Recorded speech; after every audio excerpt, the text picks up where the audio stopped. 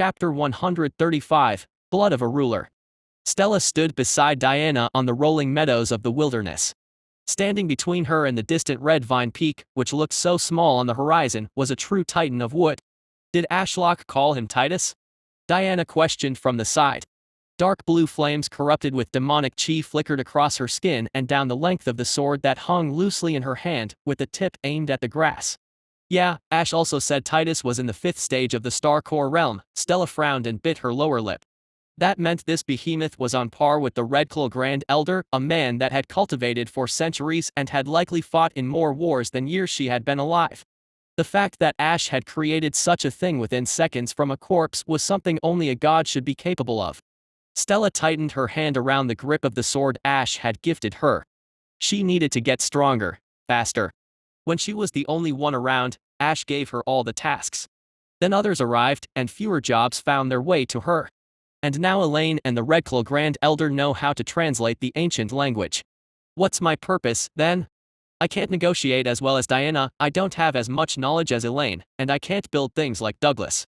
Even this stupid titan of wood has spatial chi and is in a higher realm than me. You always make that face when you have pointless thoughts, Diana said flatly. Stella sighed and hit the tip of her sword against the lush grass underfoot. The breeze out here was warm and refreshing, and the expansive blue sky overhead devoid of clouds did help to lift her spirits somewhat. I know. Stella absent-mindedly replied, her thoughts still spiraling. She knew her anxiety wasn't logical, but it was hard not to feel inferior and fear losing the respect of the one she looked up to when she fell behind her peers. Diana glanced around as if searching the distant horizon for something and whispered, "Want to see something freaky?" Stella blinked, "Yes. Do I? I don't like that face you're making. Why are you smiling like that?" "Oh, I'm only getting started," Diana grinned as mist cascaded off her body and blanketed the area. A moment later, Stella couldn't even see the looming titan anymore, it was just the two of them surrounded by a dense swirling fog. "Remember when you saw my fangs? And I told you I would tell you about it when I was ready?" "Yeah." "Oh," Stella's eyes widened as she noticed Diana's teeth took on a sharper edge, and there were now 2 prominent fangs. "Like them?" Diana ran her tongue across their tip. "I didn't want to show them off in front of Ashlock as I wasn't sure how he would respond, so I thought of showing you first." Stella tilted her head and realized something. "So that's why you suggested we fought Titus out here?" "Well, that and other reasons." Diana shrugged. "I mean, just one look at the thing, and it's obvious why fighting it on the mountain peak was a bad idea. Also, I know Ashlock somehow sees through my mist, but at least this way, I am near the wilderness and can run away if needed." "Run away over some fangs?" Stella squinted. "There's no way you thought some fangs would even faze Ash. He eats people, Diana. Why would some elongated teeth bother him?" "Ah," Diana chuckled, "this is just the beginning." As those words left her mouth, she blinked her gray eyes away and replaced them with liquid darkness that seemed to stare into Stella's soul. Demonic chi rippled through the surrounding mist and seemed to pour toward Diana and swirl around her fingers, forming inch-long claws of shadow around her hands. Stella thought that was it, but then 2 large feathered wings sprung from her back end, fanned out, showing off their glory as they towered over Diana. Taken by surprise, Stella stepped back. The extreme transformation had occurred so quickly she was baffled. What the hell had happened to Diana in that mystic realm? Stella thought she had emerged from that realm of liquid metal and wrathful storms as a new person, but Diana? Was she even the same species anymore? Diana had always been pretty, but now she looked seductive, which made Stella a little uncomfortable. "It's the stark difference that's making me freak out. Just calm down. It's the same old Diana you always knew. You can grow used to this form with time." "But darn, why is her bust like that? And that hourglass figure? Nope. I can't get used to this." "So," Diana said in the same flat voice that didn't match her body, "what do you think? Have you become a succubus?" Diana pouted. "No, I'm a demon." Stella snorted. "Succubus is a type of demon. I'm not a succubus." Diana groaned in annoyance. "I have no plans or capabilities to go around seducing men or women and sucking out their souls." Suck! Stella leapt backward just in time as the mist parted to reveal a massive blackwood fist that barreled downward and smashed into the ground with enough force to send out a shockwave of wind and rock that Stella had to raise her hands and cycle her chi to avoid being turned to meat paste by. Stella closed her eyes and the world transformed into grids. She quickly compressed the spatial plane and tore open a rift through the stacked grids. The air popped into her ears as she reappeared on the Titan's shoulders. Aren't you curious about how I became a demon? No questions at all. Diana's head popped into view past the Titan's nose as she asked from the other shoulder of the Titan. Her eyes of liquid darkness unnerving Stella. How did she get up here so fast? Stella wondered as she diverted her gaze and looked down at Titus's arm, coated in a haunted mist. Ah, I see now. She must have dashed through the mist. Questions, you say? Stella said as she coated her sword in soul flames and raised it overhead, readying to strike the Int's head. Diana mirrored the action, and with a mutual nod, they both hit the wooden skull simultaneously. Stella's blade bit into the thick twisted black wood that made up Titus's form but only a fingernail deep. Meanwhile, Diana's blade completely bounced off, her peak soul fire realm flames unable to pierce Titus's defenses. Titus roared, and Stella and Diana met each other's gaze and exchanged a plan without words. Stella blinked, returning to the spatial plane, and created a portal behind her. Diana charged into her, pushing both of them through the portal right as fifth stage star core flames erupted from the gaps in the black wood, turning the Titan's shoulders into a death trap. I guess I do have a few questions, Stella laughed as they observed the raging Titan a mile away from within a nearby forest. Such as why you turned into a succubus. Don't worry, I can change my looks to an extent, Diana rolled her black eyes. What part do you have an issue with? Do you think this would scare away a future husband? Stella looked her up and down, eyes are a bit creepy, wings and claws could be toned down a bit, and your changed figure is way too much. Stella then tapped her chin as an idea came to mind, actually, you can switch between that and being human, right? Yes. Diana replied skeptically, what are you scheming, Stella? Initially, I was in shock because of how drastic the changes were, but in a way, that's a good thing. How so? Well, Elaine referred to you as the Mist Demon. And now that I see you like this, why not embody that title? Stella laughed, turn into this form when you need to conduct some murder on behalf of the Ashfallen sect and then appear as an innocent human the rest of the time. So you're saying this form has a purpose? Diana said over the rumbling of Titus striding toward them with lumbering steps that shook the earth. Kind of an odd approach, but I like the sound of it. While Diana was mulling over her words, Stella wandered over and couldn't resist touching Diana's wings. Up close, she could tell they weren't solid but a manifestation of demonic chi in the shape of raven wings. She reached over and could feel Diana's gaze as she tried to touch the feathers. I wouldn't if I was you. Stella ignored her warning but paid for it as she winced in pain with a hiss while nursing her hand. Ow ow ow, that hurt way more than expected. Diana chuckled, what did you expect? It's pure demonic chi. Can you fly? Ow. With these? Stella asked through gritted teeth as she cycled her chi to rid her fingertips of the lingering demonic chi. Expelling it was a simple matter with her star core realm chi, but that just made Stella more concerned about how powerful Diana would become in the future. The shadow wings flapped, but nothing happened. Nah, I can't, maybe when I reach star core I will be able to. Actually, speaking of that, have you tried to fly around on a sword yet? Diana then gestured over her shoulder at Titus who was a few steps away, glaring at them with wrathful eyes of lilac flame, could be useful to fight this big guy. Stella threw her sword to the floor and flexed her star core to reach out and make it float. It wasn't quite something that came instinctually, but it wasn't that hard either. Want to go for a ride? Stella gestured to the floating sword but then glanced at Diana's claws, but no claws, we will be going through rifts, so you will need to hold on to me. Diana shrugged and the manifested claws of demonic chi retracted, revealing her usual petite human hands. They looked so harmless compared to the claws she had just seen.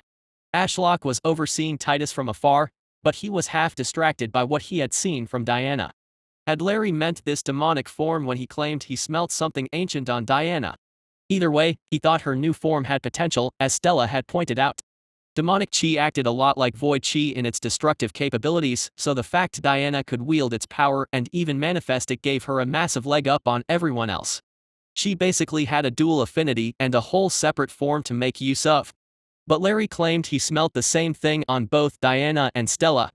Therefore, will Stella have some type of form like this one day? Ashlock wondered. He couldn't imagine Stella as a demon, so what would she become?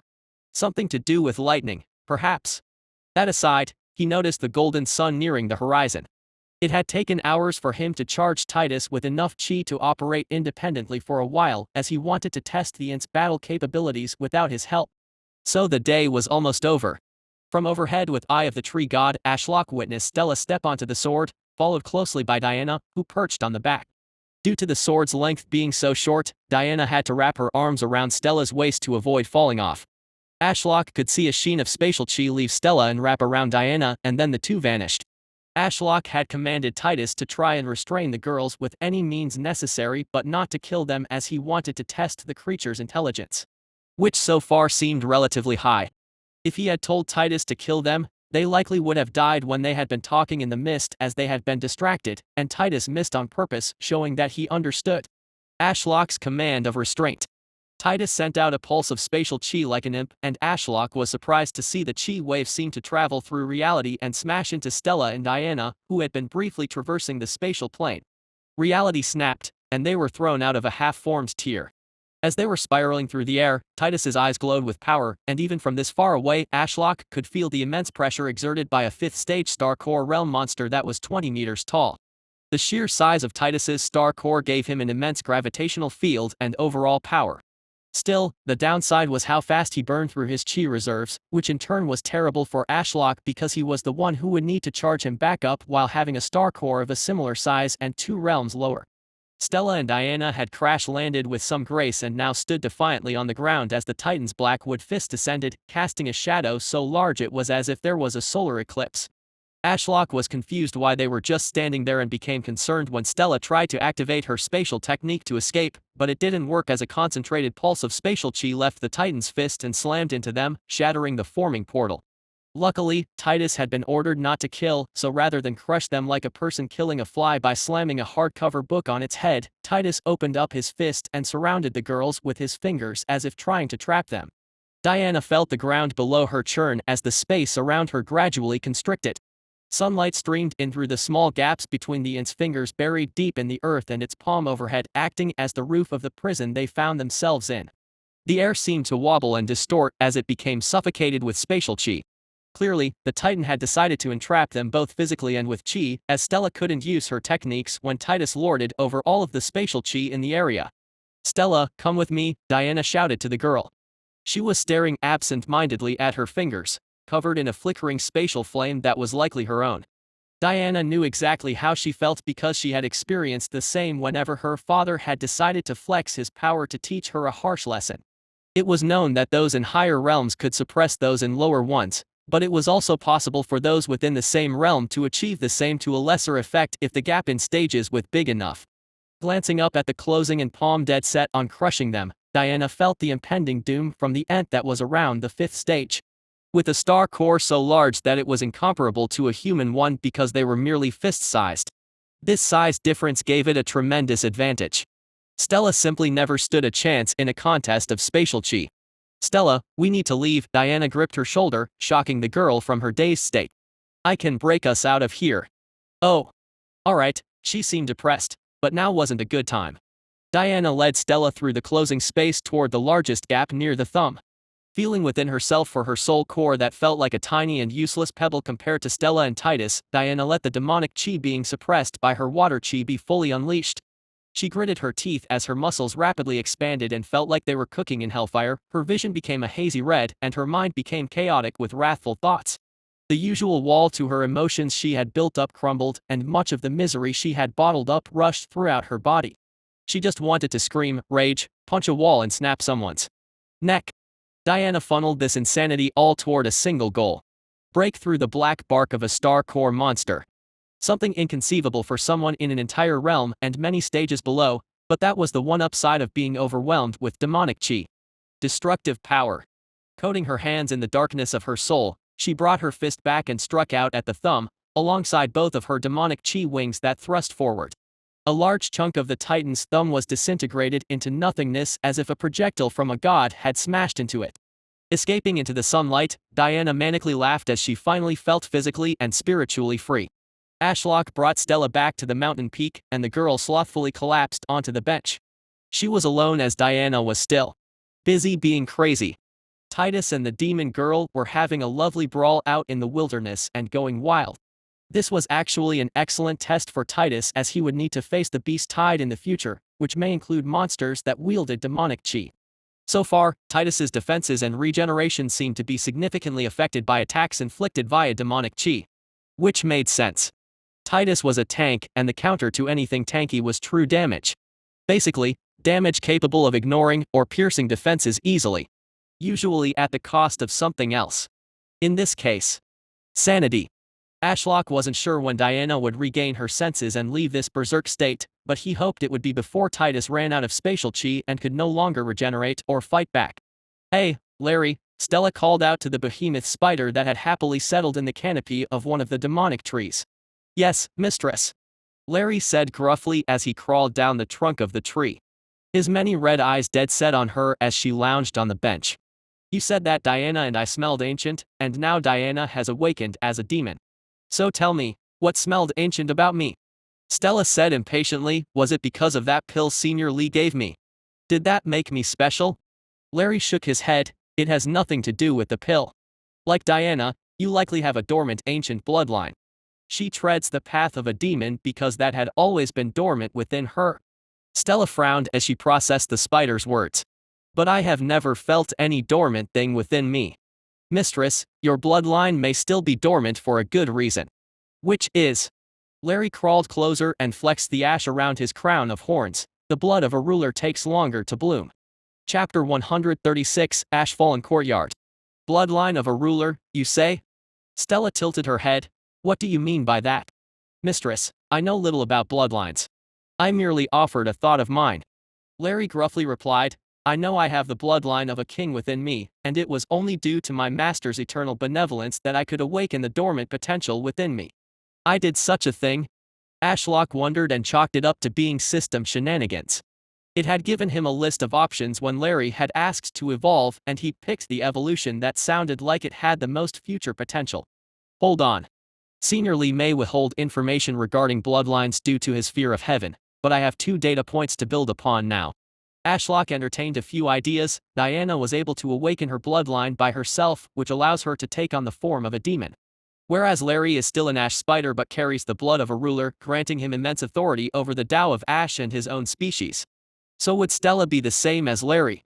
I could see her gaining authority over a Tao rather than transforming into another form. While Ashlock was brooding, Stella furrowed her brows at Larry's words. "So you're telling me that I might have royal blood running through me?" "Mistress, it was just a guess from my humble self," Larry clarified. "As mentioned before, I know little about these mythical bloodlines." Stella groaned in annoyance as she flopped back onto the bench and closed her eyes. Larry seemed to take this as an opportunity to crawl away and retreat back into the canopy of a tree. Ashlock didn't blame his loyal servant. Talking to Stella when she was moody was always a bad idea. She is only 16 this year, so it makes sense she is moody sometimes. Ashlock couldn't believe how fast the years had passed. It felt like only yesterday that Stella had been barely 10 years old and fighting off those Ravenborn assassins that had snuck their way into the pavilion staff. She will mature with time and experience. A few more rounds in the mystic realm and a bit of practice with politics, and she will grow into a fine lady. Ashlock wasn't worried about Stella. She had the talent to outshine other Scions and a great work ethic. She had always been hyper-competitive, which led her to rival those many years her senior. She is already in the Star Core realm before age 20. That might even be a cultivation record. Ashlock chuckled, although I'm sure she doesn't see it that way. Maple took this as an opportunity to appear on top of Stella's head and relax in the shade.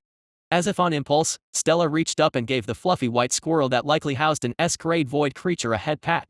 The squirrel leaned into her touch and gleefully closed his eyes to enjoy the affection. Ashlock left the two to enjoy the evening breeze as he went to check up on Titus and Diana.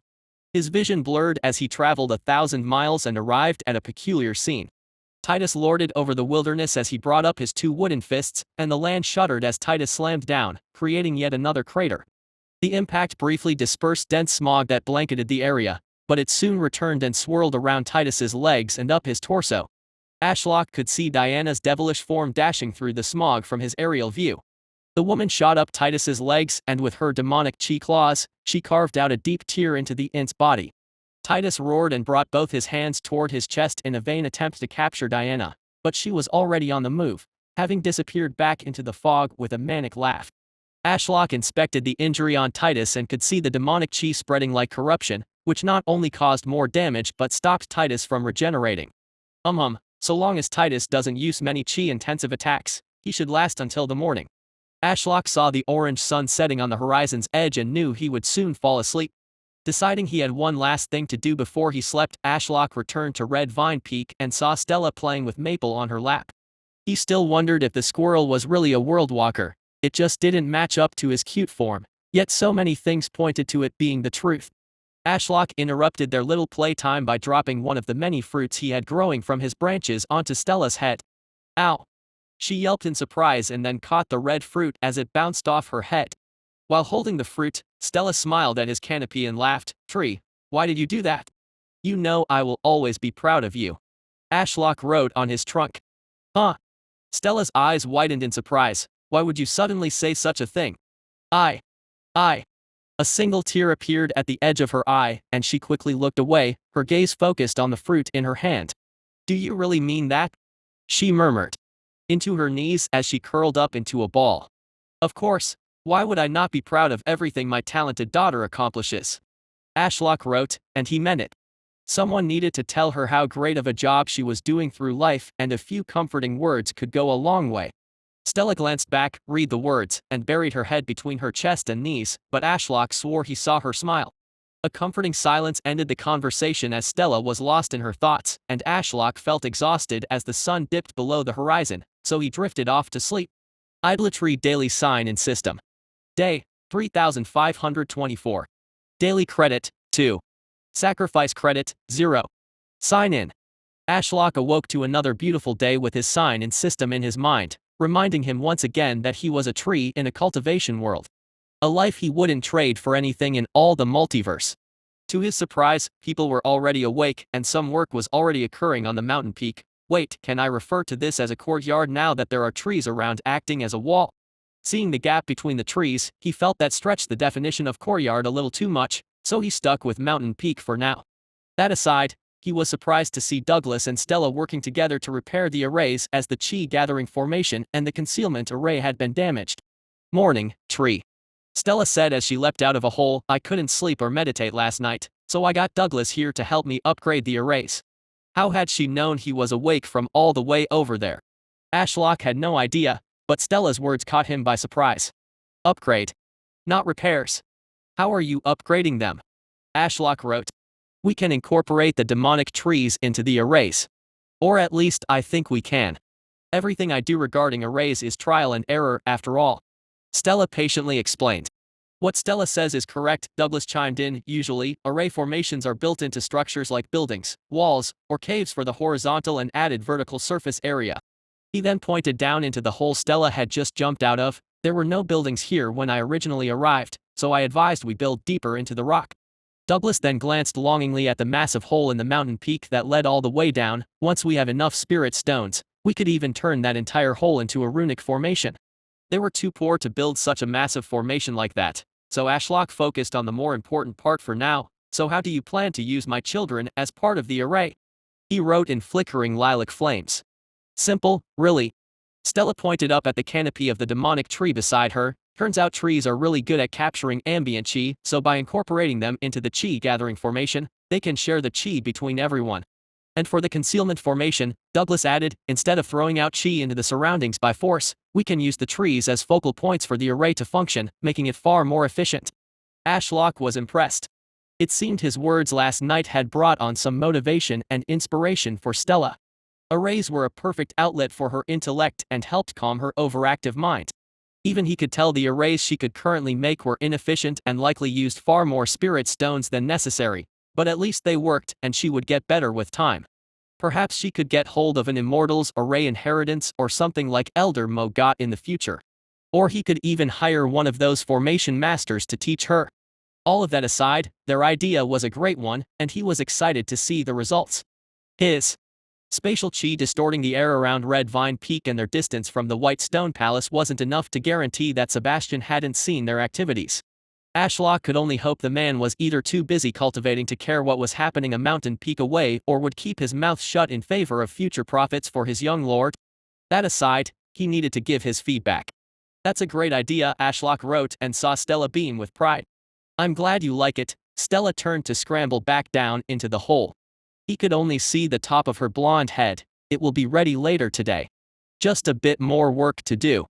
Chuckling to himself, Ashlock saw no reason to stick around watching them work, so he cast his vision out into the wilderness with Eye of the Tree God as he was curious to see if Titus had survived Diana's crazed slaughter. To his surprise, he found Titus collapsed on the ground like a felled tree. Blissfully sleeping against his shredded leg was Diana. There were no signs of demonic traits like fangs or wings. Her body had returned to the usual petite form he was accustomed to. Most curious was the fact there were the corpses of a few monsters sprawled around them, and he was pretty confident they had traveled many more miles deeper into the wilderness during their scuffle throughout the night. Ashlock never said no to a free meal, and he wanted to bring them back through portals, but they were just outside the range of his roots. He felt like a man standing on the edge of a cliff and seeing a ship out at sea. Maybe this was his fault for letting them fight so close to the edge of his roots, but he wanted them as far out as possible to avoid the interest of the Silver Spires or any other cultivators. This reminds me, I should really work to expand my roots out further in all directions and plant demonic trees everywhere I can. Ashlock then began to ponder on how to solve his current situation. He wanted those corpses and a way to bring Diana and Titus back. Growing his roots out far enough to open portals above them would take hours, so he wanted a more immediate solution. Titus is out of chi, and his star core only gives him enough to very slowly repair his wounds. So commanding him to drag himself and Diana toward me won't work. If Ashlock looked closely, he could see the black wood that made up Titus's body slowly fighting off the demonic chi corruption and mending back together, but that might take weeks at the rate he saw. I could ask the Redclaw Grand Elder to fly out there, but how would he even move Titus into the range of my portals? What about Larry? Nath, I don't see how he could either. Not even his millions of spiders working together could move Titus. They aren't magical ants able to lift far above their weight class after all. Ashlock was sure Maple could handle the situation, but he wanted to find another solution as the squirrel was unreliable. The scenario of one of his ints being outside of his portal range and running out of chi was bound to occur again, so he needed to figure out what to do in advance, and this was a good time for this to happen as there was nothing else going on. Let's see. I need something I can command that will be reliable and have the strength to drag Titus into the range of my portals. Ashlock hummed to himself as he mentally ran through the list of those that met his set criteria and eventually landed on Bob. It was unknown if the slime ant had the strength to lift Titus, but it was worth trying. Ashlock's star core blazed with power as spatial chi poured through the mountain and converged toward the root in Bob. The gray slime began to glow brightly as spatial chi poured into him. An hour later, Bob was as bright as a light bulb with a lilac hue. Elaine wandered over in confusion due to the bright purple light shining down the tunnel. Deciding he had pumped enough chi to operate Bob without issue for a few hours, Ashlock unplugged his root from Bob and mentally commanded the slime to walk forward and out of the tunnel. The 5 meters tall ant lumbered out of the tunnel with wet sounds that didn't match his wood in appearance. Ashlock then spawned a portal right in front of him, which wobbled slightly due to the sheer amount of spatial chi that Bob was expelling into the surroundings. Stepping through with a pop, the portal collapsed and Bob was now 1,000 miles away, out in the wilderness at the edge of Ashlock's root network. In the distance was the half-dead Titus and peacefully sleeping Diana. Go and bring the ant, Diana, and the monster corpses back here, Ashlock commanded, and Bob trudged forward to fulfill his command. It was nice to finally have some servants that mindlessly followed his orders without question. While Bob slowly made his way over to Titus, Ashlock checked back at the cavern and was somewhat surprised to see Elaine sitting at the tunnel exit and enjoying the rising sun. She seemed to make no effort to run away, which made sense. She was rather integrated with the Ashfallen sect at this point. Even the reason she had to hate them wasn't entirely valid anymore, as the Void Mind Elder had been given a new body by him and left with Senior Lee to the upper realms. The fact such scum was brought back to life still left a sour taste in Ashlock's non-existent mouth. But it was good to have friends in high places, and he wasn't about to offend Senior Lee over something so trivial compared to their friendship. Switching back to the wilderness, Ashlock watched Bob for a while.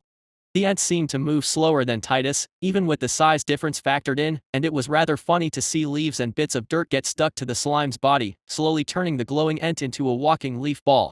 Over an hour later, Bob arrived at the site and began trying to pick up all the monster corpses. The dead bodies just stuck to the slime's body like the leaves had, and then Bob went to pick up Diana, who was still fast asleep somehow. With her secured in his palm, Bob wrapped his other arm around Titus's head. The slime's hand split up and slithered between the gaps in Titus's body, seemingly trying to get a better grip. Ashlock then watched the comical display of a leaf blob with dead monster stuck to it dragging a 20-meter-long ant body through a forest. Fellow trees were carefully avoided as Bob soldiered on and displayed impressive strength. Well, it's not strength in the normal sense, as Bob doesn't even have muscles. As Bob glowed brighter and Ashlock saw the immense amount of spatial chi pouring out of his body, he realized that Bob was basically a being of pure chi that grew stronger depending on the amount of chi stored in his body. Sadly, no amount of chi would make Bob move any faster. Ashlock waited patiently, and once Bob was within range of his roots, he created portals overhead. "Good job, Bob, drop everything," Ashlock ordered, and the slime expelled everything attached to his body.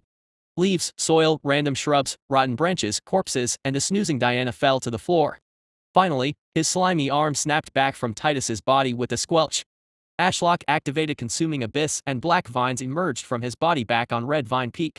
Stella poked her head out of the hole in the ground and frowned with concern at the portal's opening overhead, seeing Ashlock's black vines shooting through and latching onto things on the other side. "Is that Diana?" she wondered aloud as she squinted at the wobbling rift. The black vines returned, bringing with them the brutally killed monster corpses that were unrecognizable. Ashlock got to work absorbing them for a few credits while Stella dashed through the still open portal and arrived beside Diana. "What the hell did you do?" Stella gasped as she saw the state of Titus. Noticing that Diana wasn't responding, she grabbed her by the arms, flung her over her shoulder, and carried her back to Red Vine Peak. Once they were back and the rift snapped closed behind them, Stella laid Diana down on the bench and gave her a once-over. She then nodded to herself. "Chi deprivation, she will be fine in a day or two." The mountain peak trembled a little as Ashlock dumped Titus nearby and linked up to him with a root. The immense pull on his chi reserves was a shame, but it had to be done. Maintaining a 5th-stage star core ent was no cheap affair. Stella glanced briefly at the ent but then returned to her work. "Douglas, I believe it's time to activate the formation." Douglas nodded. "I agree. Everything seems in order." Ashlock watched in anticipation as Douglas sealed up the hole Stella had been in and created a podium on top of it.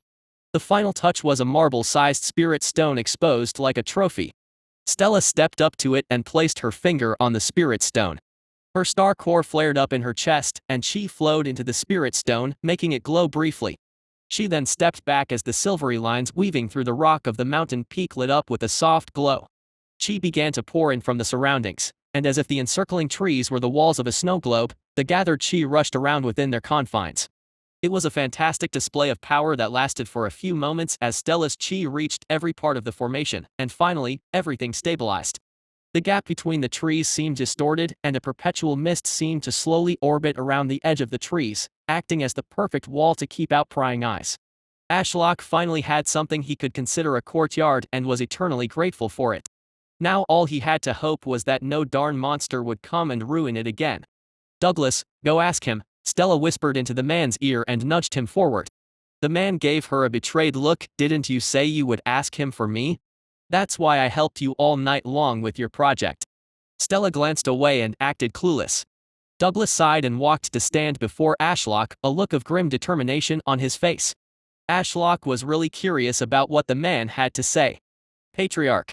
Douglas gulped as he started up at his towering form. "Would it be possible to take Elaine on a date into the city today?" Chapter 137, Learning New Things. A date? Ashlock's initial thought, seeing Douglas standing before him and asking for such a thing, was how sad this was. Why did a grown man feel the need to ask a demonic tree whether or not he could go on a date? Of course, Ashlock could see the concern surrounding this request and why Douglas had felt the need to ask him, but it still felt wrong. He firmly believed that people should be able to do their own thing and follow their dreams, yet now that he thought about it, he almost had everyone around him on a leash. It was for a good reason, and he didn't exactly regret his odd relationship with the Ashfallen sect members. The way he saw it, this was a two-way street. He provided cultivation resources, and in return, he expected them to fulfill whatever duties were given to them and maintain the status quo of the Ashfallen sect. All of that aside, I don't see a big reason not to let them go on a date.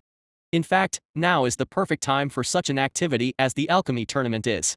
Still a week away, so the other families shouldn't be arriving for a few days. It's the calm before the storm. Ashlock saw Douglas shifting nervously below his canopy, anxiously looking up at his leaves. His eyes darted around as if afraid he would miss the answer to his question. Naturally, Ashlock flashed his leaf once to confirm going on a date was fine. The overwhelming look of relief on Douglas's face felt ridiculous to Ashlock. He wasn't some crazed tyrant that wished to deprive his followers of basic human needs. Actually, if the only patriarch they have experienced is a demonic sect patriarch that is fine with turning their followers into pill furnaces and nocturnes, I must be a respectable leader. Ashlock consoled himself. He wasn't the most benevolent ruler due to his unique circumstances that resulted in paranoia, but there was no way he was worse than the alternative. Thank you, Patriarch.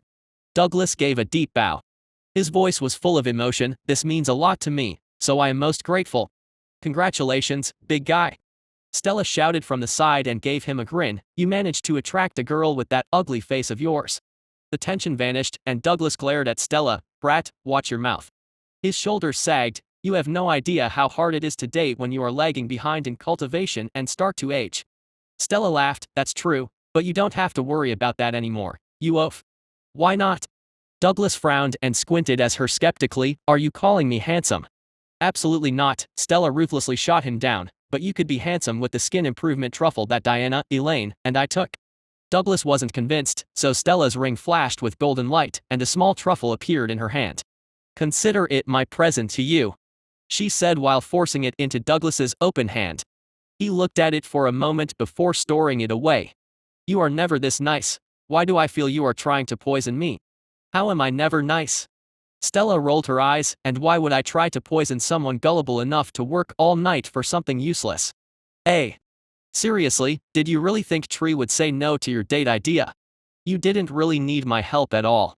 Douglas's eyes widened. You tricked me. You said there was no way he would understand why humans would even need to date. Stella whistled to herself and walked past Douglas to check on Diana, who was still sleeping on the bench. Douglas let out a long sigh and then composed himself. Well, thank you for the gift. I may make use of it in the future.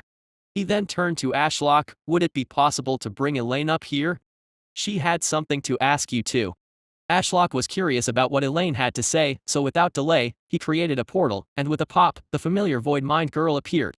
She glanced at Douglas and saw the man nod and smile. He said yes. She walked over and embraced him. That's great. What about the other thing? You should ask him about that, Douglas whispered back. Sounds more sincere coming from you. Ashlock was genuinely curious if they thought he couldn't hear them. Even if they were 1,000 miles away, so long as they were within the range of his roots, he could listen to anything and everything he wanted. Assuming they didn't mask their voices with chi, that is. Patriarch, I was wondering if it would be possible for me to return to work in the academy. Why? Ashlock wrote on his trunk. If some precautions were put in place, he didn't hate the idea, but it seemed like a headache waiting to happen. A date was relatively harmless, but having Elaine return to work after being absent for so long and with the Void Mind Elder gone could cause problems. I don't want to stay in the cavern all day with nothing to do. Meditation does help pass the time, but I still have some research I was working on back at the academy I have been longing to get back to, and I miss my students. Elaine passionately replied. I could look for new recruits for the sect, so sending me back there won't be a total waste. Ashlock found that reasoning dubious at best. Elaine was one of the most socially awkward people he had met in this world, and the idea of her approaching students with a beaming smile and trying to manipulate them into joining an elusive sect that promises seemingly impossible cultivation resources was hard to picture. Elaine paused for a while, but seeing Ashlock's silence on the matter, she added, My brother is also visiting in a few days, and he will be looking for me. I don't want him to end up like my uncle if he tries to locate me. That was a good point. Ashlock had almost forgotten that call she had shared with her brother not long ago. The Voidmind family, alongside many other families, were sending people here. This was an issue because Ashlock didn't want rumors regarding the Voidmind elders' whereabouts circulating among the students and their families that came to visit. It was risky to allow Elaine to return to the academy as this could be a scheme planned by the two of them. But for what? He had provided a good life here. Right. Actually, Douglas wouldn't be able to scheme with Elaine even if he wanted to due to his oath of loyalty. Ashlock mused, so this would have had to be a plan made by Elaine, but I can't see a reason she would use this as an opportunity to run back to her family. Ashlock wasn't a gambling man, so he agreed on 2 conditions to make this a safe bet.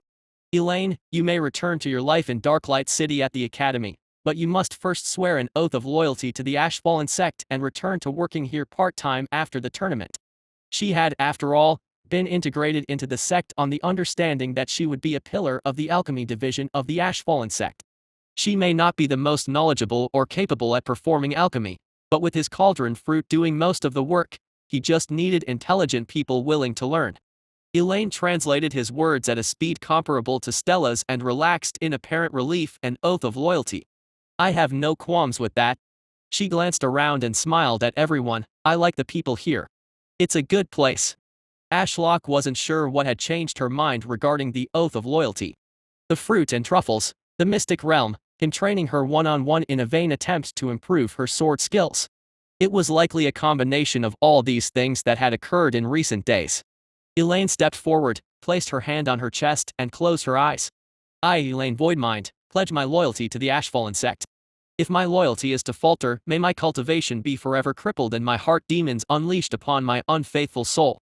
The sky seemed to tremble as immense pressure descended on the courtyard. Ashlock felt the oath bond between him and Elaine strengthen as her hair fluttered in an invisible breeze. Within moments everything settled down and Ashlock felt Heaven's intense glare subside. Initially, he was confused about why Heaven seemed to pay so much attention to him, but it made sense when he thought about it some more. He was a demi-divine being on a lower plane, making oaths of loyalties to mortals. He did it without much thought and had multiple oaths with his sect members now, but it likely wasn't something that other demi-divines had abused this much in the past. I wonder if the world tree ever gives out oaths to those in the Celestial Empire?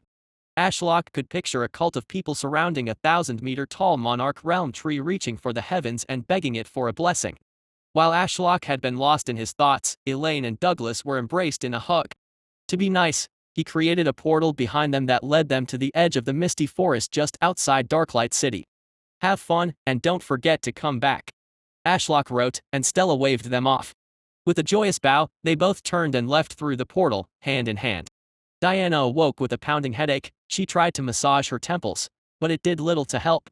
She took a deep breath and was surprised at how dense the ambient chi was. Where am I? She croaked out as if dying of thirst and glanced around.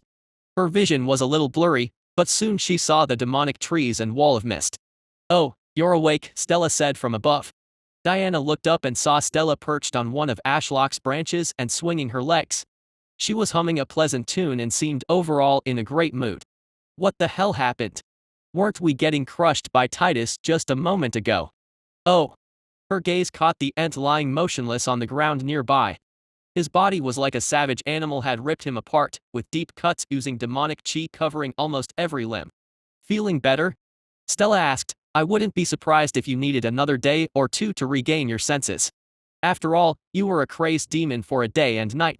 Wait, that means Ashlock saw my demon form, and his half-dead creation is because of me. I'm sorry, I really am. Diana said, I didn't realize I would lose total control like that. I had practiced extensively in the mystic realm, but it's different out here. She then felt a presence behind her. Turning her head, she saw lilac flames dancing across the black bark of Ashlock, spelling out something in that strange language she had failed to learn in the past. Stella, what is he saying? Diana asked in a small voice, dreading the answer. Stella glanced down and read the words while she continued humming.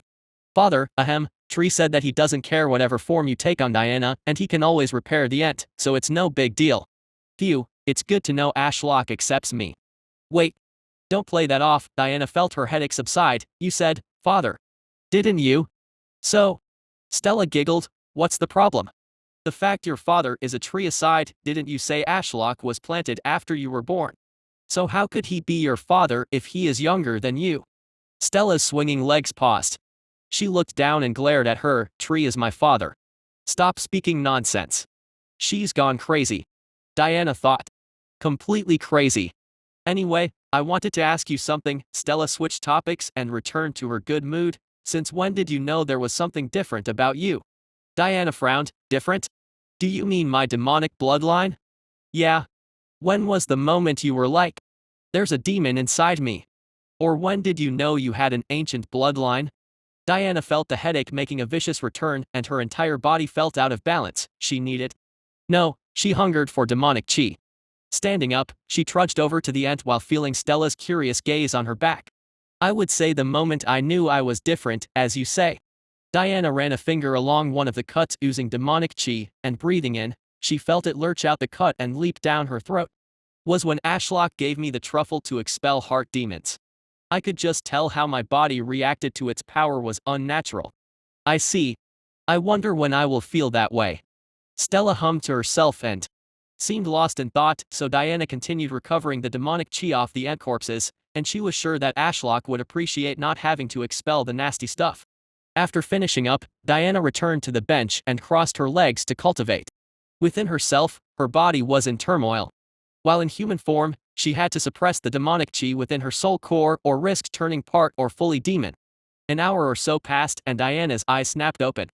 Stella was still overhead, relaxing against Ashlock while sitting on his branch and enjoying the summer breeze. Seemingly noticing her gaze, Stella met hers and smiled. Seems Kaida has found his rightful place again. Huh? Diana felt something lick her chin and weigh down her shoulders. Oh, hello, Kaida. The inky snake gave her a little hiss in reply. We have a week or so until the alchemy tournament. Stella said, what do you think about trying to teach Kaida some techniques for his ink affinity while we wait? What? Diana was confused. Why was that the logical thing to do? Stella chuckled, well, with Elaine and Douglas off on a date, there is nothing else to do other than meditate. So don't you think now is a good time to learn some new things? Diana didn't like where this was going. New things, you say? Yeah, like, I think you should give learning the ancient language another try. Stella's face suddenly appeared in Diana's view as she hung upside down from Ashlock's branch. Don't you agree? Elaine learned it in a week, and I'm tired of translating for you. Diana huffed, fine. But let's start with Kaida first. I have always wanted to try combination attacks with our affinities. Chapter 138 Odd Looks. Diana placed Kaida down on the ground. The snake glanced back at her with deep golden eyes, and his pink tongue flickered out. It was obvious to Diana that Kaida didn't like being on the cold stone ground and would prefer to be wrapped around her shoulders, but it wasn't convenient anymore. He was far too big to comfortably wear around her neck like a scarf. After all, Kaida had completed his evolution and wasn't so small anymore. Diana had spent a long time with Kaida in the mystic realm, but he had been a little ink snake unable to do anything but eat and nibble on her hair back then. Diana glanced to the side and saw Stella intently reading the flames flickering on Ashlock's trunk in the ancient runic language that she was sure Stella would force her to learn later. I see. How impressive sounding. Stella said as she turned to face her, alright, according to Tree, Kaida is now an ebb and flow serpent sovereign. He also mentioned something about Kaida's ink affinity merging with water and darkness. Supposedly, this evolution also seems to boost Kaida's offensive capabilities, allowing him to attack with torrents of ink and water. Sounds pretty menacing if you ask me. Diana nodded and looked down at the snake trying to coil around her leg. Crouching down, she patted Kaida on the head and tried to think about his rare combination of affinities. Actually, even with Ashlock's power, there's no way that Kaida could access 3 affinities simultaneously. Diana placed her palm on Kaida's head and closed her eyes. She confirmed her suspicion by sending a pulse of chi into the snake's body, which made Kaida hiss. Kaida has a soul core with ink affinity and is somewhere near the bottom of the soul fire realm. Diana opened her eyes and stood back up, but he likely has a strong Dao comprehension of water and darkness. That was my thought as well. Stella said. 3 separate affinities sounded unlikely. She then tapped her chin as she looked at the 2-meter-long snake. Kaida looked between them curiously, his tongue flickering out nervously. Diana, do you know anything about ink affinity? Not a lot, to be honest. Nobody in the Blood Lotus sect has the affinity. But there are some merchants and tales about ink affinity cultivators. Diana crossed her arms as she tried to scrape her mind for those distant memories she had picked up through stories and books over the years. Let me see. I believe ink affinity is very similar to water, except it has a magical ability to alter reality and manifest things. Stella stared at her, confused. What does that even mean? For example, I could create an elemental out of the water chi to fight for me, whereas Kaida could draw creatures with the spiritual ink, and these creatures would then come to life as manifestations and fight. Isn't ink just a better version of water, then? Stella asked, no offense, of course. But if ink can act just like water and even manipulate reality? Diana chuckled, no offense taken. The simple answer is the environment. A ball of swirling water condensed into a cloud, and finally, a ball above Diana's palm. Water is all around us. In the air, rivers, oceans, and even your body. But where is ink? Oh. Yeah, I see now. Stella frowned, so Kaida has to conjure all of this spiritual ink straight from his soul core. Yeah, and that's not the only problem. Cultivating ink chi is impossible as it doesn't exist around us, so he has to convert the ambient chaotic, untamed chi into ink chi inside his soul core, making cultivation 10 times slower. Diana sighed. Stella still didn't seem convinced entirely that ink was worse than water, so Diana felt the need to add, rare affinities, although powerful, have so many downsides that most sects prefer to populate themselves with basic affinities like earth, water, fire, and air. Diana then gestured around. You can only practice and use a rare affinity like spatial as much as you do because Ashlock is passively releasing spatial chi everywhere. That's true. Stella nodded. Anyway, we are getting off topic. Ink affinity.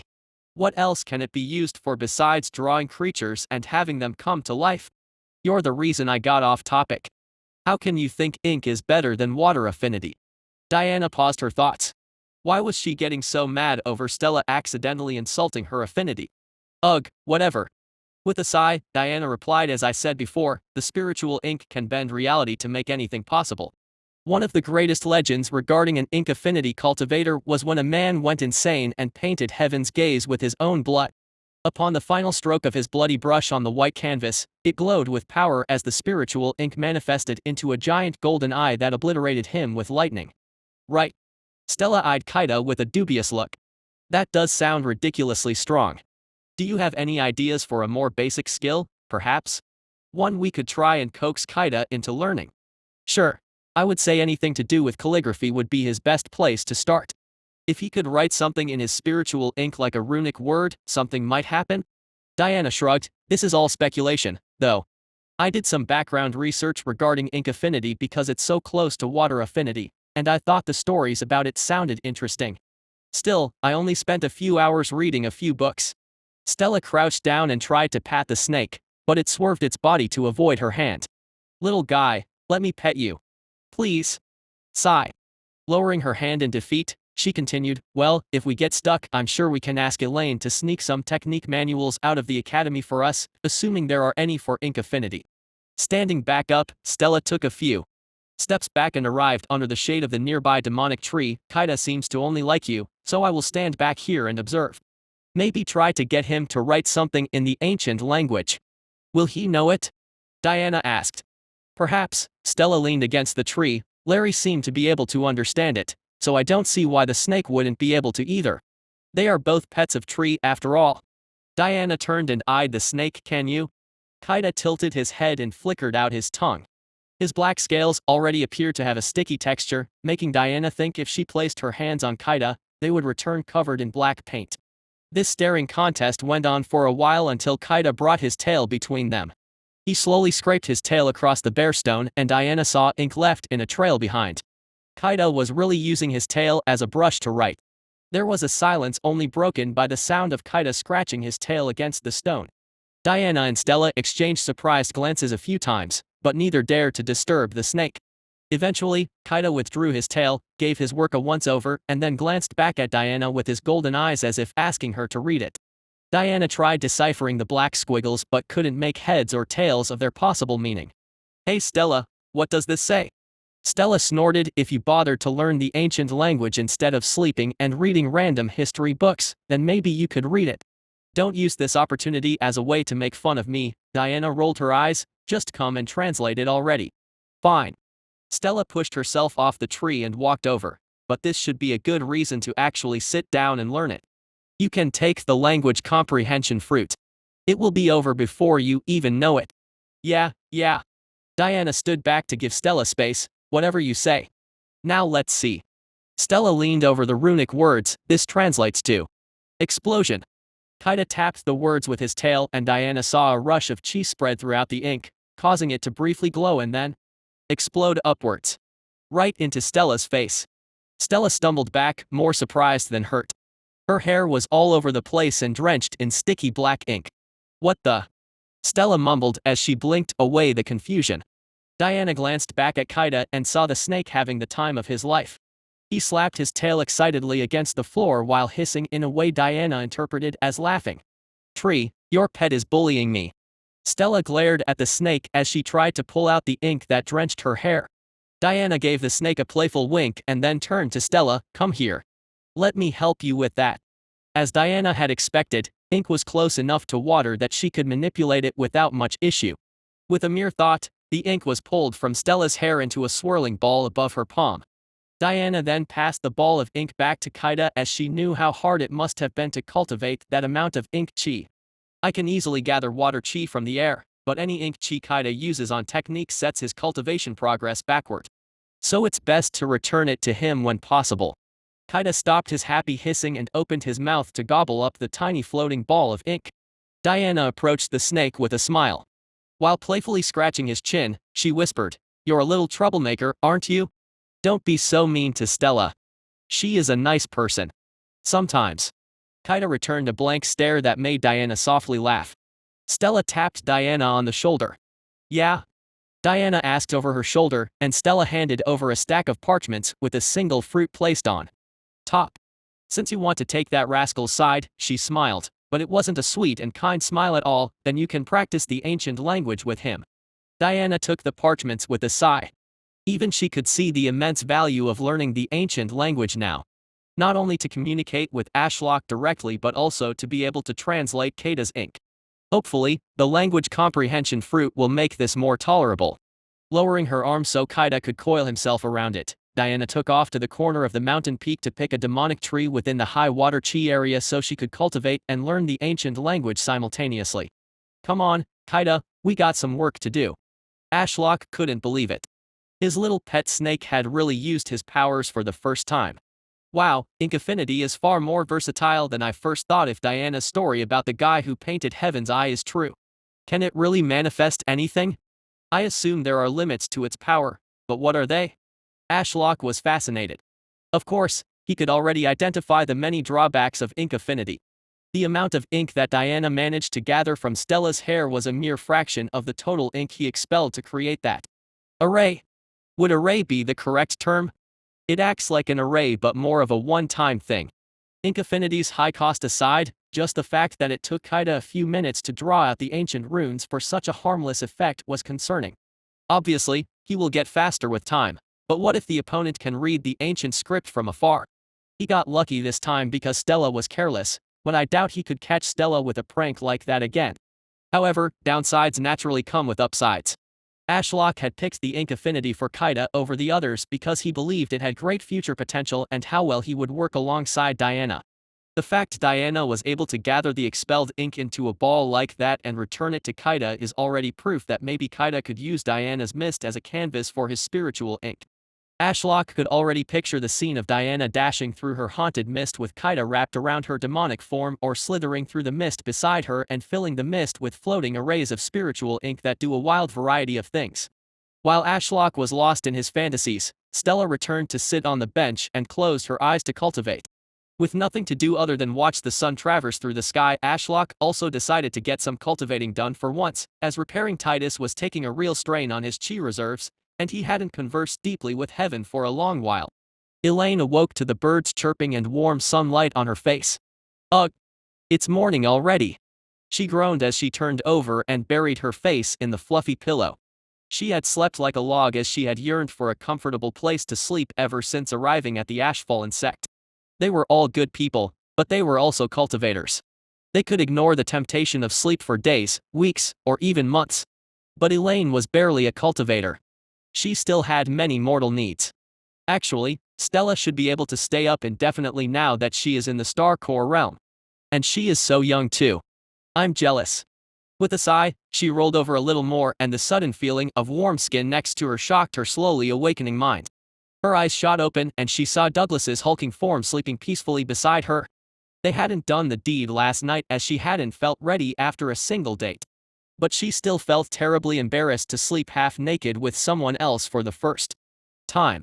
Carefully exiting the blanket one leg at a time, Elaine tried to sneak over to the corner of the room where her clothes had been tossed, but the floorboards of the inn they were staying at creaked underfoot. "Morning," Douglas said as his eyes sleepily opened. Elaine was frozen in place, her arm reaching to grab her dress. To her relief, Douglas seemed to take even longer than her to free himself from the drowsiness of sleep, so she quickly got dressed. Leaving so soon? Douglas said with a yawn as he sat up in bed, causing the poor bed frame to creak loudly. I need to get to the academy before morning registration. Elaine replied with a weary smile, and it's already late morning. You are welcome to come and see me at lunch, though. Douglas grinned, sounds good. I always wondered what the academy was like from the inside. Cool. Elaine said, feeling awkward standing there. Well, see you later then. Turning to leave, she made it halfway out the door when Douglas shouted after her, this inn does killer sandwiches, so don't forget to grab one on your way out. Wouldn't want you to go hungry. Elaine wasn't sure why, but Douglas's care warmed her heart. Thanks, will do. She replied with a smile and then closed the door carefully behind her. Elaine strode through the campus grounds with a sandwich in hand. Honestly, she wouldn't describe it as killer, but it wasn't bad at all. Perhaps she had been spoiled with high-grade cultivator food made from powerful beasts her whole life, so much so that a genuinely good sandwich like this made from mortal ingredients tasted so bland. There was also the chance that her appetite was being soured by all the stares she was getting. Every group of students she walked by seemed to pause in their tracks to gawk at her as if she were some caged animal on display for their pleasure. Initially, she thought it was because she had been away from campus for a while, and they were amazed to see her return, but then she reality checked herself. You spent every waking hour every day in that study with Uncle.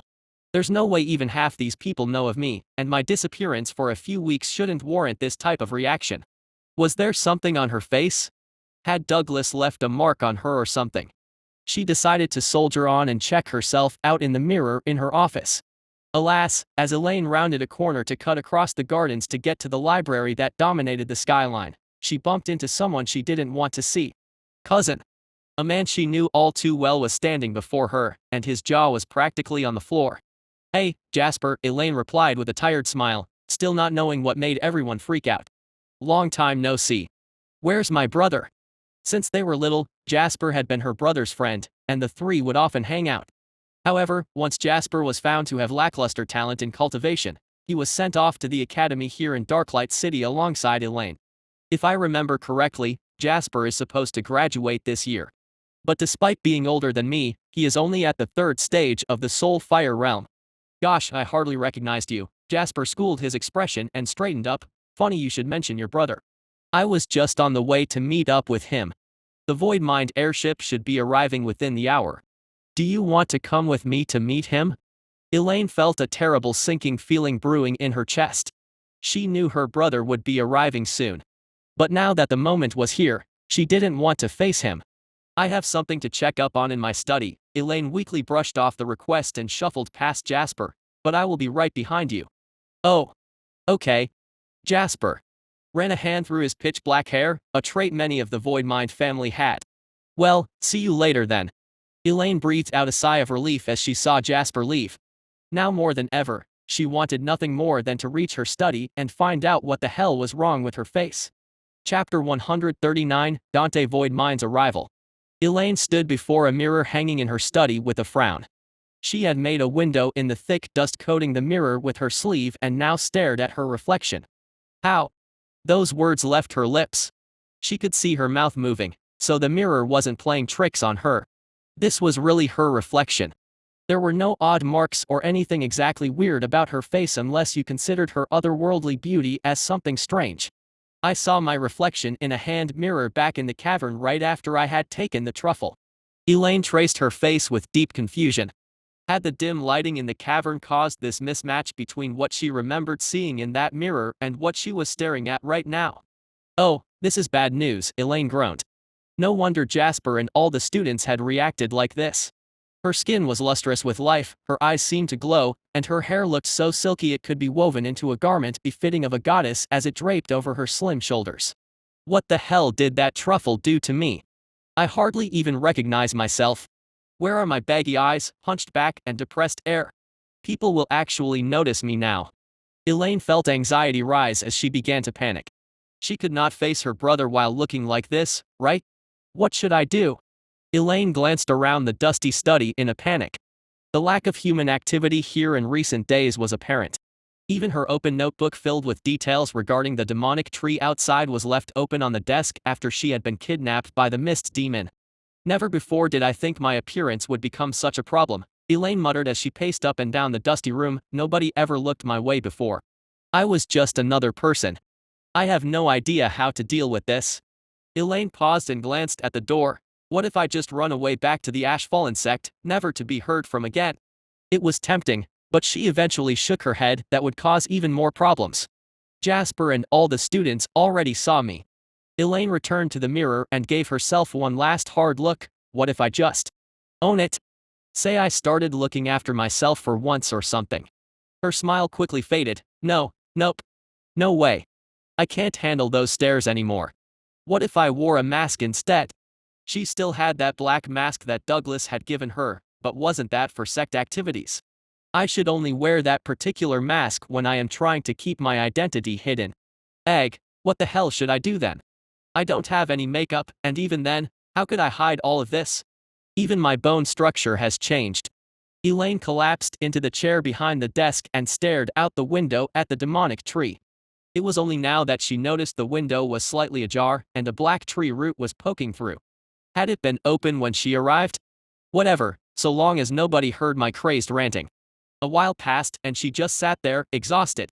She had been in this exact position when her entire life had changed. For the better. It felt weird to sit here now that she knew how vast the world was outside these four walls that had surrounded her for the last few years. I'm a changed woman, Elaine muttered, both mentally and physically. To shy away from my new self in fear of my brother is nonsense. She weakly smiled. Those words sounded bold, but she really didn't have that level of confidence. I don't want to have to go outside again. As those words left her mouth, there was a ripple of spatial chi. Ashlock had completely ignored Elaine and Douglas during their date, as he trusted them as they had both signed oaths of loyalty, and he had little interest in what humans got up to in their free time. However, when it came time for Elaine to meet up with her brother, he needed to watch over her to ensure nothing bad happened to his sect member. After seeing the students and Jasper's reaction to Elaine and overhearing her rant in front of the mirror, Ashlock realized he might have made a huge mistake in giving the girls, especially Elaine, the skin improvement truffle. Unlike a sudden jump in cultivation which could be hand-waved as stumbling upon a treasure or sudden enlightenment, improving your looks was much harder to explain, especially to those that know you as well as a sibling. Ashlock hadn't really noticed as he spent all day watching his sect member, so a steady change of their appearance went unnoticed, but now that Elaine also pointed it out, he was sure of it. The truffle kept working over time. There was an initial drastic improvement right after taking it, but it seemed to rewrite a person's DNA, so as their cultivation progressed and they grew up, it kept improving. This was a problem. A big one. Ashlock had forgotten that his sect members might conduct negotiations or talk to old family members because Stella and Diana didn't have that issue with all their family debt. But Elaine and Douglas likely still had ties to people, and it would be weird for them to wear masks when talking to these old acquaintances. She might have been able to justify wearing the mask due to some facial disfigurement or something if only Jasper hadn't already seen her face. Ashlock cursed. The worst part about this situation is he had no idea how to predict how serious it was. For example, what if the Voidmind family desperately needed someone to marry off and they had forgotten about Elaine due to her lackluster talent? Should I send someone to kill Jasper? Ashlock thought briefly but dismissed that idea as nonsense. So many students from various families had seen her just moments ago, and he was sure Elaine's brother would ask about Jasper's whereabouts. It was already a big enough headache with the Voidmind elder gone. Ashlock tried to think of a solution. Jasper couldn't be killed and Elaine could not wear a mask without seeming like she was trying to hide something, and it was pointless as others had already seen her change in appearance. Alright, she will meet her brother with her face exposed. So what now? She can't say anything about the Ashfallen sect or what happened to the elder due to the oaths she took, but she could lie. Ashlock glanced into the study room and saw Elaine sitting in the chair, biting her lower lip and looking to be having a minor panic attack. I need to come up with a lie for her. She won't be able to make up one on the fly. Ashlock mused as he tried to formulate a foolproof lie. Before Elaine had been kidnapped by Diana, she had mentioned on a call with her father, the Voidmind Grand Elder, that her uncle had gone through a rift to investigate something. What if I spin that into the Elder going into a secret realm like the merchants, and he had returned with treasures? One of which had been the thing that turned Elaine beautiful? Ashlock felt like he was onto something here. He dived into his inventory and searched for suitable items for Elaine to help with the lie.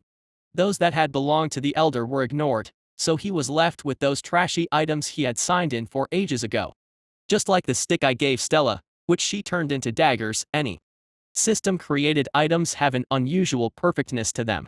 Therefore even something like this F-grade ordinary pebble could be seen as mysterious for how unnatural it looks. Ashlock ignored a few items like the energy-depleting tea, leaky water pouch, and fake spirit stone as they wouldn't provide that sense of instant confusion he was looking for, as the tea would need to be brewed, the water pouch filled, and the fake spirit stone inspected to decipher what made them special. With those aside, he narrowed down his selection of F and E grade items to give to Elaine alongside a perfectly crafted lie. Elaine looked at the sudden ripple of spatial chi and saw words manifesting on the wall in lilac flames. She blinked multiple times, confused by the spectacle. I thought the patriarch could only write on the tree's trunk. Elaine furrowed her brows as she squinted at the words and started translating their meaning. You need to lie to your brother regarding your new appearance's origin. Well, that much was obvious. The flames flickered, and new words appeared. I have devised a lie for you to tell. There was another ripple of spatial chi throughout the room, and suddenly a tiny rift materialized above her desk. Half scared to death, Elaine almost fell from her chair when multiple items cascaded out of the rift and clattered onto the desk. The rift snapped closed, sending a gust of wind throughout the room, which created a dust storm. Elaine went into a coughing fit. It wasn't until a bit later that the dust finally settled. What the hell? She wheezed while wiping her glasses clean on her dress. These items are for? She questioned the wall, and once again, magical words appeared in lilac flame. The lie is that your uncle went through a rift and ended up in a secret realm. He then returned and handed these items to you alongside a pill that removed a curse that had been plaguing your soul. Elaine stroked her chin as she mulled over the lie. Cursed, huh? That's an interesting approach. I did take all the truffles the patriarch provided me, including a spirit root improving and a heart demon expelling one. It would make sense for all these changes to occur to me if some terrible curse had been lifted, allowing me to become my true self. The only problem is this new version of myself is superior to even my brother. At that thought, a small smile crept onto her lips. Just imagining his face made her want to laugh, but her smile quickly faded. The patriarch was speaking to her, now wasn't the time to mess around. I assume you want me to say my uncle is still in the secret realm? Elaine asked. Yes. Your uncle isn't dead, his soul has ascended to a higher realm with Senior Lee, but they won't buy that story. This lie gets us the time we need and explains your sudden change. Elaine massaged her temples. This was all a lot to take in, and translating the ancient runic language she had only started learning a week ago was more challenging than she thought. Okay, so what are the descriptions of these items? Elaine said, let's start with this one. She then pointed at each one as the words on the wall flickered to provide a name and short explanation. So an unhatchable spirit beast egg, ordinary pebble, bamboo sword, weighted training gear, low-grade detoxification pill, low-level barrier token, and meditation mat. Once Elaine got a confirmation that she had remembered the name of each item correctly, her spatial ring flashed, and all but one of the items vanished inside. Picking up the pebble, she just couldn't make sense of it. The rock looked way too flawless, as if a god had descended and crafted the perfect pebble. The existence of this rock alone further cemented the image of the patriarch as an untouchable existence in her mind. As the pebble followed the rest into her spatial ring, she felt another ripple of chi as a portal manifested in the corner of the room. She could see a distorted view of the airship station at the end of an alleyway through the rift. Letting out a long sigh, she stood up and strode through the portal. The moment she felt the sudden wave of city noise assault her ears and the nasty smell of the alleyway, all the confidence she had built up vanished. After all, in the sky above the Grand Station was a giant black airship with the Voidmind family insignia plastered on the side. Much to everyone's confusion, a station employee shouted at the crowd, "Move out of the way. Make way. Don't stand around. Move." Mortals about to board their airship muttered words of complaint, but they were drowned out by the noise of more station employees moving the crowd. Elaine stood off to the side with a twist in her stomach as she knew why the employees were making such a massive deal. Her brother, the direct heir to the Voidmind family, had arrived. What is the meaning of this? A large man with more muscles than any human should possess crossed his arms while towering over the mortal employee. I have planned a day trip to Slimer, and I'm already running late. The man flashed his cultivation, and earth chi rippled across his body, giving him a murky brown sheen. Sorry, Sir Cultivator, but there is nothing I can do. The mortal employee replied while trembling, "It's an order from the Azure Crest family." It was a well-known fact that cultivators could use the airship industry however they wished. Hence, the Azure Crest family would only order rogue cultivators around if someone of higher importance had arrived. TSK. Those noble bastards always causing a fuss. The man clicked his tongue in annoyance. He didn't pressure the mortal any further, but he didn't exactly move either. He just stood there with a scowl and his arms crossed. The mortal eventually gave up trying to move him and went off to fulfill his duties of moving the crowd back. Soon enough, the employees held back two perfectly formed lines of people on either side of the station with their arms spread out to indicate a line not to cross. Everyone was trying to peek over the shoulders of one another to see who had caused the temporary shutdown of the largest airship station in Darklight City.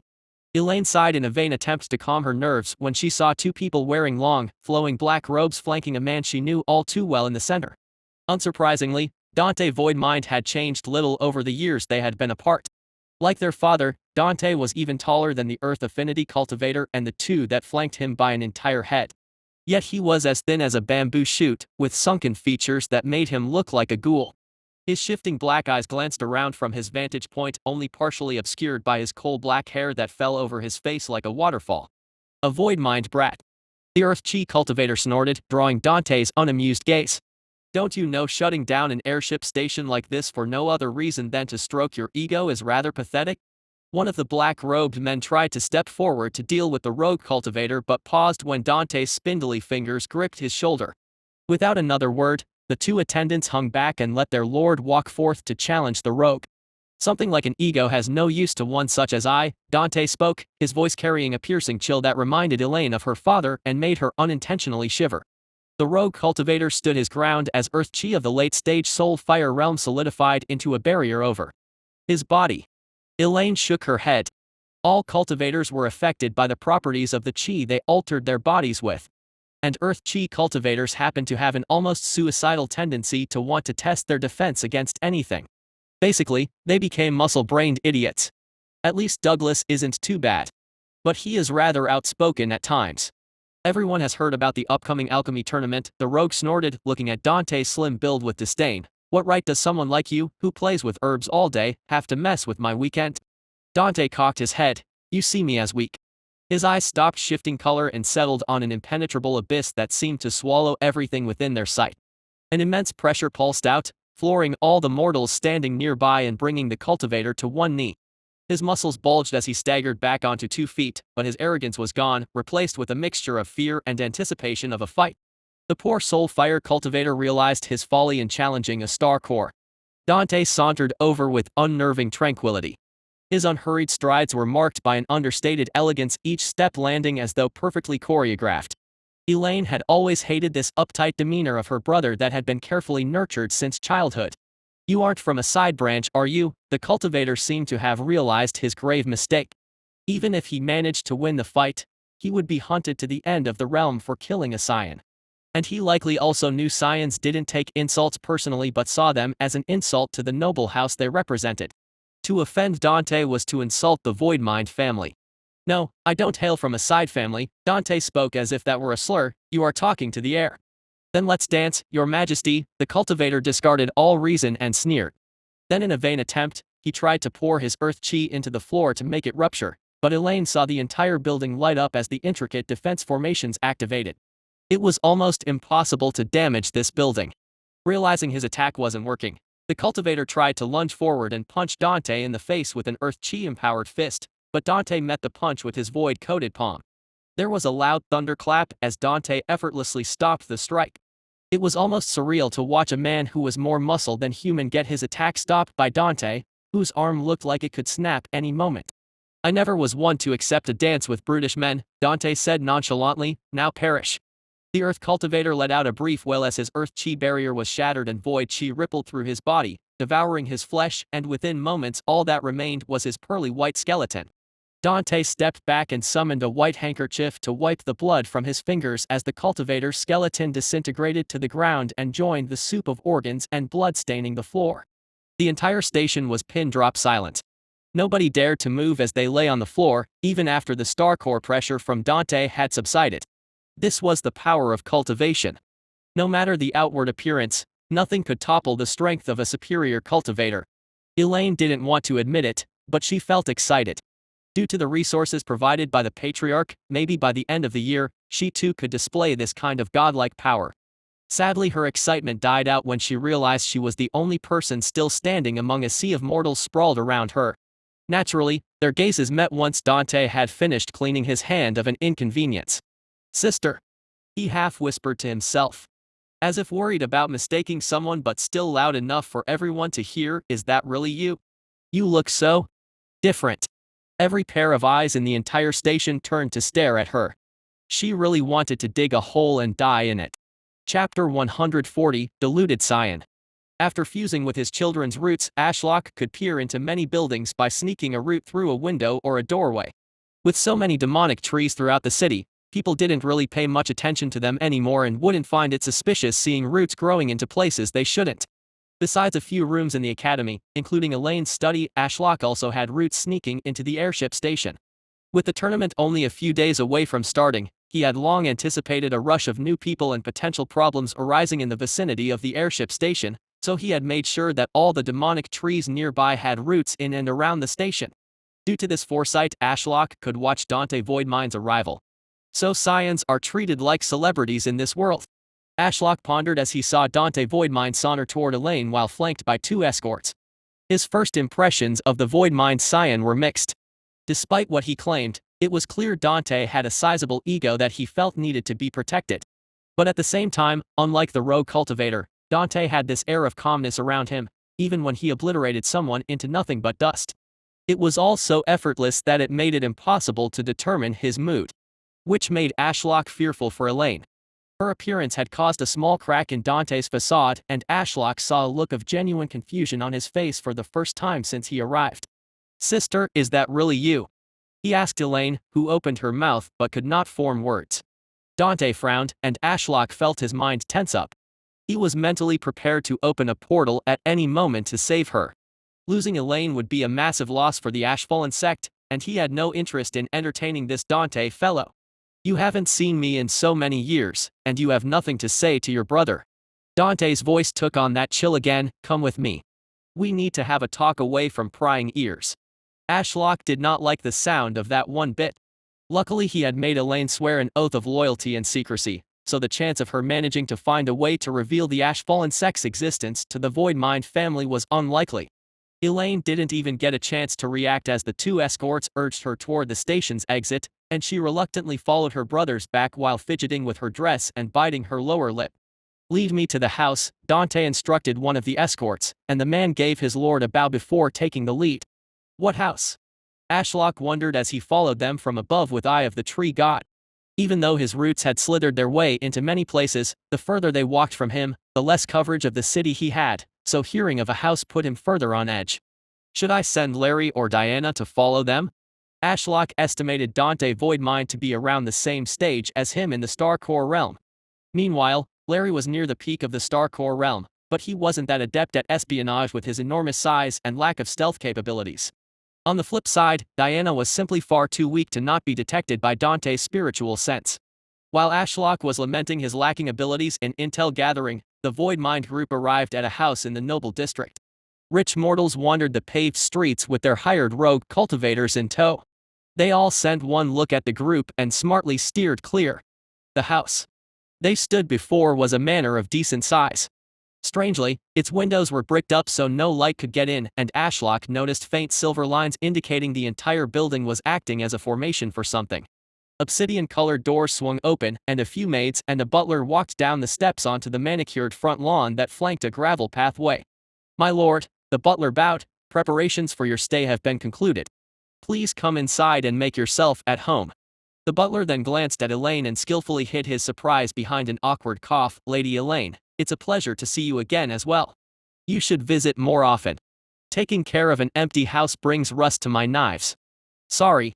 I have been rather busy recently." Elaine spoke for the first time since Dante's arrival. So Elaine knew about this house? Ashlock mused.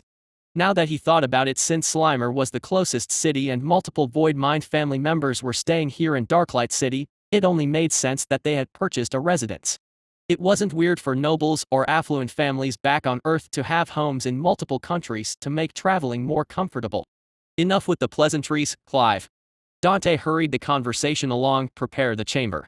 I have some discussions to conduct with my sister here. As you command, my lord. Clive bowed and clicked his fingers at one of the maids. She didn't even need to be told what to do as she vanished into the house. Right this way, Clive led the group down the gravel path and into the house.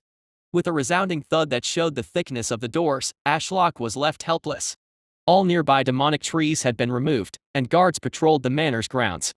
He wouldn't even know how to get a route into the building so he could eavesdrop, as it was more a fortress than a manor with bricked-up windows and tightly sealed doors. I will wait for a while, but if I don't see Elaine emerge by sundown, I will send the Redclaws to go and investigate, Ashlock vowed as he maintained his surveillance on the building, ensuring to not miss a thing. Unlike Clive, the maids of the Void Mind residence openly gawked at Elaine as she timidly followed her brother through the corridors. She hated how awkward she felt, but how could she not? Dante hadn't made a big fuss of it yet, but she had made the very occasional visit back here over the years to make use of the Void Chamber. So the staff was used to her old appearance. The doors up ahead at the end of the corridor opened with a resounding click, and Elaine felt the coldness of the void wash over her as the corridor was bathed in darkness. It was as if the doorway led to an endless abyss. She always felt nervous walking in as there was no visible floor in the void chamber, and she felt like she would fall into the realm of hell below. Dante strolled in without worry, and Elaine saw him stand impatiently in the abyss as if floating. Come in. Elaine glanced around one last time before gathering the courage and stepping in. She didn't bother looking down as her brain would fail to comprehend how she was walking on nothingness and would cause motion sickness. Oh, the joys of being a weak cultivator. While Elaine lamented her fate, Dante snapped his fingers and summoned 2 chairs of liquid void. He gingerly sat and crossed his legs as he gestured for her to follow his action. Elaine perched herself on the seat, and the two silently looked at each other. Dante sighed. Sister, you already know the question on my mind. Elaine felt her stomach twist into a knot as she tried to replay the carefully crafted lie in her mind. What if she slipped up? Would she bring the Ashfallen sect to its demise? No, don't be stupid. They defeated Uncle like it was nothing. What would my father or brother be to them? Nothing but a nuisance. Elaine sighed and regained some semblance of confidence. No need to hold back, brother. What's on your mind? Being coy are we now, dear sister? Elaine returned a blank expression. Some changes appear to have occurred while I was sealed away in cultivation. Dante smiled ever so slightly as if amused. Since when did my dear sister begin to care for herself? Elaine blinked. That had not been the exact phrasing she had been expecting. Also, why was his tone so different from when they spoke through the talisman? Whatever do you mean, brother? Elaine replied while trying to keep the nerve out of her voice. You look gorgeous now, just like our mother. Dare I say you are an improvement. Which would only make sense, as you are the product of the 2 greatest cultivators to bless our Void Mind family. Elaine almost rolled her eyes. Her mother was indeed beautiful, but that was only due to her high cultivation. Compared to the girls on Red Vine Peak, she was nothing special. Her thoughts then paused on one of the words Dante had mentioned. What do you mean product? She asked. I am a child of our parents, just like you. I will be frank, Elaine, when I saw you last, you reminded me of a failed product. I mean, just look at myself. Tall, handsome, talented, and with the etiquette of a distinguished gentleman. Meanwhile, you were anything but that. Dante then scowled at her. Whenever myself and father had the displeasure of having to gaze upon you, all we could see was an imperfect reflection of ourselves. Elaine wanted to vomit. This was the brother she knew, a narcissist that saw people as nothing more than products of the Void Mind family, not the weirdly kind one from moments ago. He hadn't been this vile years ago, but it seemed years apart had completely changed both her and him. The way he spoke of her was truly sickening. As if her mere presence had brought about a great inconvenience for him. Holding back her rage, she tried deciphering the truth from her brother's insane delusions. She would never understand whatever image of himself and their family he had crafted in his twisted mind. In her opinion, other than their affinity, there was nothing special about any of them, especially her brother. With her saying nothing, he continued speaking, and Elaine started to wonder if he just liked the sound of his own voice. Once we discovered your lack of talent for cultivation, we decided to send you away. Out of sight, out of mind. Dante grinned, and it seems we made the right choice. Do tell me, my dear Elaine, how did this transformation come about? Did he just take credit? Does he truly believe that his conspiring with my father and sending me here to live with my uncle somehow resulted in my transformation? Although I wouldn't have joined the Ashfallen sect without being here, the fact he is patting himself on the back for my years of neglect is disgusting. Dante then reached over and grabbed her wrist with his spindly fingers, causing her to jolt. A pulse of void chi then traveled throughout her body. And your chi has become as pure as mine, he muttered as he withdrew his hand and leaned back in his void chair. You have truly bloomed into the purity of our bloodline. How marvelous. His cold gaze drilled into her soul as he commanded once more, now tell me. How did this happen? I was cursed. Elaine choked out the words. All she wanted to do was strangle this deluded bastard to death, but lacked the power to do so. He was king in this void chamber, and she had no option but to obey. Cursed. Dante leaned forward, tell me more. Elaine nodded, trying her best to sell the lie, yes. Well, Uncle recently discovered a rift that led to a secret realm. He was gone for a few days before returning and giving me various items. Her spatial ring flashed with power, and the items the patriarch had provided her appeared floating between them. Dante reached for the bamboo sword first and then discarded it. He then meticulously checked each item, turning them in his hand and running his fingers across their surface. When he reached the pebble, he finally looked up and met her eyes. What do these items have to do with your transformation? He said while frowning. Other than this pill bottle, none of these could lift a curse. Unless you are trying to suggest that you utilized this meditation mat. Elaine shook her head. Most of the items Uncle discovered were useless like these, but don't you notice an unusual perfectness to them all? Dante turned his attention back to the pebble in his hand and hummed to himself as he traced its flawless surface. I see what you mean. Elaine suddenly saw a chance to add on top of the lie, flawless like our void mind blood. She winced slightly as Dante looked up again with a cold stare. Just before she blurted something out to try and claim it was some type of joke as she couldn't take any more of his stare. Dante's gaze softened slightly and smiled, yes, exactly. All descendants of our great family are flawless, like this rock here and now you. Sighing with relief, Elaine then realized she needed to continue the lie. Her eyes darted across the items before landing on the pebble in his hand. When Uncle originally gave me that pebble, it was coated in void chi. Void chi, you say? Dante held the pebble a little higher and inspected it further. Where is the chi now? The void chi on the pebble helped eat away the curse festering inside me. Without this curse, I would not have sullied the void mind bloodline and brought shame to you and father. Elaine really wanted to strangle herself rather than play to his twisted ego, but what choice did she have? Interesting, how very interesting. So you are claiming a mere pebble was capable of such a feat? Dante continued humming as he leaned back and rubbed the pebble with his thumb, clearly suspicious. And where is Uncle now? I wish to ask him about this secret realm. Elaine tensed up slightly. Uncle went back into the secret realm moments after returning. He found a lot of fascinating things there he wished to study. I wouldn't be surprised if he didn't come out for months or even years. Do you know the whereabouts of this secret realm? Elaine shook her head. Sadly, I do not, as he used Void Step to reach it. Uncle couldn't trust me with the knowledge of its location. Why not? Dante raised a brow. Merchants discover secret realms all the time. Dante, there was a pebble in that secret realm coated in void chi that could free me of a curse that nobody even knew I had. That is no normal secret realm, but rather one that may hold an inheritance for our family.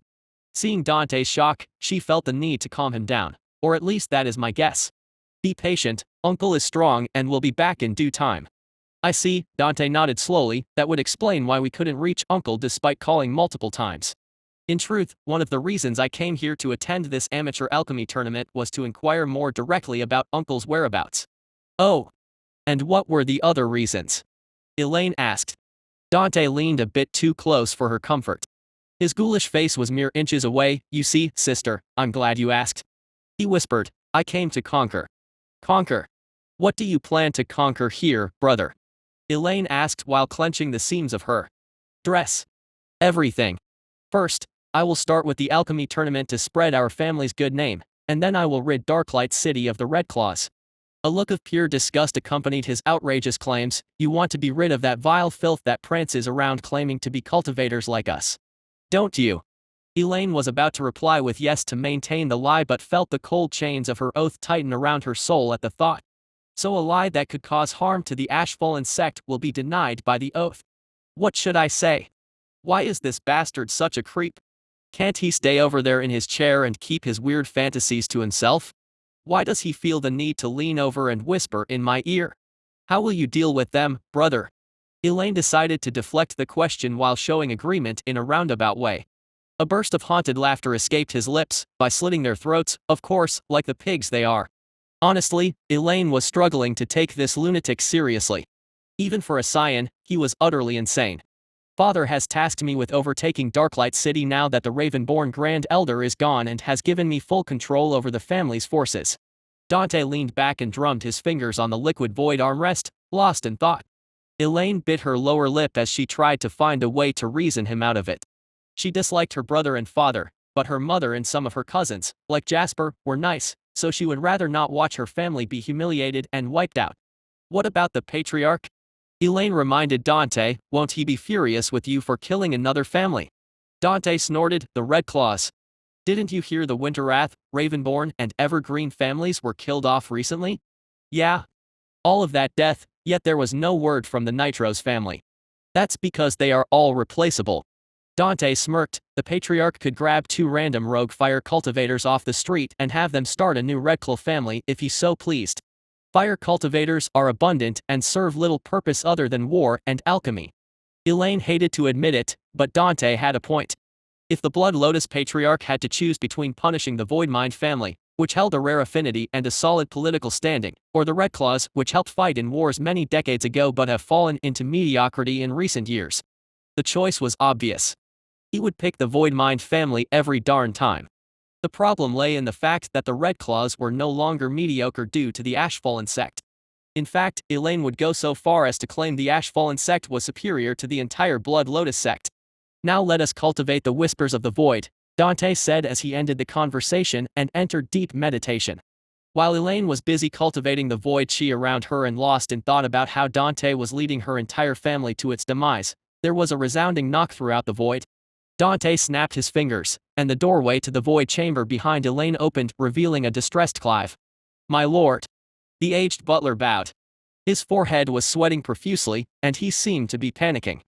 Spit it out, Clive, Dante replied with a chill, you are disturbing my conversation with my dear sister here. Right, my lord, I will be brief then, Clive straightened up and coughed, the Redclaws. They are outside. Clive then turned to look at Elaine, and they demand Elaine's presence. Chapter 141, Double Agent. Elaine reluctantly left the void chamber with Dante. He was insane, and she felt sick listening to his nonsense. But it wasn't often that she was allowed access to the void chamber, which was one of the only places she could get access to a substantial amount of void chi to cultivate with. While they talked, she had been cycling the abundant void chi in the chamber throughout her body and filling her soul core. If only I could cultivate like this without the help of an array. Dante may believe our affinity is superior to everyone else, but that's because he can ignore the massive downside I have to live with daily. The scarcity of naturally occurring void chi made reaching even the first stage of the soul fire realm at 25 years old a struggle. Elaine sighed as her steps echoed through the corridor with pulsing silver lines interwoven in the walls. They all led back to the void chamber fed by an enormous and expensive array throughout the manor. It took weeks for the chamber to accumulate void chi, so its use was restricted to those in the family that the Grand Elder had deemed worthy. People like Jasper, the Elder, and maybe others from her family that are attending the academy. Not her. Elaine had been cut off from the family's resources due to her supposed lack of talent, which she now realized was a translation for having an impure spirit root. Ever since taking the truffles from the patriarch, her mind and body felt in perfect harmony and clean from impurities, making cultivation a breeze. If only I could have unlimited access to a void chamber like my brother. Maybe then I could reach the star core realm like he has. Do you have any idea why they are here? Dante asked Clive, who was walking quickly beside them. The Redclaws said that Elaine was expected at an important meeting, Clive replied, although they refused to mention what for. Clive's words helped bring Elaine's thoughts back to the present. Now that she thought about it, why would the Redclaws be here? She hardly ever interacted with them, and she had no planned meetings as far as she knew. Even from behind his tall figure, Elaine could hear Dante grinding his teeth in annoyance. Vile scum, coming in here as if they own the place, he muttered under his breath as they continued through the manor. My lord, please remember to keep your composure, Clive mentioned, which surprised Elaine. Your father expects results. Which includes spreading the wonders of the alchemy technique you have been practicing. Dante snorted, we could achieve that without attending their little tournament. I don't know what father is thinking. My lord, did he not inform you about the silver spires? Dante paused mid-stride, causing all three of them to come to a halt. He looked down and glared at Clive. Come again. The alchemy tournament is being sponsored by the Silver Spire family, Clive explained. Rumors are that the Silver Spire Grand Elder's children have entered some type of competition where they compete for profits. One of them has settled here in Darklight City and decided to pour their money into the tournament. Doesn't this hamper our plans? If we mess with the Silver Spires, we risk angering the Nitro's family. Elaine could barely contain a smile.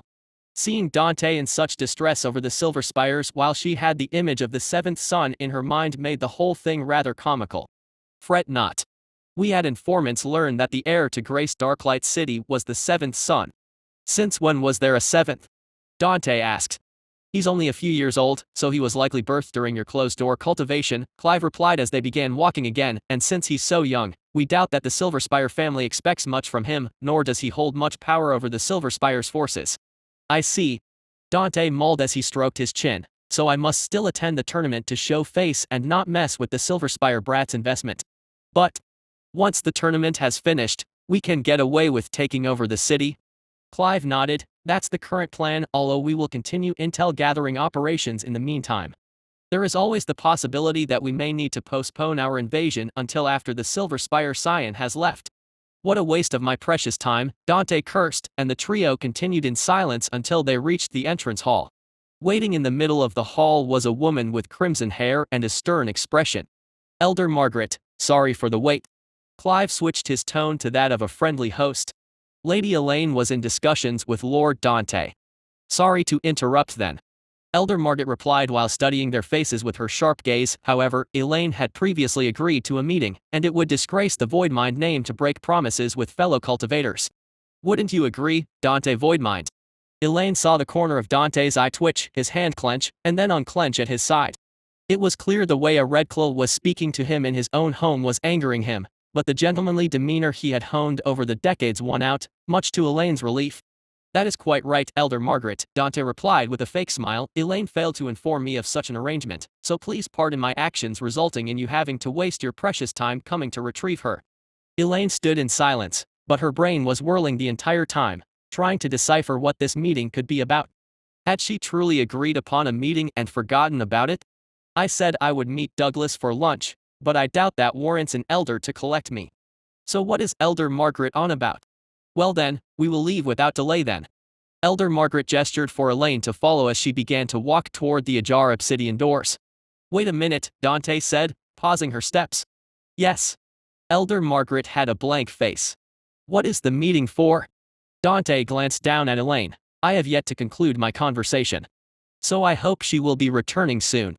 Elaine is on the planning committee for the alchemy tournament, Elder Margaret declared, and Elaine managed to hide her surprise. Planning committee? What nonsense is this? Unless. Elaine began to connect the dots.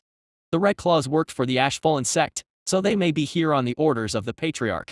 Did he want information out of her or something? Other than that, all she could think was they had come to save her. But even that felt far-fetched. Her brother may be a creep and a bit insane, but he would never go too far against her as they shared the same parents. Right. Elaine bit her lip as she watched Dante and the elder face off. Now that she thought about it more, maybe she should seize every opportunity to escape from her brother. If not for the allure of the void chamber, she would have tried to leave herself the moment their conversation had concluded. Locking eyes with Elder Margaret, Elaine finally broke her silence. Oh, how foolish of me. I was on the way to the meeting when I was informed that my brother was arriving, so it completely slipped my mind. Dante glanced at her with a look of doubt. Elaine brushed off his gaze and stepped forward, leaving his side. I will see you later, brother. We can talk some other time. I will come with you. His cold voice sent a shiver down her spine. You have yet to show me around, so this is a good opportunity. Elaine barely contained a frustrated groan. Why did I have to eat that darn truffle? If I hadn't, He would have treated me worse than a maid and demanded I leave his sight. That would be rather inconvenient, as I assume you are here to participate in the tournament. Elder. Margaret's words gave Elaine a glimmer of hope. Participants shouldn't be seen dabbling with the organizers. Otherwise, you may be accused by the other participating families of foul play. Where is the meeting being held? Dante asked. The Academy. Elder Margaret replied after a brief pause. Perfect. Dante's smile grew wider. The academies across the Blood Lotus sect are fully open to science. Elder Margaret's frowned. Fine, you can come with us, but you must remain outside the meeting. Elaine began to feel anxious. How were they supposed to conduct a meeting for a society that didn't even exist while Dante was waiting outside? Trying to ignore those thoughts, she followed Elder Margaret outside, surprised to discover it was late evening. A substantial amount of time had passed since she met her brother at the airship station. Her gaze then lowered and paused on the tall blonde-haired girl wearing a black mask standing at the end of the pathway, being eyed cautiously by the manor guards. Who is this? Dante asked Elder Margaret. This is a cultivator hired by the Silver Spire family to help the committee members get around. Elder Margaret effortlessly lied straight to her brother's face. Darklight City is one of the biggest cities in the Blood Lotus sect in terms of size, and the Red Claws are a small family, so we required some assistance to keep everything running. Right. That makes sense. Dante nonchalantly replied, and how does she plan to assist us exactly? Stella clicked her finger, and a portal manifested right behind her. Through its distorted view was the academy that Elaine was very familiar with. A Starcore spatial cultivator, Dante muttered beside her, and Elaine could feel the mixture of awe and terror in his voice. The Silver Spire family never fails to impress me. The portal can only take one at a time, Stella said, gesturing for Dante to step forward. Why don't you and Elder Margaret go first? Elder Margaret stepped through with a pop of air, and her distorted body became visible on the other side. Dante followed suit, giving the portal a dubious look before stepping through. Elaine, are you okay? Stella quickly asked. Clearly, she was using chi to mask her voice as none of the nearby guards reacted. Elaine gave a slight nod. Phew, that's a relief. You had us all worried that your family would do something to you. Stella gestured for Elaine to go through the portal but kept speaking. The meeting is entirely made up and was just a chance for us to catch up. If you want to say anything, just write it out in ancient runes on the table, and we will pretend you are a runic expert. Also, we are considering conducting the meeting in the dining room with Douglas so Dante can see that you are involved with us. Elaine gave another slight nod as she felt warmth in her heart. It was nice to hear they had been looking out for her. And their idea of doing it out in the open could be good. Dante will see me as even more valuable for making his invasion work as he can use me to gather insider information. A thin smile appeared on Elaine's lips as she stepped through the portal and felt the sudden change in environment from the quite noble streets to the bustling noise of the Academy campus. If I can orchestrate this perfectly, I might be able to seize the leftovers of my family for the Ashfallen sect. Moments later, the eye-catching group was strolling through the Academy grounds. Men and women of indecipherable ages, due to cultivation slowing down the aging process, walked by while chatting with one another. As Darklight City was one of the less desirable locations where mainly delinquents and talentless heirs were sent, there was a more casual air about the place, which Elaine appreciated but Dante seemed to despise. His gaze roamed the groups with a look of disgust deepening on his face. One group consisting of 3 women returned his glare, but the presence of Elder Margaret, a cultivator hailing from the current ruling family, helped to defuse the situation before someone got killed. Death on Academy grounds was rare, as the perpetrator was often kicked out and then denied the cultivation resources provided at the Academy, which was, in turn, a death sentence. Not to mention the Academy grounds were also treated as politically neutral grounds where students from all families could unite and further the strength of the Blood Lotus sect. Elaine glanced up at the white stone buildings bathed in the late evening sun surrounding her. Atop their roofs were cultivators hired by the Academy to ensure the security of the students while also there if someone tried to steal cultivation resources. All their eyes were glued on their group, and Elaine couldn't blame them for the looks Dante gave all the students that passed by. Is he just glaring at them because he feels superior, or is he doing that to protect me? Elaine did feel numerous people staring at her specifically, but they all shifted their gazes when Dante caught sight of them. As they approached the dining hall, which wasn't so far from the massive oval building that served as the library, Elaine caught sight of a familiar black-haired man running toward them. Dante, is that you? Jasper shouted down the hallway. I went to the airship station, but you were already gone. I hear you created quite the scene, though. Jasper. So we meet again, Dante replied without a hint of warmth at seeing his childhood friend. While the two talked, Elaine took the opportunity to sneak ahead into the dining hall with Elder Margaret and Stella. Glancing around, she saw Douglas sitting in the corner alone at a table and picking idly at his food with a fork. Joining the queue, she grabbed some food for herself from the self-service area as she felt a little hungry even after eating a sandwich this morning. She didn't have to eat, but there was a lack of food options on Red Vine Peak, so she planned to make the most of the food available here in the academy. The Ashfallen sect really needs to hire some chefs. Making her way over to the table and desperately trying to ignore the stares and whispers, she finally placed her tray on the table, causing Douglas to jolt from his trance. Elaine. He glanced at her and smiled, glad to see you could make it. How's your brother? He's fine. Elaine's eyes darted to the doorway as she saw him wander in, half ignoring Jasper, who was hounding him with questions. I can't talk about anything here. Dante's spiritual sense will easily pick it up. Oh yay. Stella said I could pretend to be a formation expert and draw out runes. Elaine pulled back the chair and sat down. Stella did the same and sat beside her. Her tray surprisingly had food on it, and Elaine wondered how she planned to eat the small mound of purple meat sausages and dark yellow potatoes. Her answer came in the form of Stella picking up a sausage and then summoning a small rift that led inside her mouth behind the mask and passing the sausage through. I should have seen that coming. Elaine sighed as she noticed Elder Margaret gesturing for Dante and Jasper to sit a few tables away before she took the final seat at the table. Right, on behalf of the organizer who fell asleep by the tree, Elder Margaret said, and Elaine immediately picked up on the fact she was referring to the patriarch. Could you please draw out a runic formation for preserving the ingredients for the contestants? Elder Margaret's spatial ring flashed with power, and a parchment, ink pot, and quill appeared beside Elaine on the table. Without hesitation, she picked up the quill, dipped it in ink, and wrote out in the ancient runic language, which she only had a week of practice with. End of the tournament, Void Mind Invasion. Brother is the leader. Chapter 142, Alchemy Empire. Ashlock observed the meeting occurring in the dining room from above.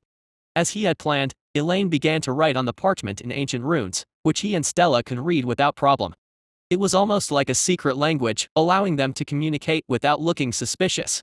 Dante Void Mind sat a few tables away, and despite Jasper's constant attempts at starting a conversation with the Skyen, Dante's solid black eyes were set on Elaine's every move.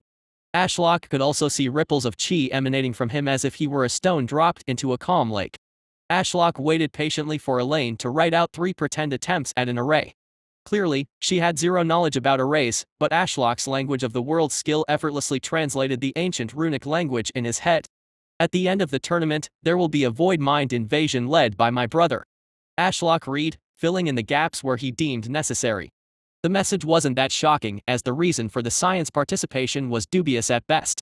In a world where power was gained through closed-door meditation, why would a Skyen dare stray from the safety of their cave and waste time at some small-time alchemy tournament hosted in a backwater city by a small cultivation family? For this very reason, they even advertised the tournament as having meager rewards and being open to rogue cultivators. Ashlock expected a few families to show up with maybe an aspiring alchemist or someone they were training just to show some face to the Redclaw family, but to send a Skyen, an heir to the entire family. That was just nonsense. It was another reason Ashlock had been so eager to rescue Elaine from that suspicious mansion. Not just for her own safety, as he had no idea what problems her improved looks and spirit roots could cause, but also because he wanted information. What was the real reason Dante Voidmind was here? He hadn't expected her to get such juicy details so quickly. An invasion, huh?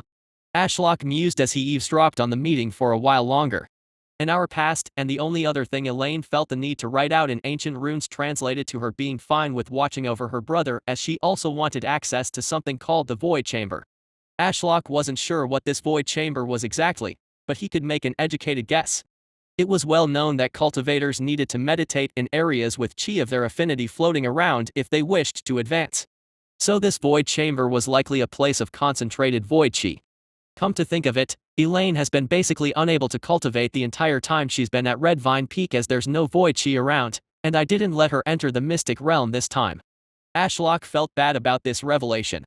And it made him feel even worse, knowing that she was willing to stay with her brother just to have the opportunity to surround herself with some void chi for once. Maybe I can build her a cultivation room.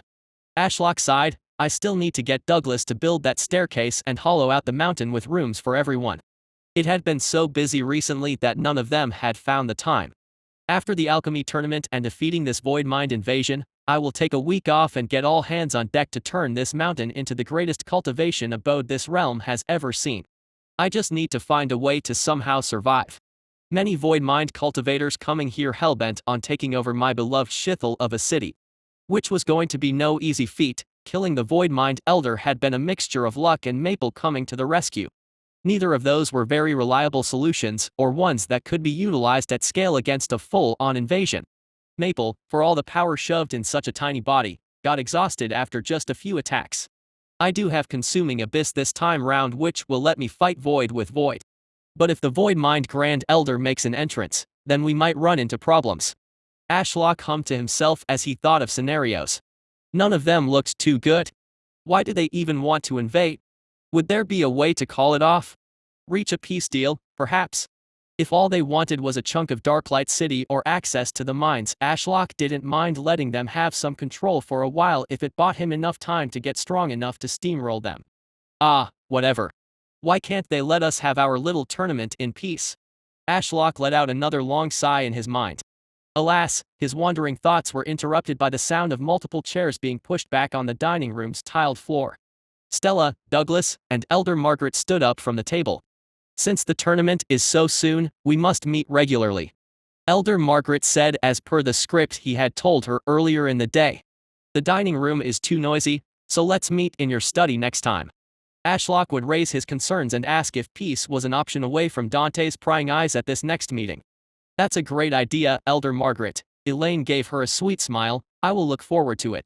Elder Margaret nodded, looked over to Dante's table to see his irritated expression, and then back to Elaine. Just because your brother is here doesn't mean you can skip out on attending the lectures you promised the academy to teach due to your uncle's absence. It will be a good experience for you. Elaine bobbed her head in agreement. You're right, with Uncle gone for the last few weeks, I am sure the students have suffered greatly and fallen behind in their studies. Will you be fine teaching them? Douglas asked. Sure. Elaine was obviously refraining from showing Douglas any affection in front of Dante. I used to sit in on his lectures occasionally, and he left his lecture notes in my study so I could stand in as a substitute for a while without problems. Perfect. Well, we must be on our way. Elder Margaret bid farewell and led Douglas and Stella out of the dining room. Ashlock's gaze lingered in the room as he saw Dante stand up and then sit on Elaine's table. Elaine only seemed slightly bothered and uncomfortable in her brother's presence as they exchanged words while eating.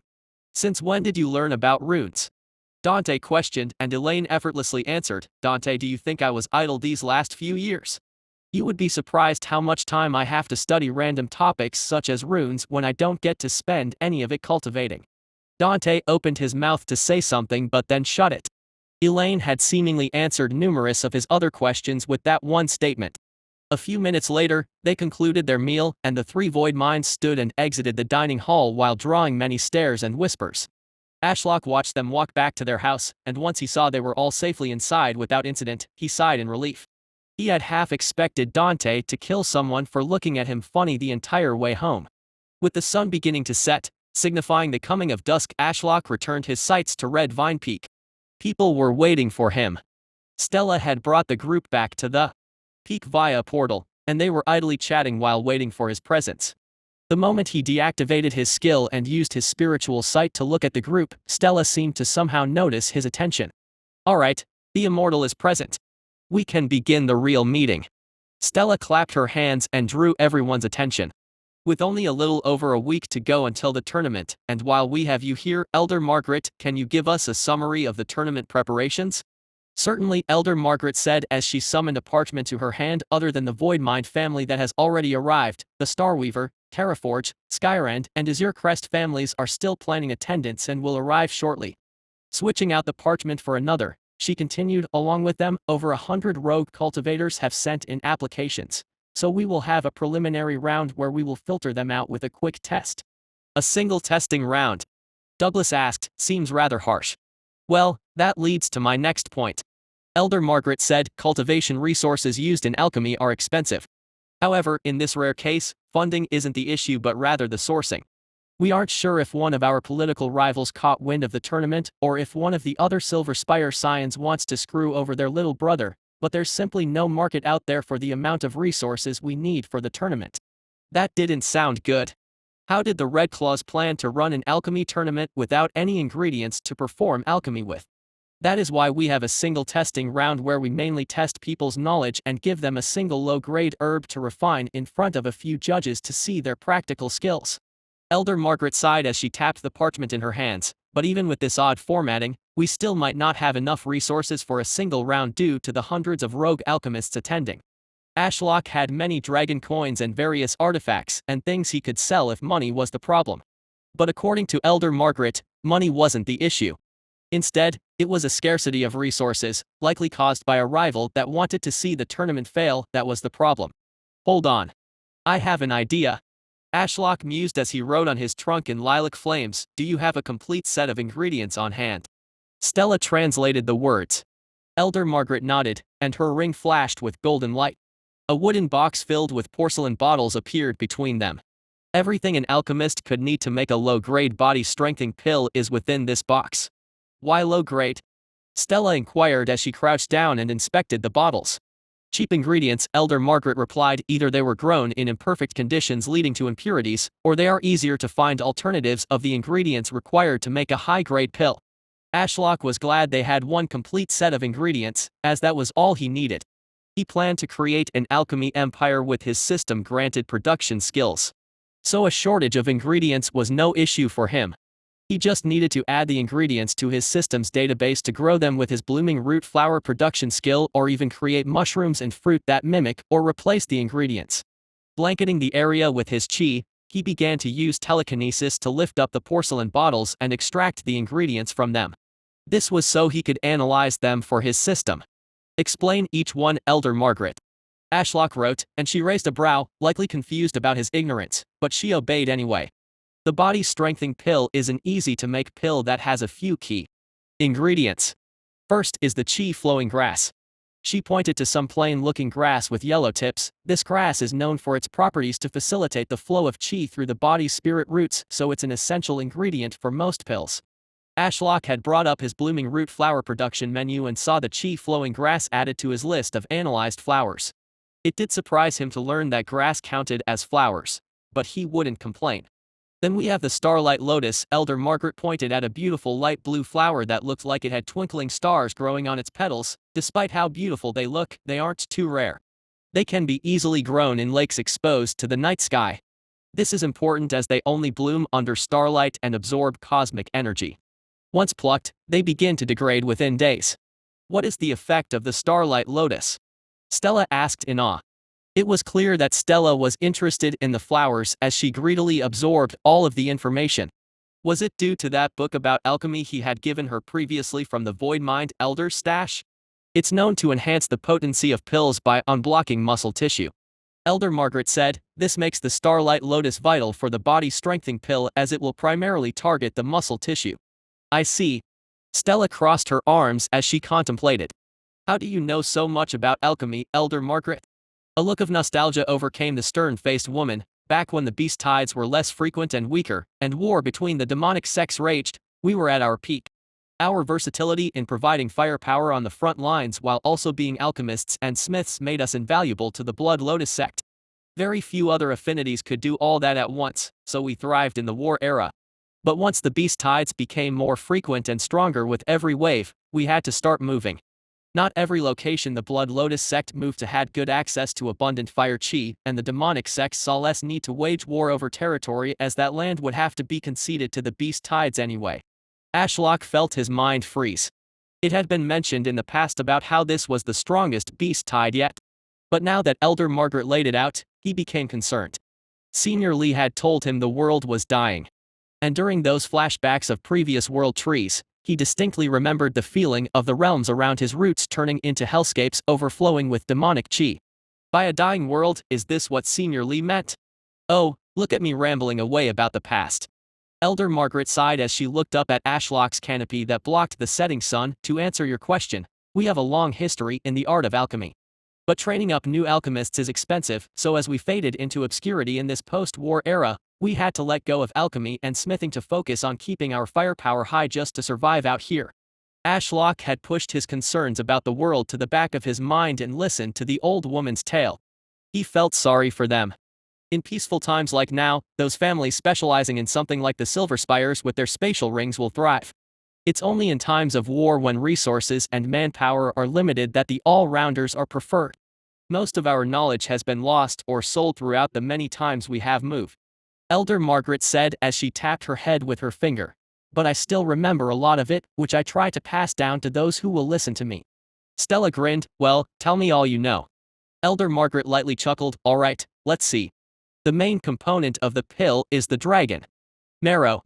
She pointed to a bottle with white jelly streaming out of it. Despite its grand-sounding name, it can be found in most mammal-type monsters in the soul-fire realm or above. However, the problem lies in the fact it can only be harvested from monsters that are days away from ascending to the next stage in their cultivation. Otherwise, the bone marrow won't have enough chi to be considered dragon marrow. Stella nodded her head. That makes a lot of sense. We draw all the chi lying around in our bodies into our cores to push them over the edge to reach the next stage. Indeed, it's a hassle, and with the increasing strength of the monsters out in the wilderness due to the incoming beast tide, with the cultivators having to travel in larger groups and be better equipped, it's driving up the cost. Ashlock looked at the bone marrow and mentally frowned.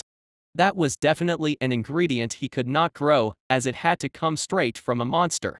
But I can drag many monsters through portals without sending out a group of cultivators, so it shouldn't be too hard to source enough of the stuff. Ashlock was starting to realize just how much of a cheat his existence was. He may not be able to move, but that was a small price to pay for the skills of the system. And that's it.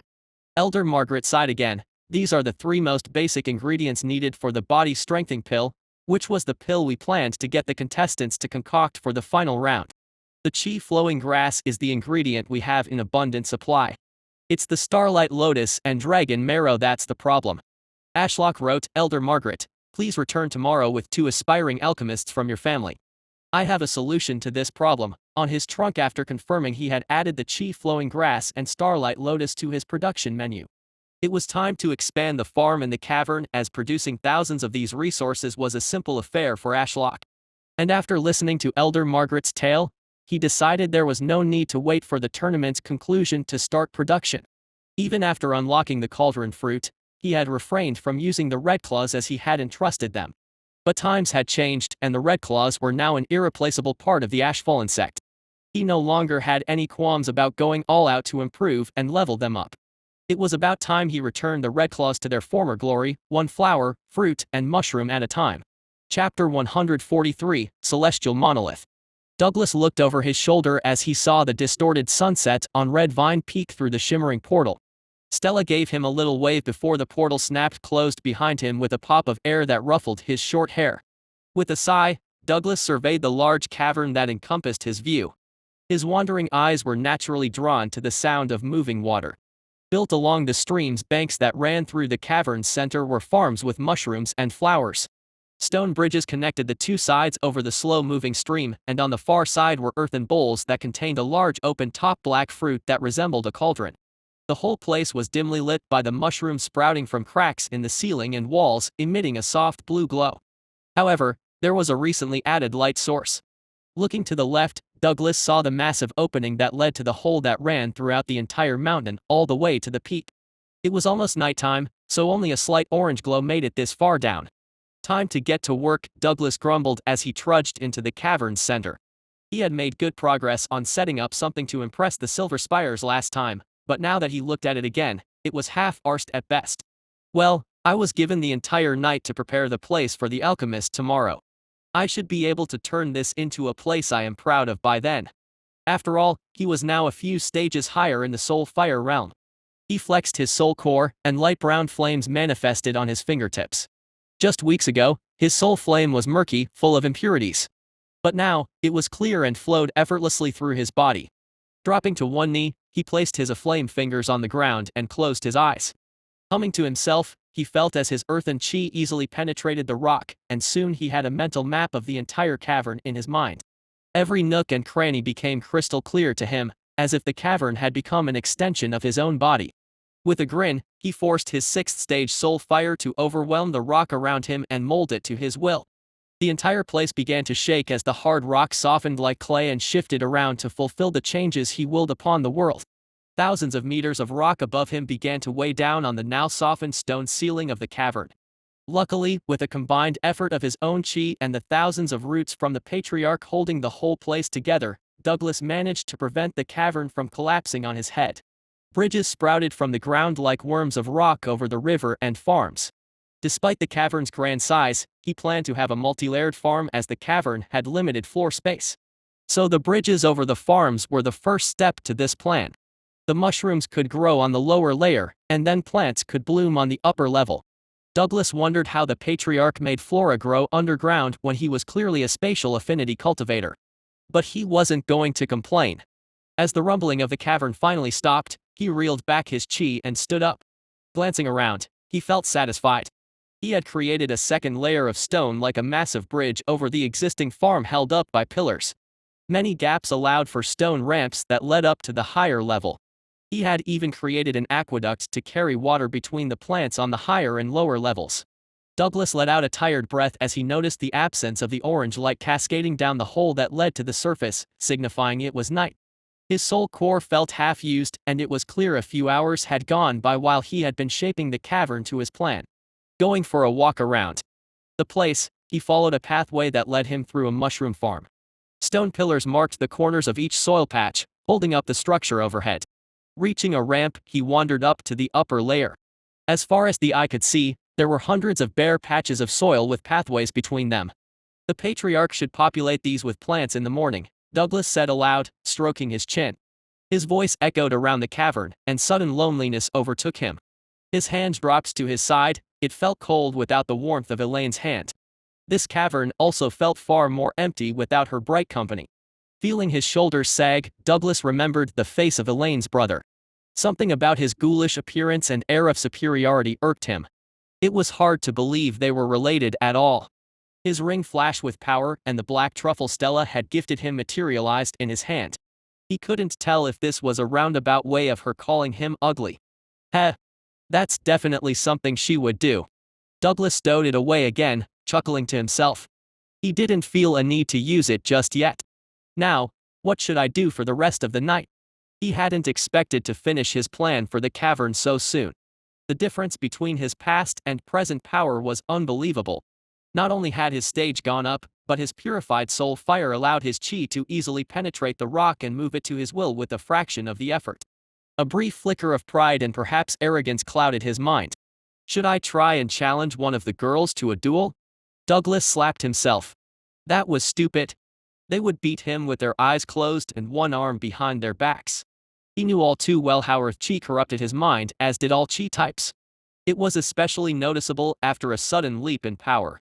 He decided the best way to stave off the loneliness and quell his muscle-brain thoughts was to empty out his soul core on something. Anything. He glanced around for a distraction, and his eyes eventually landed on the giant hole leading to the mountain peak. The hole is far too big for a staircase, but what if I create a vertical garden in the center?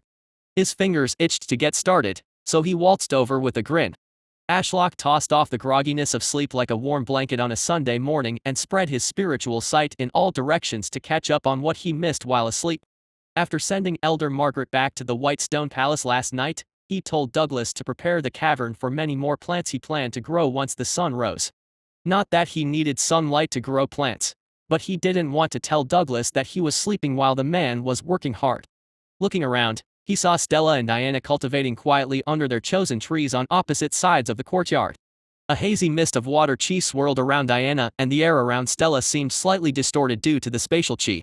Meanwhile, Douglas was nowhere to be seen. Is he still working? Ashlock wondered.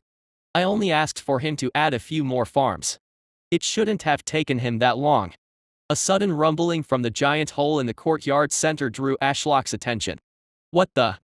Ashlock's vision blurred as he followed one of his roots that poked into the hole. Surprisingly, he saw a pillar of gray stone rising in the center. Its diameter was less than the hole through the mountain, leaving a wide gap. Ashlock could cast his sights down into the depth of the hole as he had roots running down its side and estimated that the freshly raised pillar was a few thousand meters tall, which only brought it slightly past the cavern area. Red Vine Peak was many thousands of meters tall after all, and Ashlock would have been amazed if Douglas had the chi on hand to create a 10,000-meter tall pillar that was 50 meters in diameter. Through his spiritual sight, Ashlock caught sight of Douglas, who looked so small from up here as he climbed up a spiraling staircase he had begun building into the outer wall of the hole. Ashlock was confused. Why was he building the staircase along the wall of the hole that was very wide instead of on the pillar? Douglas stood on the staircase, his arm resting against the hole's wall and breathing deeply as if he had just run a marathon. Clearly, creating such a structure had taken a lot out of him. Ashlock then noticed empty stone troughs built into the pillar, and everything became clear. Elder Margaret claimed the starlight lotus requires starlight to bloom. I haven't grown that many flowers yet, so I assumed I could grow flowers wherever I need it. But maybe that's not the case. Ashlock knew he could provide nutrients and water to flowers through his roots from elsewhere, so he was confident in keeping most plants alive underground. But if a flower required something like a starlight, how could he provide that through roots? Unless chi somehow made it work anyway. Something to test then. Ashlock mused.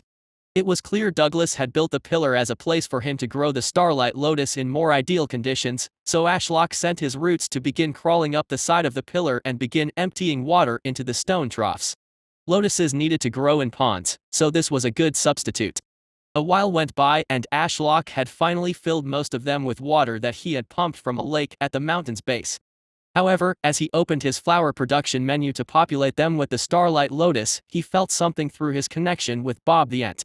Closing the menu, he cast Eye of the Tree God, and sure enough, 3 cultivators with crimson hair were at the entrance to the cavern tunnel guarded by Bob. Elder Margaret, are you sure we are at the right place? A teenager standing beside the stern woman asked in a small voice. The boy clearly had doubts but was too scared to question the strict elder with any confidence. Of course we are. Elder Margaret snapped, causing the boy to shrink and stand beside a girl who looked almost identical to him in every way. Are they twins? They really look far too similar to be merely brother and sister. That aside, it was time to welcome them in. It would be rude to keep them waiting. Returning his sights up to Red Vine Peak, Ashlock debated waking Stella out of her meditation to deal with the visitors, but her peaceful face deterred him from such action. Diana also seemed busy, and her ancient language studies were only partly done, leaving him with Larry. Larry, go lead Douglas to the tunnel. We have visitors. A nearby demonic tree shook as the monstrous spider crawled out, his spindly legs hitting the ground one at a time as his many red eyes glanced around. To make things faster, Ashlock summoned a portal that would lead Larry straight to Douglas.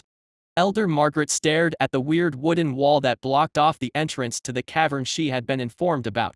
After a few minutes, doubt began to fester at the back of her mind. Despite her confident response to one of the twins she had brought with her, she had only been informed of this place via vague instructions and was unsure if she was supposed to stand here, knock on the door or just walk straight through. The only reason she played with the ludicrous idea of walking straight through was the wall's slimy texture, making her think she could push her hand through. Just wait a few more minutes, Elder Margaret reassured herself as she tapped her foot. We did arrive a little earlier than expected. Or maybe this is a test of our patience, as that is one of the many virtues of alchemy. Her thoughts were silenced as the wall began to shift towards them. Elder Margaret hated to admit she took a few steps back alongside the twins. The gray wall pulsed with a lilac hue as if a flickering candle was nestled somewhere deep within. There was a squelching noise as the wall morphed and freed itself from the tunnel.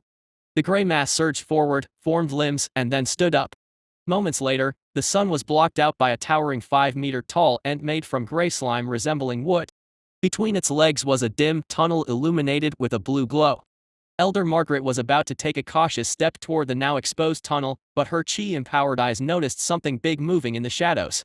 And then she saw a second figure also emerging, this one smaller and humanoid. Elder Margaret felt Olivia's hand grip her robe when an ashen-furred leg the size of a small tree emerged from the tunnel, followed by another leg and then a head with many scarlet eyes that looked curiously around. Yes, I'm coming, a gruff voice echoed out of the tunnel, and then a hulking man wearing a black robe with a large hood and mask emerged into the morning sunlight beside the monstrous spider. Relax, it's just the Underlord and the spirit beast of the Ashfallen sect. Elder Margaret whispered to Olivia and Oliver, the twins she had brought with them. They were both young, at 14 years old, and had shown a lot of promise and interest in alchemy. Elder Margaret knew of Douglas's real name and face as they had met in the dining hall a day earlier, but he clearly wanted to keep his identity hidden, so she used the title he had been introduced with previously. "Why did you lead me here?" Douglas asked the spider in an annoyed tone and then glanced around. His masked gaze eventually landed on her. "Elder Margaret? Is that you?" Elder Margaret could tell this man was exhausted, even with the mask and hood, from his tone of voice and slumped shoulders. She gave him a nod. "Yes, it's me, and I brought along the 2 aspiring alchemists the immortal asked for." "Oh." Douglas seemed to wake up, gesturing for them to follow him. Come in, come in." He turned, and his form vanished back down the tunnel. Elder Margaret began to walk and noticed Olivia and Oliver exchanging a nervous glance before falling in line a step behind her. A thin smile appeared on her lips as the tunnel's darkness enveloped them, and they descended into the cavern. Reaching the base, Elder Margaret only saw Douglas standing there. The spirit beast had clearly gone off somewhere else. "Welcome to the cavern." Douglas's voice drew the attention of Olivia and Oliver, who curiously glanced around at the sea of mushrooms growing in neat plots of dirt. Elder Margaret glanced up at the 5-meter-high ceiling and wondered where the rest of the vast cavern had gone. After all, they had taken shelter down here to escape the Dow storm a few months ago. "Before I show you around, what are your names?" Douglas asked the twins. "Oliver." "Olivia." They answered at the same time. Right. Your parents have a good sense of humor." Douglas chuckled, drew back his hood, and removed his mask. "My name is Douglas. I manage most of the Ashfallen sect's construction projects and will be your tour guide today." Both of them nodded. "We will be working a lot together in the future, so let me know if you have any problems. Anyway, onwards with the tour, please follow me and don't stray off the paths." Douglas then led them down the darkened path. Elder Margaret summoned a fireball to her hand to help light the way so the youngsters wouldn't accidentally stray off the trail and crush the mushrooms underfoot. Elder Margaret was then surprised to feel the path curving upwards into a ramp, and soon enough, she was on an upper level and looking out across a vast flatland of bare soil patches that reached all the way to the cavern walls. Douglas gestured around. "This is where the chi flowing grass." A sudden wave of power blanketed the area, sending a shiver down Elder Margaret's spine. She blinked and then blinked again, unable to register what she saw. The numerous soil patches exploded as thousands of yellow-tipped grass stalks sprouted all at once.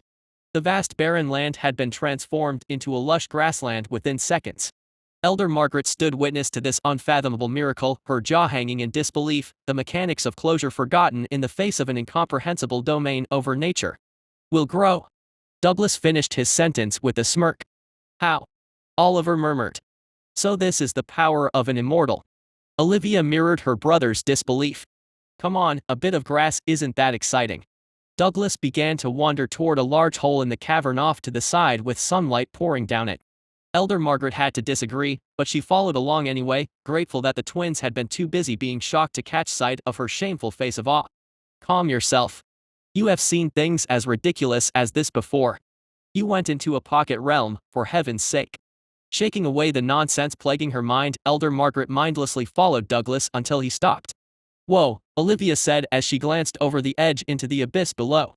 They were currently standing on the steps of a staircase and looking at a stone pillar covered in black vines that seemingly led all the way into the darkest depths of the earth. "And this is where the starlight lotus will grow," Douglas declared with a smile.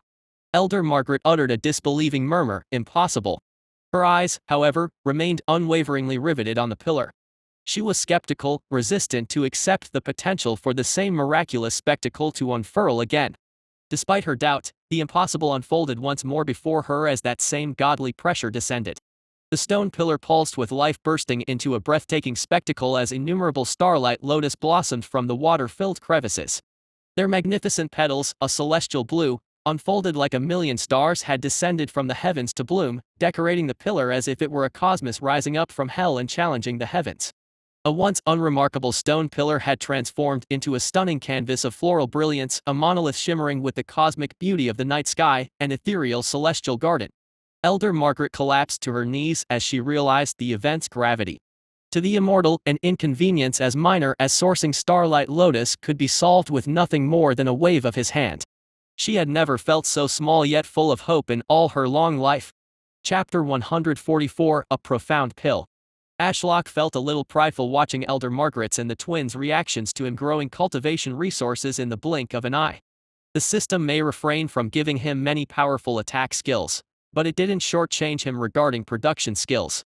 He was a tree after all. A being that was here to nurture the world and those around him as well as kill those that threaten his existence. Luckily, even with his system being frugal with attack skills, he could use his spatial chi in any way he pleased, and as his cultivation realm increased, so did his ability to chop things in half with half-formed rifts. Those thoughts aside, and with his feeling of pride fleeting, Ashlock could finally take in the entire situation as he had only just woken up and already so much had occurred. The 100-meter-wide hole that went through the entire mountain and into the depths below now had a 50-meter-wide pillar of stone blooming with starlight lotus rising in its center. Neither the pillar nor the stairs built into the outside wall of the hole reached the peak yet. But Ashlock was sure Douglas could reach those heights in due time. He did completely renovate the farm to the point I can hardly even recognize the cavern anymore, so he must be exhausted. Ashlock's sights shifted through his vast route network, and he looked at the farm from various angles. The lower floor was a sea of mushrooms that thrived in the darkness. However, these mushrooms only grew on the west side of the river that ran through the cavern, as on the east side, there were the cauldron fruits inside earthen bowls. Then over both sides was a second floor held up by pillars with the chi-flowing grass growing in many soil plots. Wait. I now have some aspiring alchemists and someone who knows about alchemy here. And I even have access to most of the ingredients I need to make a pill. Ashlock began to get eager. He finally had a way to use the cauldron fruit he had unlocked when his chi fruit production skill was upgraded to a grade all those moons ago. I might have been able to mess around with it or have Stella try alchemy after killing the Grand Elder, but I decided to just leave it be for a while as we were all busy with other things. Ashlock sighed. It had been a very hectic few weeks, and keeping track of everything demanding his attention was getting hard. Let's see. I must prepare for the imminent Voidmind invasion and the alchemy tournament. I should probably expand my routes in all directions, advance my cultivation, kill monsters for credits, practice spatial techniques, build up Red Vine Peak. Ashlock sighed again.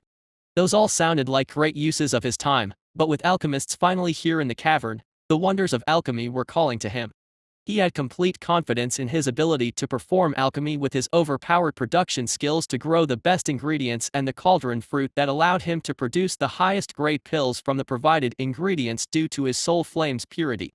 The only things that had been holding him back were a lack of knowledge about pill recipes and actually getting his non-existent hands on the cultivation resources so he could grow them himself. But with Elder Margaret's presence, who seemed to be an encyclopedia of knowledge regarding the art of alchemy, he felt confident creating some fantastic pills. If only I had trusted the Red Claws sooner. Ashlock mused as he switched views back to Elder Margaret and the twins, that had only just recovered from their shock. Maybe then I wouldn't have needed to conduct the alchemy tournament. Although the primary purpose of the alchemy tournament had been to find a talented alchemist to live on Red Vine Peak, the tournament did have some other goals, such as establishing the Red Claws as the powerhouse over Darklight City, and he also wanted to form some contact with the merchants as he would need someone to sell the pills he made. After all, Darklight City was too poor to afford the top-grade pills he planned to create. I also wouldn't have formed a business relationship with the Silver Spires if not for the tournament. That alone makes all of this worth it.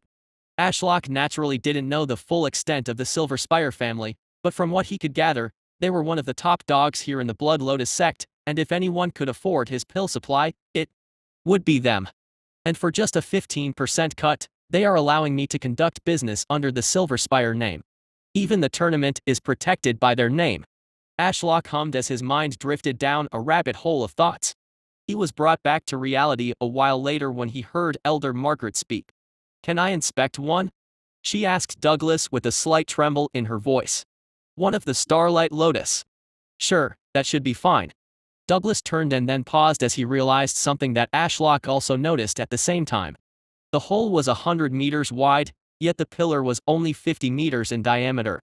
Although the stone steps that jutted out of the whole wall were wide enough for many people, there was still a considerable gap between the pillar decorated in Starlight Lotus and them. Ashlock was about to use telekinesis to save Douglas from embarrassment but paused when he saw the man close his eyes. Earth chi rippled out, traveling all the way into the depths of the mountain and then rocketing up the pillar. The nearest stone trough on the pillar suddenly broke away like a desk drawer. It wasn't terribly fast, but it eventually arrived beside them. The stone stretched out many meters and defied gravity, but with Douglas's earth chi rippling across its surface and giving it immense strength, there were no issues. Elder Margaret stepped forward after a nod from Douglas and began to harvest all of the starlight lotuses growing within the trough with utmost care. It was almost mesmerizing watching the stern woman cycling her chi and carefully burning the lotus with her soul fire just below the bud so the stalk was left behind. After the third one, she paused and stood back. Her spatial ring flashed with power, and a red fruit appeared in her hand. Without hesitation, she bit into the fruit and Ashlock came to a realization. Isn't that my fruit with the florist's touch skill? Sure enough, a subtle glow formed around her hands, and she got back to work on clipping the starlight lotus buds with her soul fire that now looked like blades. It was all so effortless compared to before. The starlight lotuses practically leaned into her hands as if wanting to be freed from their stalks. To Ashlock, they had looked like typical plants other than their starry petals. However, after seeing the difference between before and after Elder Margaret ate the fruit, he realized just how difficult harvesting chi-filled plants was. It was as if the chi within their bodies gave them a sliver of survival instincts. When Elder Margaret had chopped the first two, the plant's chi had gone to fight off the soul flames attempting to burn through its stalks. A while later, the glow faded from Elder Margaret's hands. She had a satisfied grin as she inspected the flower buds in her hand. I don't know how the immortal did it, but these starlight lotus are of the highest quality. It's like they were grown on a chi-dense lake under constant moonlight for centuries. Elder Margaret's words confirmed something at the back of Ashlock's mind. He had just bloomed these starlight lotus within seconds during the early morning sun, yet she had claimed earlier that these flowers could only bloom under starlight and supposedly absorbed cosmic energy. Ashlock didn't have cosmic energy as far as he knew, nor did he grow these flowers under starlight. Therefore the only explanation was that he could grow them anywhere, even underground. They did take a stupidly large chunk of chi to grow, though. Ashlock mused. Spending chi was getting increasingly annoying as he wished to advance his cultivation stage, but that would never happen with him spending chi like this. Cultivating can wait until the winter. This is too important to skip out on for now. The fact I can grow spiritual plants this easily is beyond a cheat. Can't I lay my eyes on any plant and grow as many of them as I want? Ashlock doubted it. These were the most basic type of plants possible. One was even glorified grass, yet they had taken half of his chi reserves to spawn. If growing simple chi-flowing grass was this costly, what about some plants that the gods like to put in their tea? Would he even have the chi reserves to grow a single petal? If there wasn't a sudden shortage of spiritual plants due to rival families wanting to mess with the tournament, I would take out a loan and buy as many plants as possible. Actually, couldn't the Silver Spires help me here? It was worth a shot, but that could wait.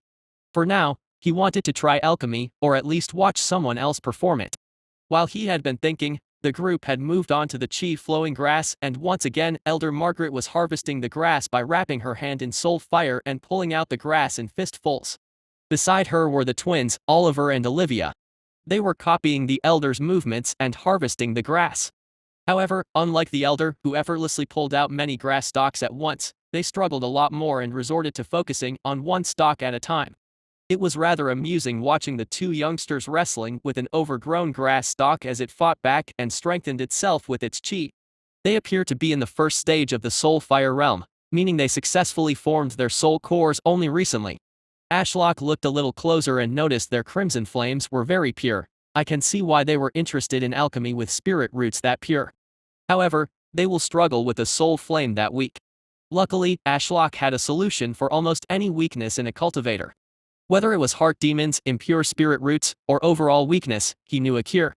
He mentally prescribed meditation near the fire trees and entry to the next mystic realm for the twins.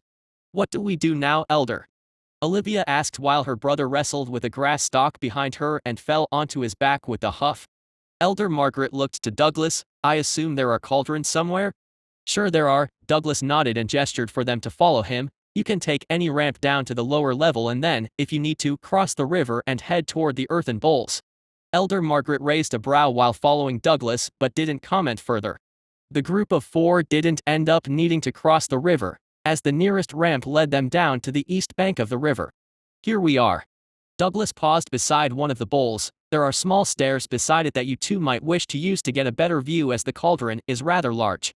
Oliver and Olivia exchanged a glance before they curiously climbed onto the step and glanced over the side. "What is that?" Oliver blurted, "Is this really a cauldron?" "It does kind of look like one, though. Just more natural." Olivia tilted her head. "Elder Margaret, is there a way to grow a cauldron?" "Not that I know of." The stern woman shook her head as she approached the bowl and peered over its side. "They are usually made of chi-infused metal, so I can't see how you could grow one." "What is this?" All pairs of eyes looked to Douglas, but he just shrugged. "I have no idea." Elder Margaret returned to scrutinize Ashlock's cauldron fruit. He hadn't realized it was that weird, but now that he thought about it, he understood their reaction. "Should I wake Stella and send her down there to explain?" Ashlock grumbled. He really needed to make it mandatory for every Redclaw to learn the ancient language. There was literally no excuse why they couldn't. With the help of the language comprehension fruit. "In fact, I will do that right now." Ashlock's vision blurred, and he soon overlooked the study in the Whitestone Palace where the Redclaw Grand Elder sat back in his chair with his eyes closed. Ashlock flooded the room with spatial chi, which made the Grand Elder's eyes snap open. Ashlock ignored him and used telekinesis to pick up a fountain pen that seemed very expensive and began to scribble on a blank piece of parchment left on the desk. The Grand Elder had jumped up, sending his chair crashing behind him and crimson flames surrounding his body. He eyed the floating pen with suspicion and tracked its every movement. "By decree from the Ashfallen sect, all Redclaw family members must learn the ancient runic language within the next month. Make use of the fruit provided to you and come and collect more if needed." Upon finishing his message, the pen fell to the side with a thud, and Ashlock withdrew his presence back to the cavern as he didn't want to miss what was happening there. "Why not give it a try?" Douglas said. "It's not like we have a limited amount of plants to experiment with." "I guess I could try," Elder Margaret said. "Do you have any dragon marrow?" This was an area of alchemy that Ashlock didn't have total dominion over. Basically, any ingredient that could be grown wasn't an issue. But something like the dragon marrow, which had to be sourced from a monster that was on the cusp of ascending to the next stage or realm, would require some effort on his part to gather. "I don't believe so," Douglas replied. "Alright, I will only create one batch of pills, as we have a very limited supply of dragon marrow." Elder Margaret ushered the twins to pay attention as she gathered all the ingredients on the edge of the earthen bowl. "Oliver and Olivia, pay attention, okay?" The pair nodded, so she continued. "The first step of alchemy is to know the recipe for the desired pill.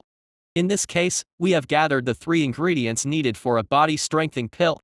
She then picked up the jar containing the dragon marrow and poured the jelly into her hand. "Second step is to purify the gathered ingredients. I will start with the dragon marrow." Crimson soul fire blanketed her hands and the jelly. Everyone, including Ashlock, watched in anticipation as Elder Margaret closed her eyes and then explained, "The art of purification takes a long time and practice to master. Essentially, I must push my soul fire into ingredients to remove the impurities. This is difficult because if I am not careful, my fire chi will react with the residual chi left in the ingredient that makes it useful for alchemy in the first place and corrupt it.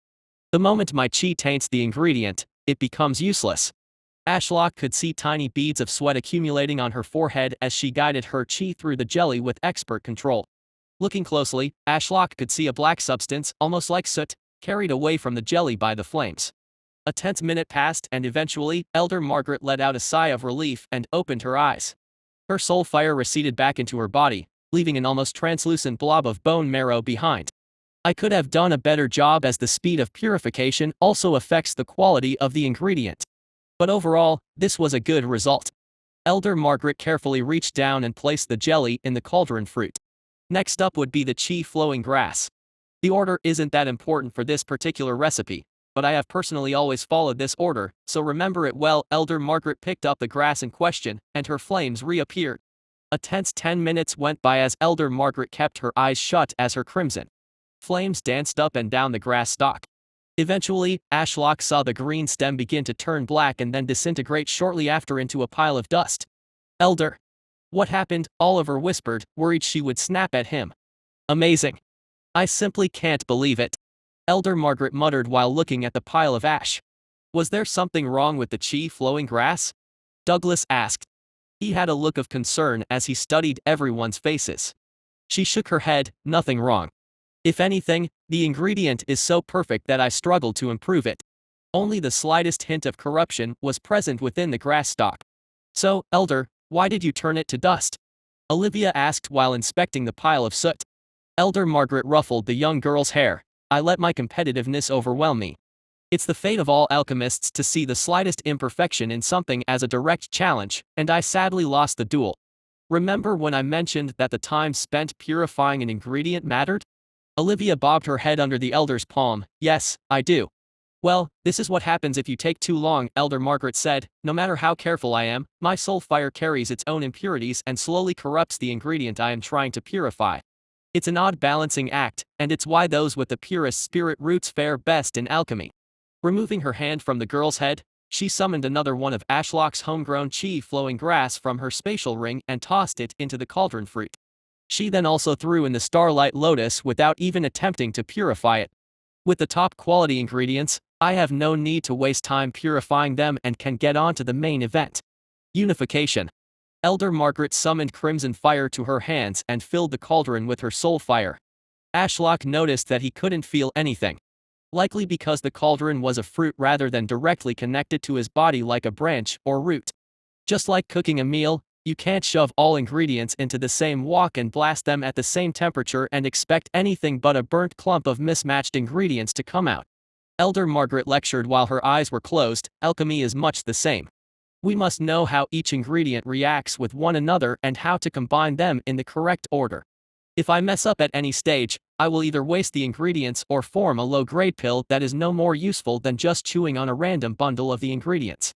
While Elder Margaret created the pill, Ashlock felt the slightest pull on his chi reserves toward the cauldron fruit. As he was inspecting the cause, Elder Margaret seemed to have noticed something was off by her expression, but she kept going. Eventually, she finished, and her flames died out. Reaching into the cauldron, she retrieved a pill resembling a translucent marble with twinkling stars and strands of green throughout it. The pill was beautiful. Twirling it around, Elder Margaret muttered, "There's no way I could create a pill of the profound tier out of these simple ingredients with my soul fire." Ashlock finally figured out what had happened. His pure soul fire had helped with the process, allowing Elder Margaret to create a pill above her capabilities. But now he was really curious, just how good was a profound tier pill? Chapter 145, Stella's New Talent. Stella let out a deep breath as her consciousness returned to reality. Her eyes fluttered open and she squinted briefly as she was blinded by the warm midday sun. Feeling within herself, she couldn't help but sigh. Even with the help of Ashlock's truffles, fruits, and residual chi blanketing the mountain peak, it would still take at least a few months to move up a single stage in the Star Core realm. Yet despite the disappointing realization regarding the monumental amount of time it took to advance through the Star Core realm, Stella wasn't so worried. With the existence of the Mystic Realm, it almost feels pointless to waste time meditating out here even with the help of the chi gathering formation and the resources Ash provided me. Stella shook her head and stood up. Her ass ached as the ground was rough stone, and she had been sitting far too long. I should really buy a cushion or something for when I meditate. Stella's eyes drifted across the mountain peak and settled on the bench under Ashlock's canopy. Or I could meditate on the bench. Not like there's a massive difference in chi over there compared to here.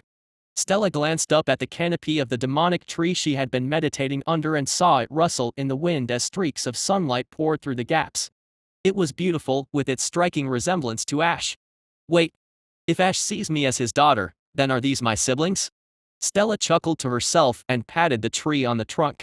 Her hand then paused on its bark as she felt something tingle at the back of her brain. Did I just feel a tiny hint of happiness? Removing her hand, the distant feeling faded. Placing it back on brought it back. The tree was happy. Stella withdrew her hand and stared at it. Since when could I talk to trees? Sadly, her hand didn't seem to have the answer, nor did she. Weird. Shrugging, she walked across the sunlit mountaintop with a spring in her step.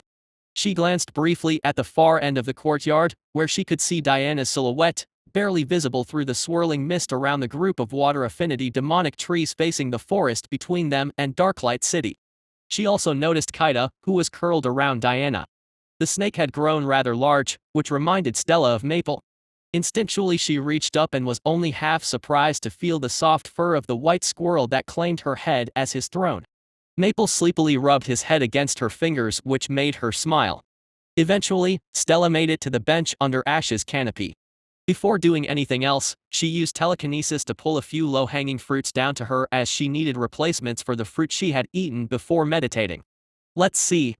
I ate 2 deep meditations and an enlightenment one. Stella pulled down the required fruit and stowed them away in her spatial ring.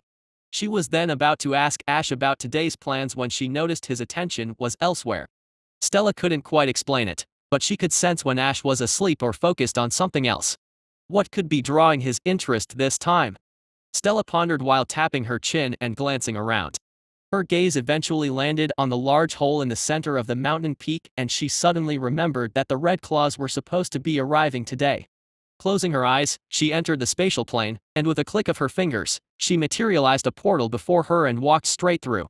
As the portal snapped closed behind her, she suddenly felt everyone's gaze on her, including 2 teenagers with crimson hair and eyes she had never seen before.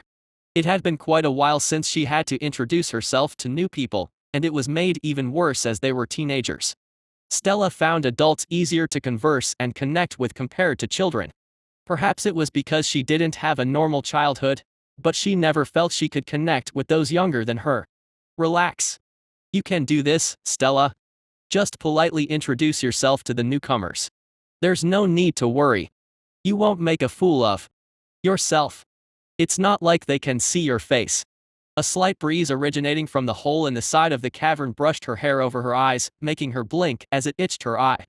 Blink. Stella could feel her hair. Which could only mean one thing. She had forgotten to wear her mask. Stella felt her stomach sink. She had finally started getting comfortable ordering people around for Ash, but that required the mask that could obscure her expressions. Unlike the elders of the Redclaw family, she hadn't been brought up with etiquette lessons, nor did she have centuries of life experience to pull from to navigate conversations. She had a facade as the face of the Ash-fallen sect and the descendant of an immortal. How was she supposed to keep that act up without the darn mask? Elder Margaret suddenly stopped staring at her and became flustered. She put her hands on the back of the twins' heads and forced them into a bow with her, greeting Stella. I hope our early arrival didn't disturb you or the immortal's meditation. Stella wanted to respond, but nothing came out of her mouth. She replayed every word in her head, but nothing sounded right. Suddenly a small paw smacked her on the forehead, bringing her out of her daze. You did no such thing, Elder Margaret, Stella said as she felt Maple roll over on her head into a better sleeping position. And who might these 2 be? All 3 Redclaws straightened up, and Elder Margaret helpfully introduced her to the twins. These 2 are Oliver and Olivia. They have some of our family's purest crimson soul flames and took an early interest in alchemy. We have trained them the best we could over the years, but our resources are limited. We have also taken a conscious step away from alchemy, so I could never provide them the education they deserved. Elder Margaret gestured to Stella, Oliver and Olivia. This is Stella. She represents the immortal and the ash-fallen sect that lords over us. Stella gave them a brief nod and then walked over while trying to ignore the stars in their eyes. She wished she remembered her mask, but it would be odd to wear it now. It's fine. These 2 should be spending a lot of time in the cavern, and I don't want to wear a mask every time I come down here to speak to Douglas. I should get used to their stares. So, Elder Margaret, were you able to conduct alchemy with the cauldron the immortal grew? Stella asked while leaning over the earthen bowl and inspecting the massive black fruit. She furiously nodded. It is actually the best cauldron I have ever had the pleasure of using. Look here at the pill I was able to create. Stella turned to face the stern woman and was handed a pill that looked like a glass ball. It was cold to the touch and incredibly smooth. So this is a freshly made pill. It feels high quality, but besides reading that book I got from the Voidmind Elder's stash, what do I know about alchemy? Humming to herself, Stella side-eyed the elder and debated if she should ask about the pill. Would the elder judge her lack of knowledge? Deciding her acting skills were only so good and her knowledge too shallow to continue the lies, Stella took the risk. I must admit, Elder Margaret, although I have dabbled in some old literature that speaks highly of alchemy's great mysteries, I am not well versed in pill creation. Stella carefully handed the pill to the elder. Could you tell me about the pill? To Stella's relief, none of the Redclaws showed any adverse reaction to her admittance of ignorance, and Elder Margaret explained the entire process from start to finish in one long lecture that didn't bore Stella in the slightest. So Ash can produce such amazing cultivation resources in mere moments. As expected of him. And Elder. Margaret created such a supposedly amazing pill with the help of the cauldron fruit. So this is a profound tier pill. What does that mean? Stella asked. Well, you see. Elder Margaret caught her breath and continued, there are 8 tiers of pills that exist in our realm. Mortal, spirit, profound, earth, sky, divine, celestial, and finally the heavenly tier. So you created a 3rd tier pill? Stella frowned, that doesn't seem very impressive considering what you told me about the amazing ingredients and how the cauldron assisted your soul fire. Elder Margaret shook her head, you misunderstand. The body strengthening pill is a mortal tier pill. Yet due to the high quality ingredients and pure soul fire, I could turn such a simple pill with only 3 basic ingredients into one with a similar effect to a profound tier pill. Now that she worded it like that, Stella could see how miraculous the whole thing was. She had turned a tier 1 pill into a tier 3. To create higher tier pills, the rarity and number of ingredients required increases exponentially. Elder Margaret lectured, also, the time it takes to create the pill increases quite quickly. It gets to the point where an alchemist doesn't have the cultivation realm, skill, or ingredients to create higher tier pills, and they become ever stuck at a certain tier of pill creation. I see. Stella contemplated, what is the highest tier pill you can make? As an 8th stage soul fire realm cultivator with centuries of experience, the best pill I have ever created was an earth tier.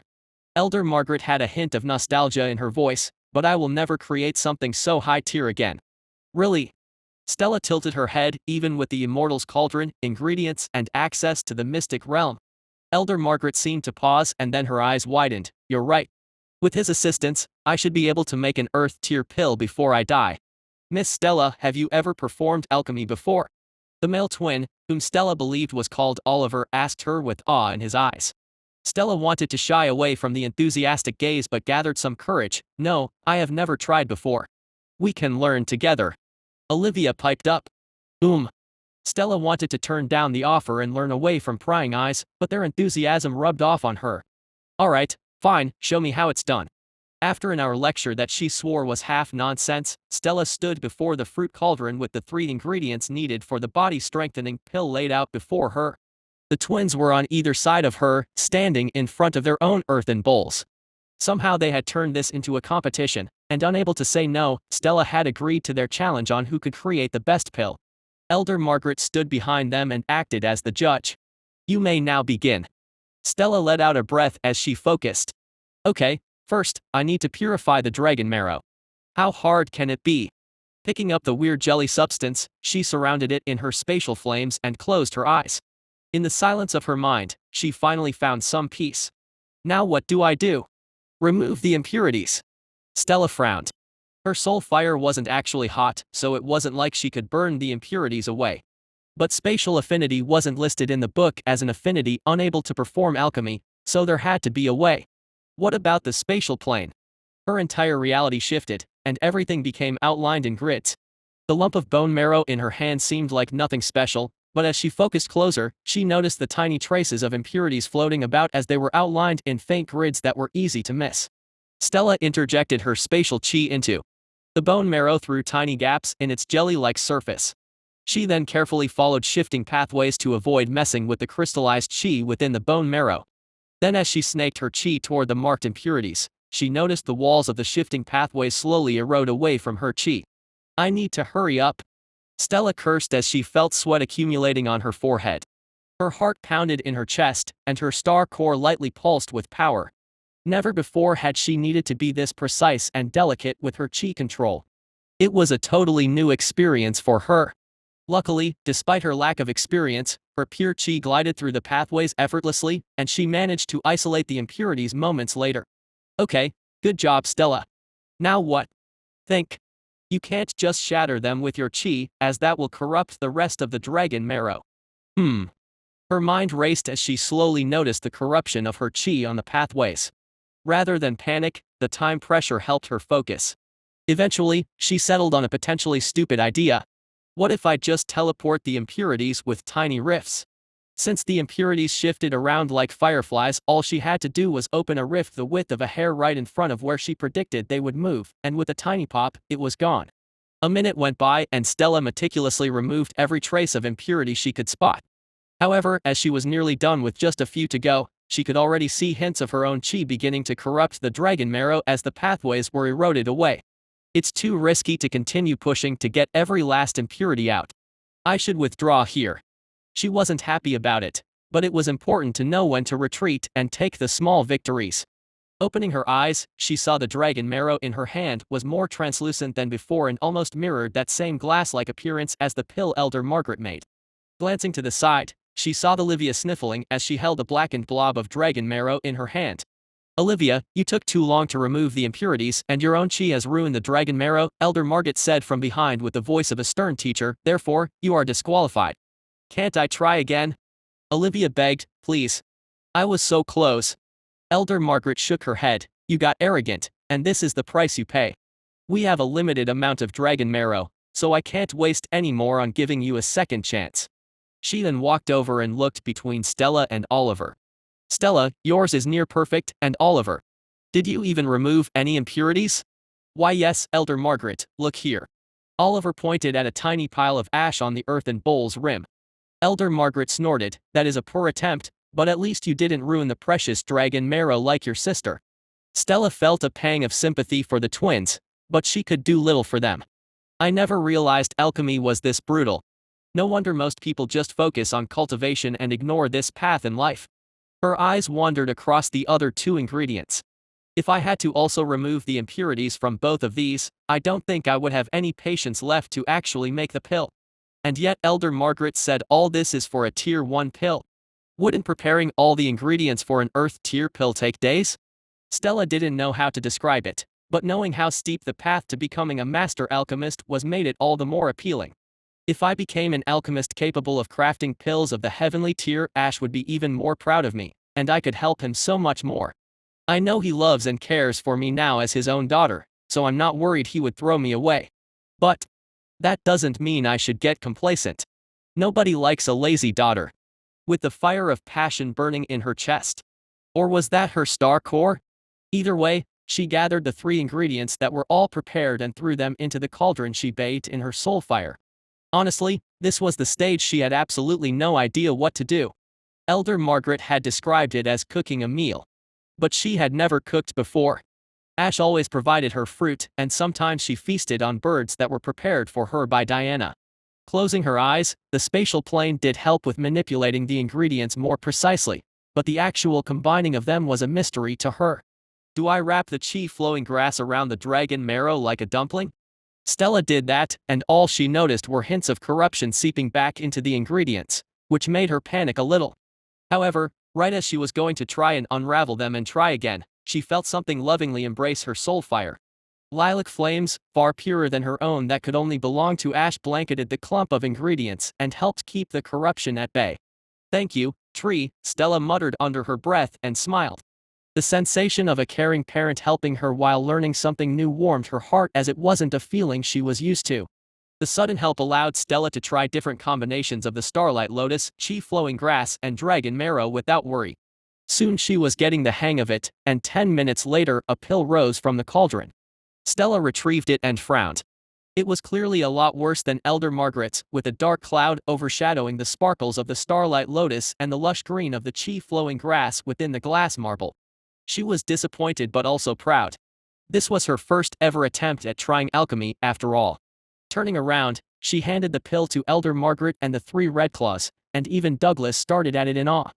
Have you really never performed alchemy? Elder Margaret asked skeptically.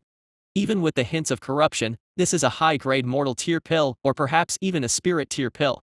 So definitely a high-grade tier 1 and might even be a tier 2. Got it. I think I'm fine with that as a first attempt. That's amazing, Stella.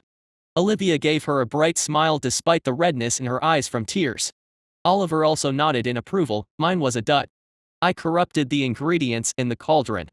He then scratched the back of his neck. Even with the help of some mysterious lilac flames that tried to help me, I still messed it up. Elder Margaret let out a long sigh, you two have really disappointed me today. Don't be too harsh with them, Elder Margaret, Stella interrupted the woman.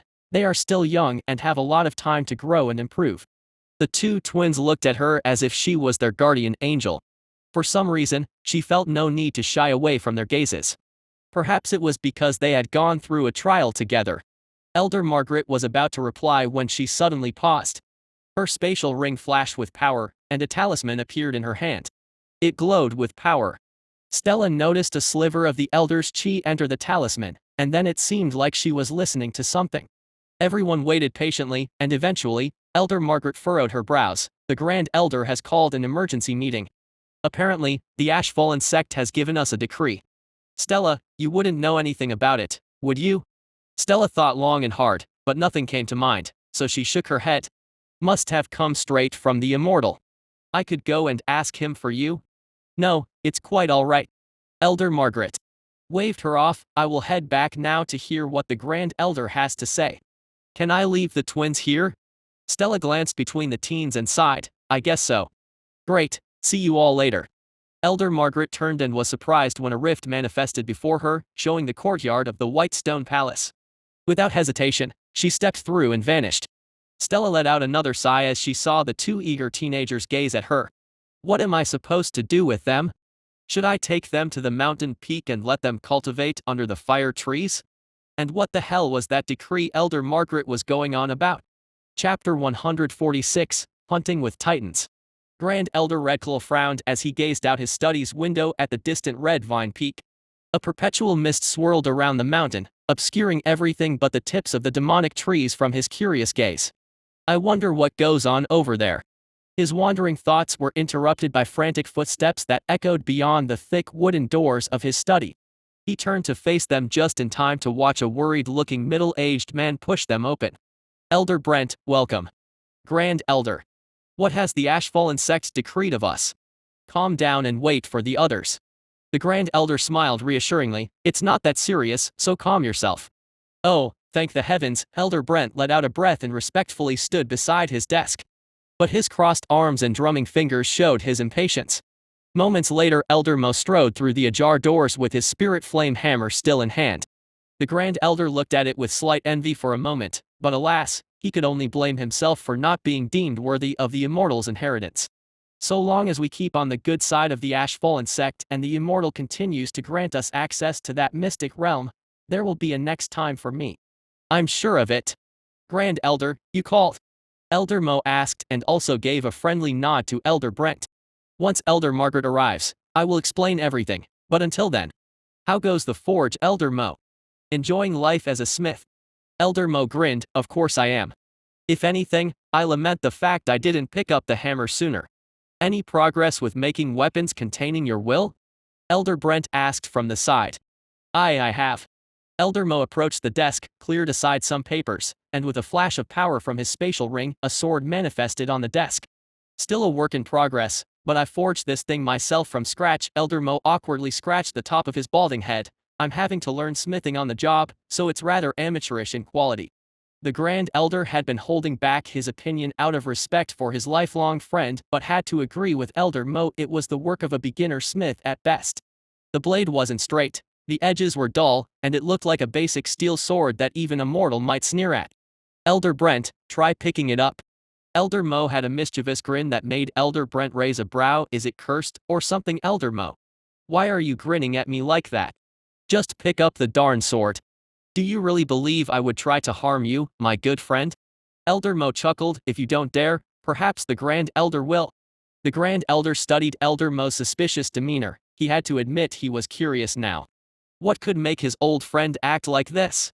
Eyeing the ordinary-looking steel sword with a dubious gaze, the Grand Elder finally gave in to his curiosity and reached over to grip the sword's hilt. The moment his fingers curled around the bare metal hilt, a dormant feeling he was all too familiar washed over him. War. The unending brutality of war consumed him. His heart pounded in his chest as memories of horrific century-old battles flashed through his mind. The sky was dyed crimson from blood, the wails of the anguished screamed in his ears. A chaotic storm of chi swirled around him as the clangs of swords reverberated across the hellscape as two sides fought under the laws of heaven. He reeled his hand back from the cold steel. The sword clanged on the desk like a gong, freeing him from the mental torment of a distant past. Elder Mo stood there, his grin holding an eerie meaning. Do you remember now, old friend? Elder Mo said, the darkness of war lay dormant in your bones. Elder Brent looked curiously between the two and then back at the sword. He made no move to follow in the Grand Elder's footsteps in grasping the sword hilt. I see. The Grand Elder murmured as he calmed his pounding heart.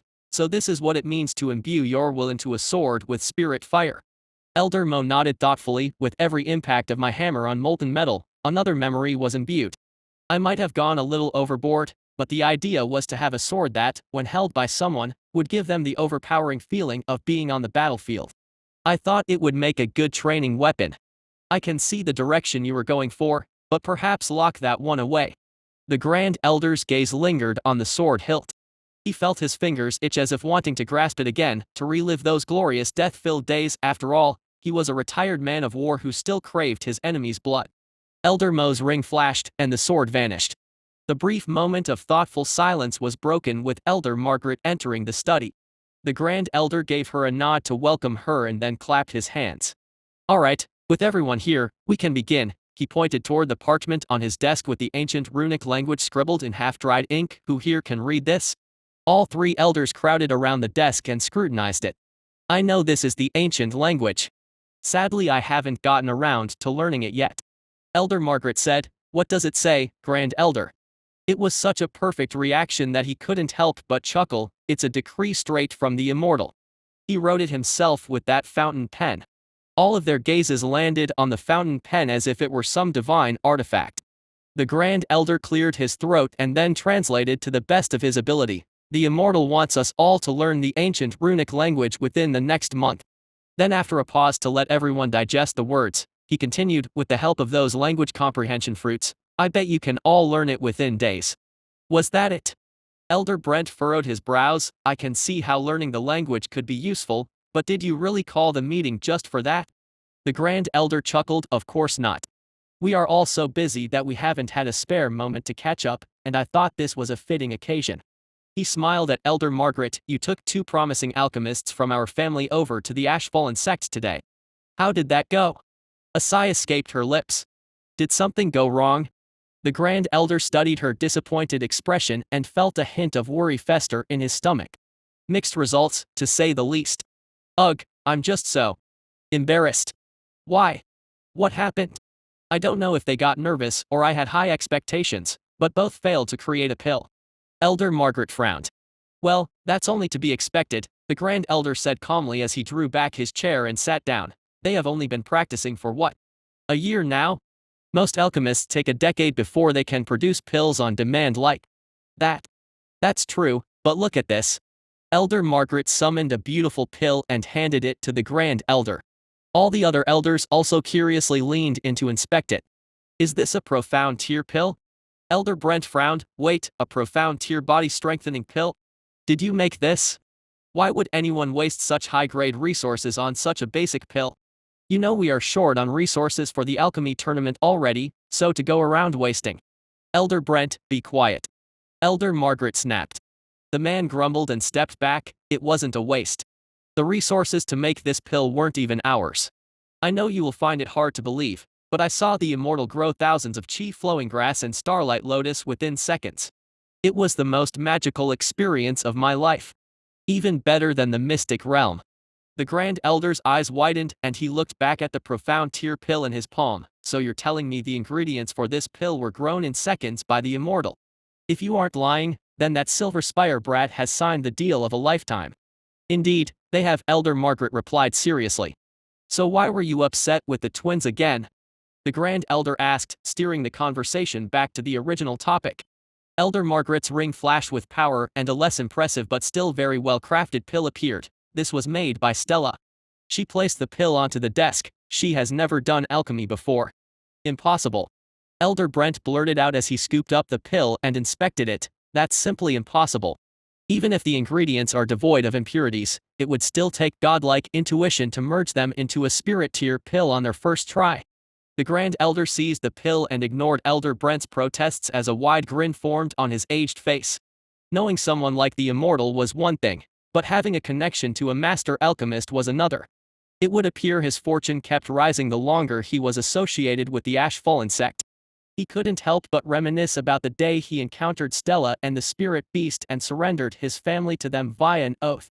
A decision that in previous months had brought him great misery. Nothing in his long life brought him more despair than seeing his family trapped in a palace of white stone on a mountaintop as glorified slaves to an unknown force and unable to cultivate due to the lack of fire chi.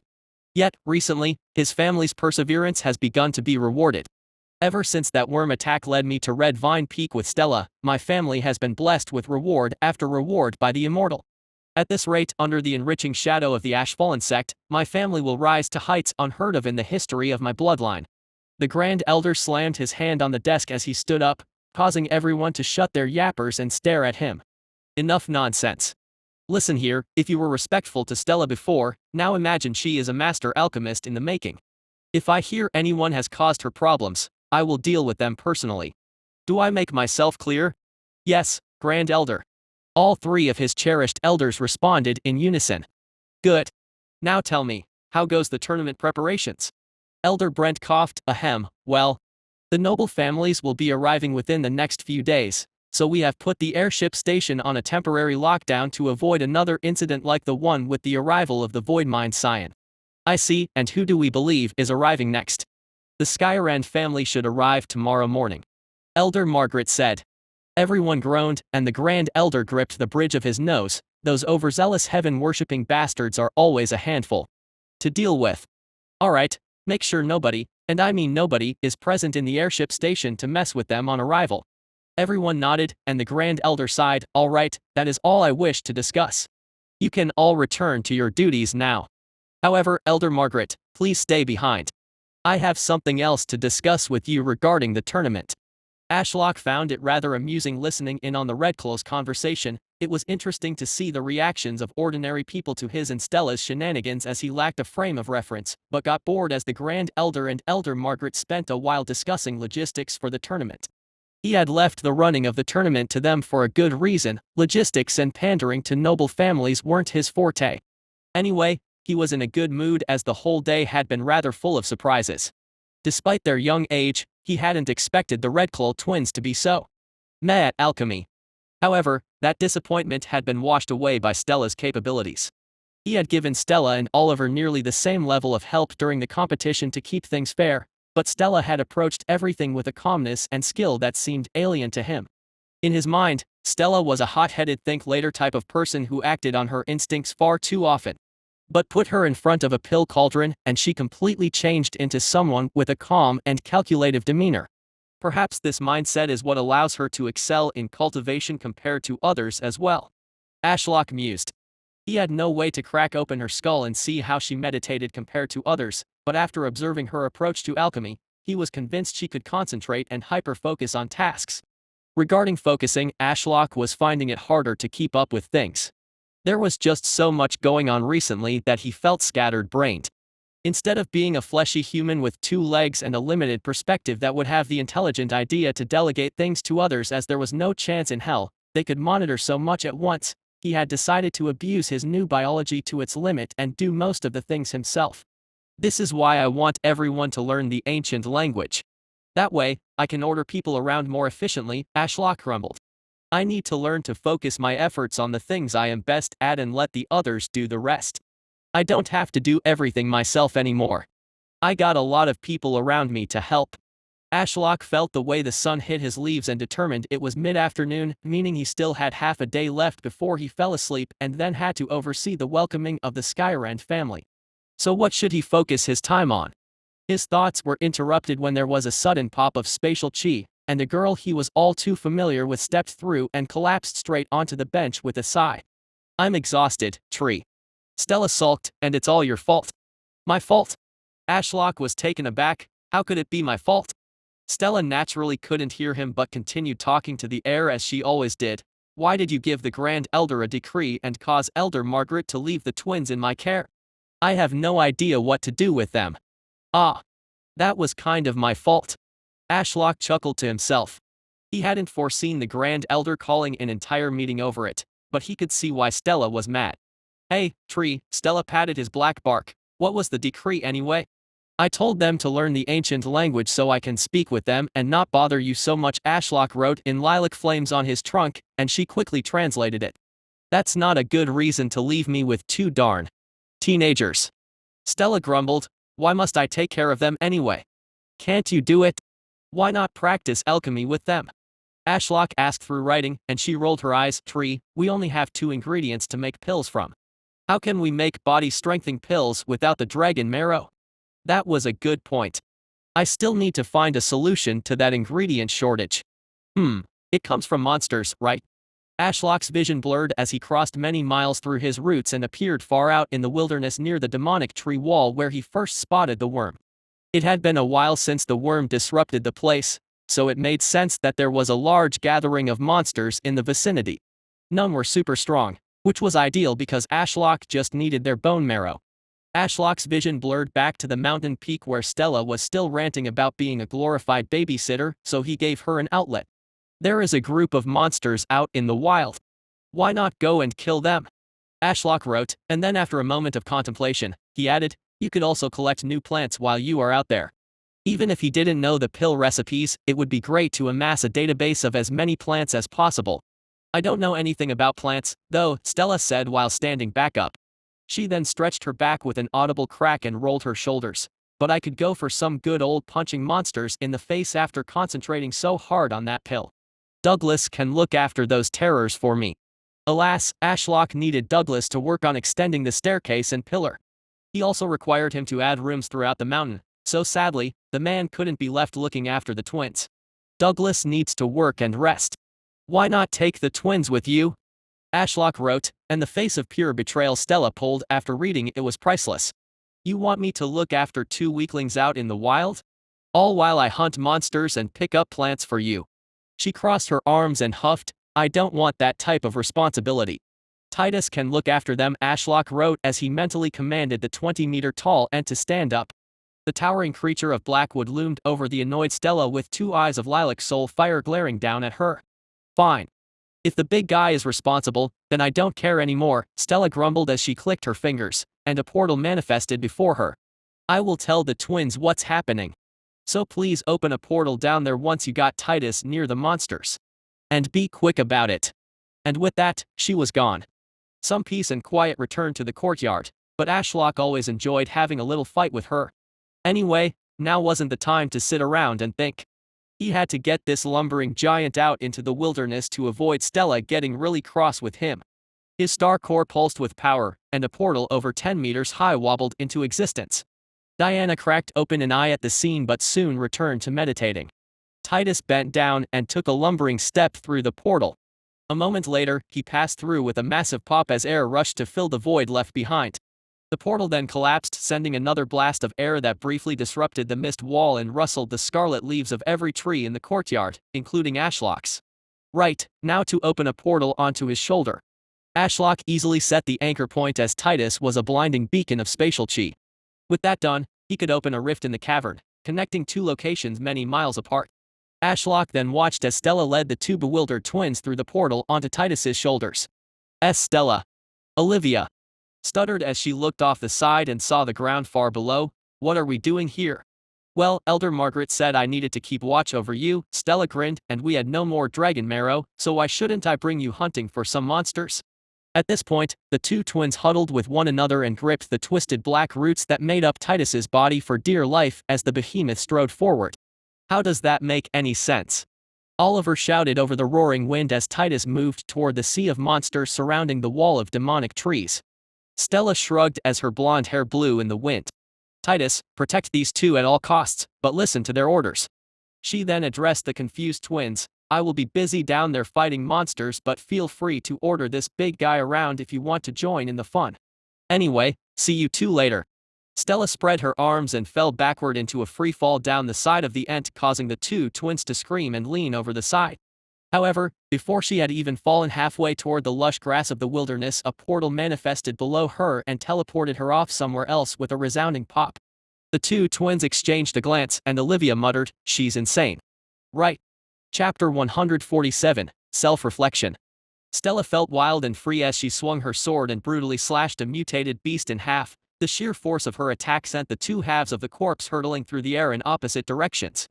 One half took out a small gathering of monsters nearby, while the other shot off toward one of the towering demonic trees, forming a wall and splattered a chicken-looking monster against the tree bark, turning both into nothing but meat paste and making the tree shake. She was wholly unconcerned by the shower of blood she ran through as a single pulse from her star core reversed the blood's trajectory. This was the first time since exiting the mystic realm that she could go all out with her new cultivation stage, and she loved it. Having a star core made life incomparable to before. It was hard for soul fire cultivators to truly let loose without worry, as every drop of chi they spent would have to be meditated for later. Whereas the warm star core pulsing in her chest was a beacon of self-sustaining power that flooded her body with boundless energy. She could slaughter without worry, as once the killing was finished, she could flop down and sleep on the rolling lush meadows and regain all of the spent chi without effort. The monster's screams were music to her ears as she manically laughed. Having to maintain such a perfect mask of excellence was the least of her concerns out here. Even with the twins perched on Titus's shoulders far away, she could be herself out here. A few more sword swings finished the monsters around her. They were terribly weak, so they offered little to her besides stress relief. Stella paused as her area became devoid of anything living and glanced around while breathing in the fresh air tainted with death. It was beautiful. The scent of death oddly brought a sense of comfort to her. If everything was dead, then I could be left alone with Tree. Stella sighed and tapped the tip of her bloody sword on the stained grass. A few flashes of old memories surfaced at the forefront of her mind. She could still recall the heaviness of the decapitated head hidden away in that coarse bag she had clutched in her tiny hands while being stared down by those servants sent to kill her. TSK. Stella clicked her tongue as she tried to shake away the memories of the screaming mortal servants fleeing her and how she had survived the Ravenborn murder plot. She had lived through it all with Tree by her side. Why would she need anybody else? Stella, you're being weird again, she muttered to herself as she kicked a nearby monster's head in a daze, causing it to explode from just a tap. I need to rein in my strength when dealing with these weaklings. A sigh escaped her lips as she flicked off the brain mush from her shoe and was about to teleport to a distant grouping of monsters near the demonic tree wall when she felt a familiar wave of spatial chi blanket the area. Rifts manifested overhead, tearing through the peaceful blue sky. Stella cranked her neck to see black vines ending in a spike coated in thorns wiggle through the rifts and descend on the meal below. Oh yeah, Ash wanted dragon marrow, Stella realized as she saw the vines try to skewer and wrap around the pieces of corpses left over from her rampage. Maybe I shouldn't have attacked with such force. Sorry, Tree. A vine diverted from the corpses and carefully nudged her with the tip of the spike in an almost endearing way. I know. Stella patted it. I messed up. I will get you some good food. The vine slowly moved away and then slammed down into the stomach of a wolf-looking beast with enough force to crack the earth. The spike dug deep between the monster's ribcage, allowing the vine to effortlessly reel back into the rift overhead with the corpse dangling from the end. Stella stepped back to avoid the dripping blood from the corpses being dragged away, and because she wanted to try something new, which she needed some space away from Ash's influence to do. Raising her sword so the blade was perfectly between her eyes, Stella observed the distant group of monsters crowded around the demonic trees. For this crazy idea of hers to be executed flawlessly, she needed to be lightning quick. She had learned from Ash's previous mistake, portals were a two-way affair. If she could stab the monsters in the face, they could rip hers apart with their claws. Closing her eyes, the world became grids through the spatial plane, and Stella began setting multiple anchor points as she planned to open numerous portals in quick succession. This is going to be fun. While Ashlock was half distracted with dragging the corpses through his rifts, he watched Stella's odd actions in confusion. Why is she standing still like that? He wondered to himself. The group of monsters wasn't that far away. She should be able to teleport and make short work of them, so why hesitate? His questions were answered when the sword she was holding suddenly lit up with purple flames concentrated at the tip, her eyes snapped open, and a second later, a portal manifested right in front of her, providing a distorted view of a monster's back. The ape-like monster seemed to notice the sudden portal behind it and turned to look over its shoulder in confusion. Stella didn't give it a chance to foresee its death as the flaming sword struck through the portal and decapitated the ape in one clean arc. A shrill scream came from all the other ape monsters as they watched the headless corpses fall forward with a thud and the head rolled down the slope. They all began to ignore the mushrooms they had been gingerly munching on and searched around for the unknown foe. Some even sniffed the air, and one leapt up to a low-hanging branch and tried to use the vantage point to spot the killer. However, before the apes could even get a chance to fathom what had occurred, death already came knocking. Ashlock watched in amazement as portals rapidly popped into existence around Stella one after another, always showing an unguarded side of an ape. With her eyes closed, she mercilessly slashed at the portals, the spatial chi coating her sword, allowing it to pass through without affecting the rift. A swoosh marked the end of the spectacle as Stella flicked the blood from her blade and opened her eyes. How was that tree? Are the corpses in good enough condition to be snacks for you? She then twirled around with a smile. Also, I got no blood on my clothes. Aren't I a genius? Ashlock sent some spatial chi through his roots and wrote on the ground in lilac flames, show off. Stella laughed. Honestly, I got the idea from you. You always attack through rifts, so I thought I could too. Although I opened and closed them quickly to avoid an incident like the worm poison. She then began to hum to herself as she glanced around, so Ashlock took the opportunity to open rifts above the new ape monster corpses and drag them back to the mountain peak. He planned to go through them individually and harvest any corpses with dragon marrow. He would then eat the rest for some sacrificial credits, even if he didn't expect great returns from these soul fire monsters. After dragging the 10 ape corpses through rifts, including their heads, Ashlock returned to find Stella staring at Titus in the distance. The twins seemed to be having a blast, but he felt they could do with some supervision, so seeing as Stella had finished up with this area, he asked with flames on the ground, why don't you go to the twins? Stella frowned as her hair fluttered in the breeze. There was a long pause as something seemed to be on the tip of her tongue.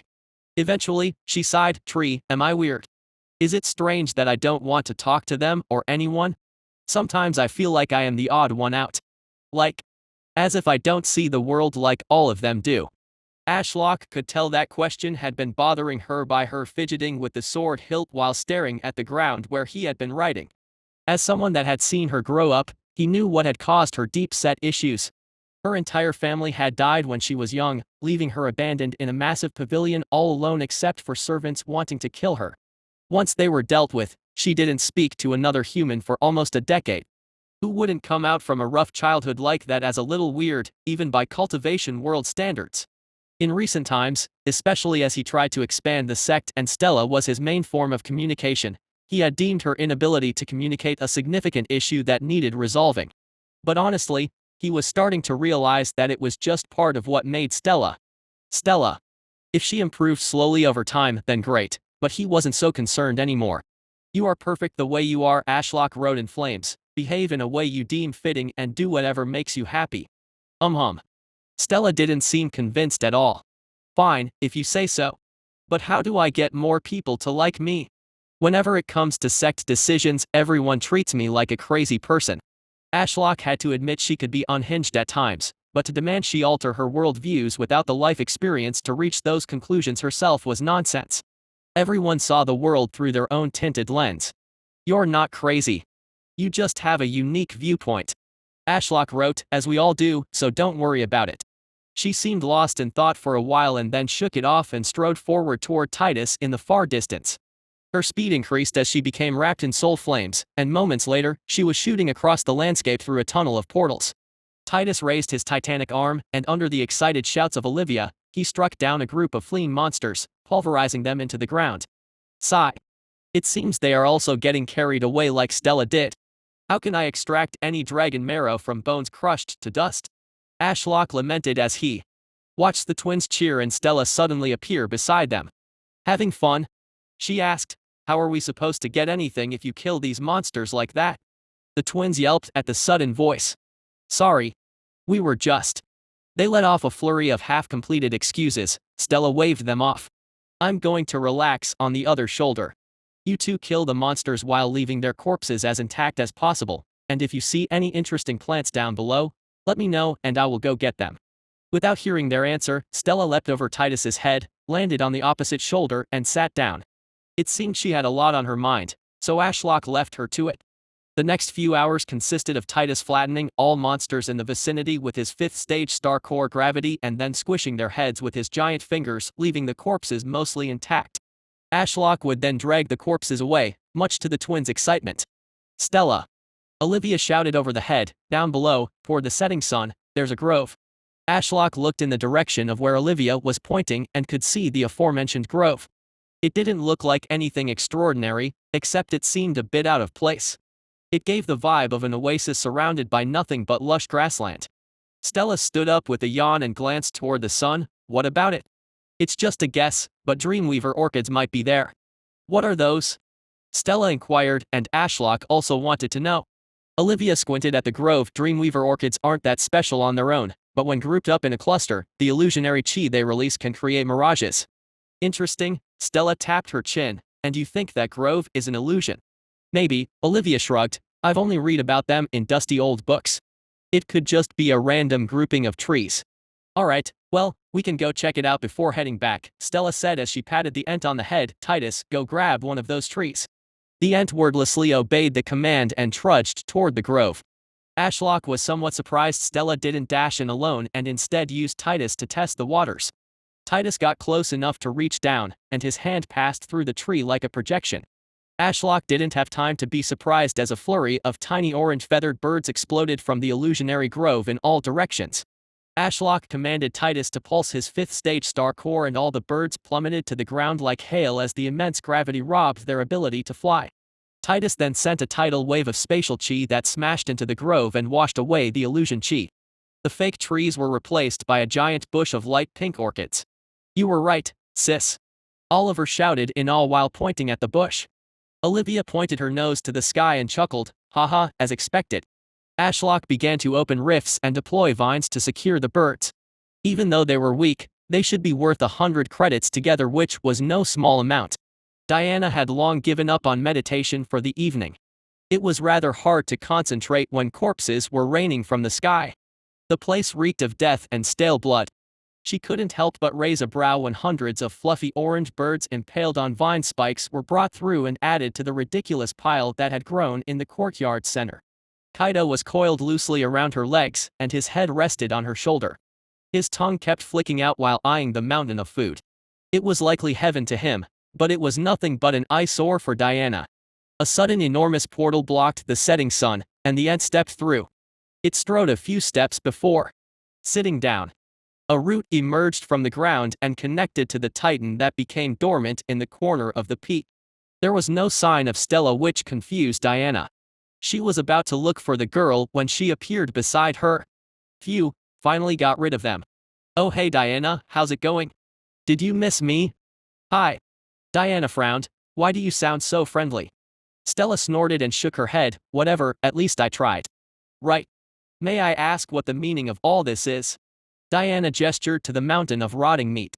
Stella gazed at the pile and whistled. Wow, I didn't know we collected so much. To answer your question, my dear friend, this was all in an attempt to get dragon marrow. Dragon marrow? Diana searched her mind and had a vague idea. Are you talking about an alchemy ingredient? Also, stop talking like that. It's not like you. Fine, fine. Stella grumbled. Yes, I was talking about the alchemy ingredient. Apparently, it's found in the corpses of beasts on the cusp of ascending to the next stage or realm. Huh, that's odd. Why is that? Diana inquired while letting Kaito gnaw on her finger. The little guy was clearly getting restless for some of the food. Something about the chi in the body being the most dense while on the cusp of ascension. Makes sense. Diana said as she walked over to the corpse pile surrounded by shifting vines coated in spikes and picked up one of the skewered bird corpses, which seemed bite-sized for Kaito. Diana then felt an all-too-familiar chill run down her spine. Glancing up, she caught a glimpse of that mysterious eye that glared through a jagged slit in Ashlock's black bark. The vines shifted faster, making Diana stumble back despite the eye's presence. She could even feel Kaito hiss quietly as he slithered off her shoulder and retreated backward.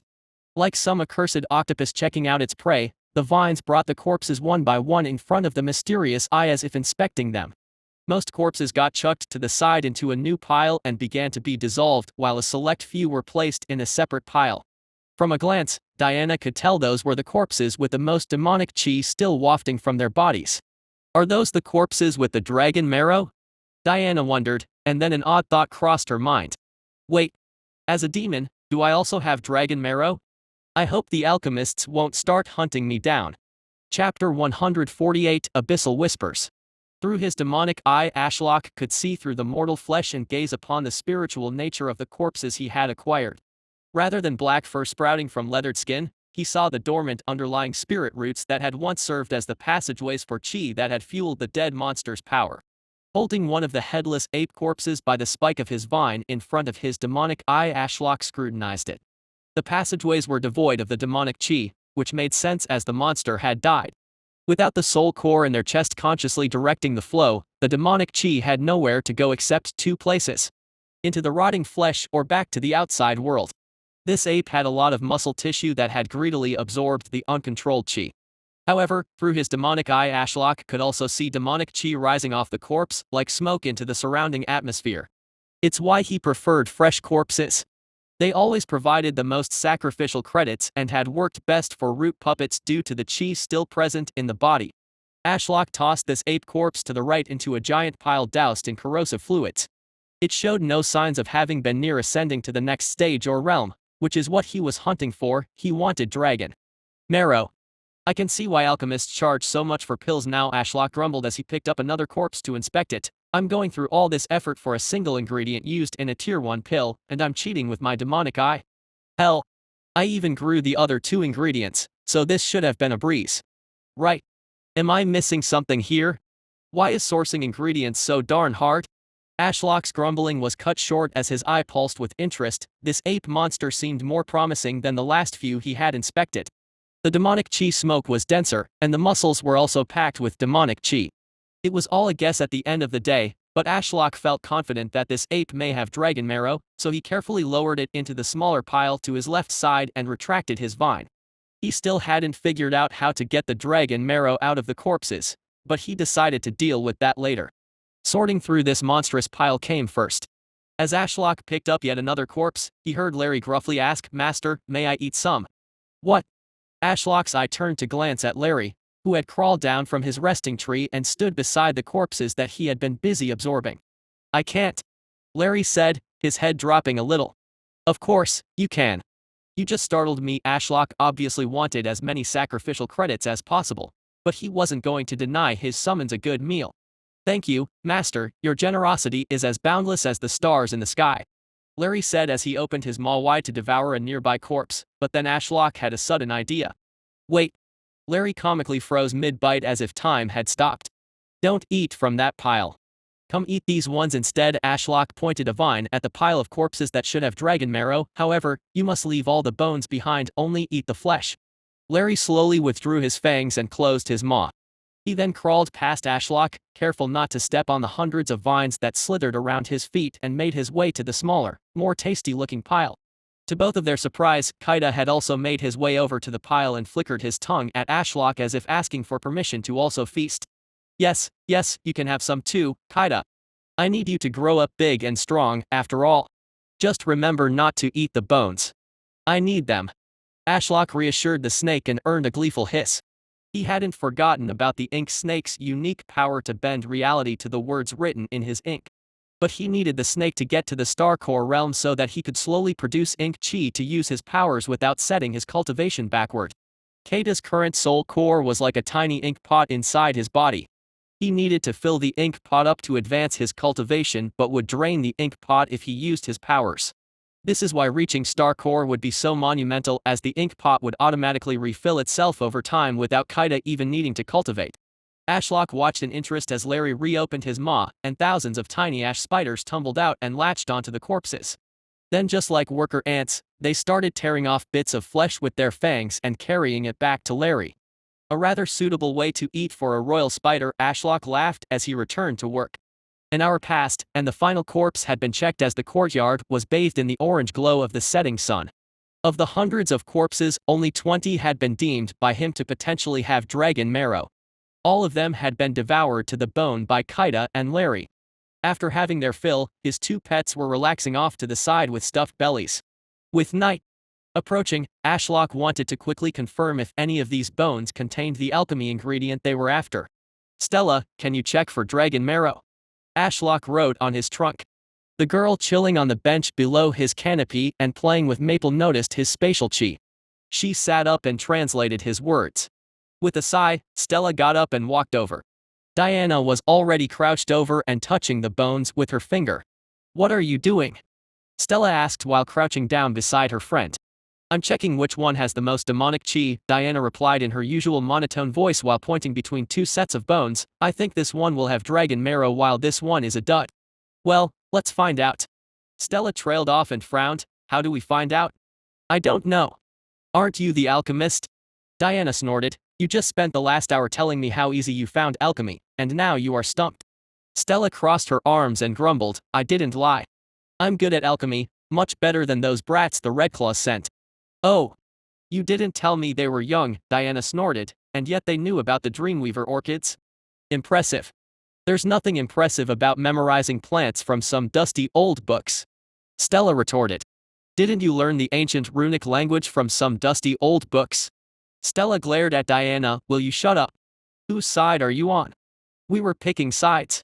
Diana rolled her eyes, why don't you go and get one of them to tell us how to do it? But I just dropped them off with Douglas, Stella protested, surely we can figure it out without their help. Can I try something, Ash? I think I have an idea. Ashlock would rather get the twins' advice with the sun setting and the somewhat limited number of carcasses, but it wouldn't hurt to let Stella quickly try her idea, so he flashed his leaf once. It's rather funny how motivated she gets in an attempt to avoid having to rely on others, Ashlock mused. Hopefully, she will be willing to work with others more as the sect expands and she gets used to those around her. But if she doesn't, that's fine too. Stella pulled a single bone free from two of the corpses. You said this one was a dud, right? She asked Diana and the black-haired woman nodded. Alright then, let's do this. There was a snap as Stella cleanly cracked the bone in half down the middle with her star core strength. Inside was normal solid bone marrow. She then cracked the bone Diana had identified as likely containing dragon marrow, and sure enough, a more jelly-like substance oozed out. Ha! Dragon marrow. Stella cheered as she tried to stop it from falling onto the floor. Told you we didn't need the twins. But why would the dragon marrow be more jelly-like than regular bone marrow? Diana tilted her head in confusion, that doesn't seem to make much sense. Stella shrugged, why would I know? Go ask the twins or read the answer in a dusty book. Ashlock listened to them bickering for a while longer before deciding to fall asleep. He would finish absorbing all the corpses overnight, and then he could spend his points in the morning. Ashlock awoke to another pleasant day. In fact, he was starting to get worried that there hadn't been rain in weeks. Actually, has it rained since the Dow storm? Ashlock wondered as he yawned in his mind. There was something about sleep that seemed to revitalize his soul and make him more motivated to tackle the day. That was, of course, after his biology had finished kicking into gear. He had never been a fast riser, even when he had been human, but now it wasn't his laziness that held him back from starting his day but rather a wrestle with his tree body every morning. Idolatry. Daily sign in system. Day, 3527. Daily credit, 5.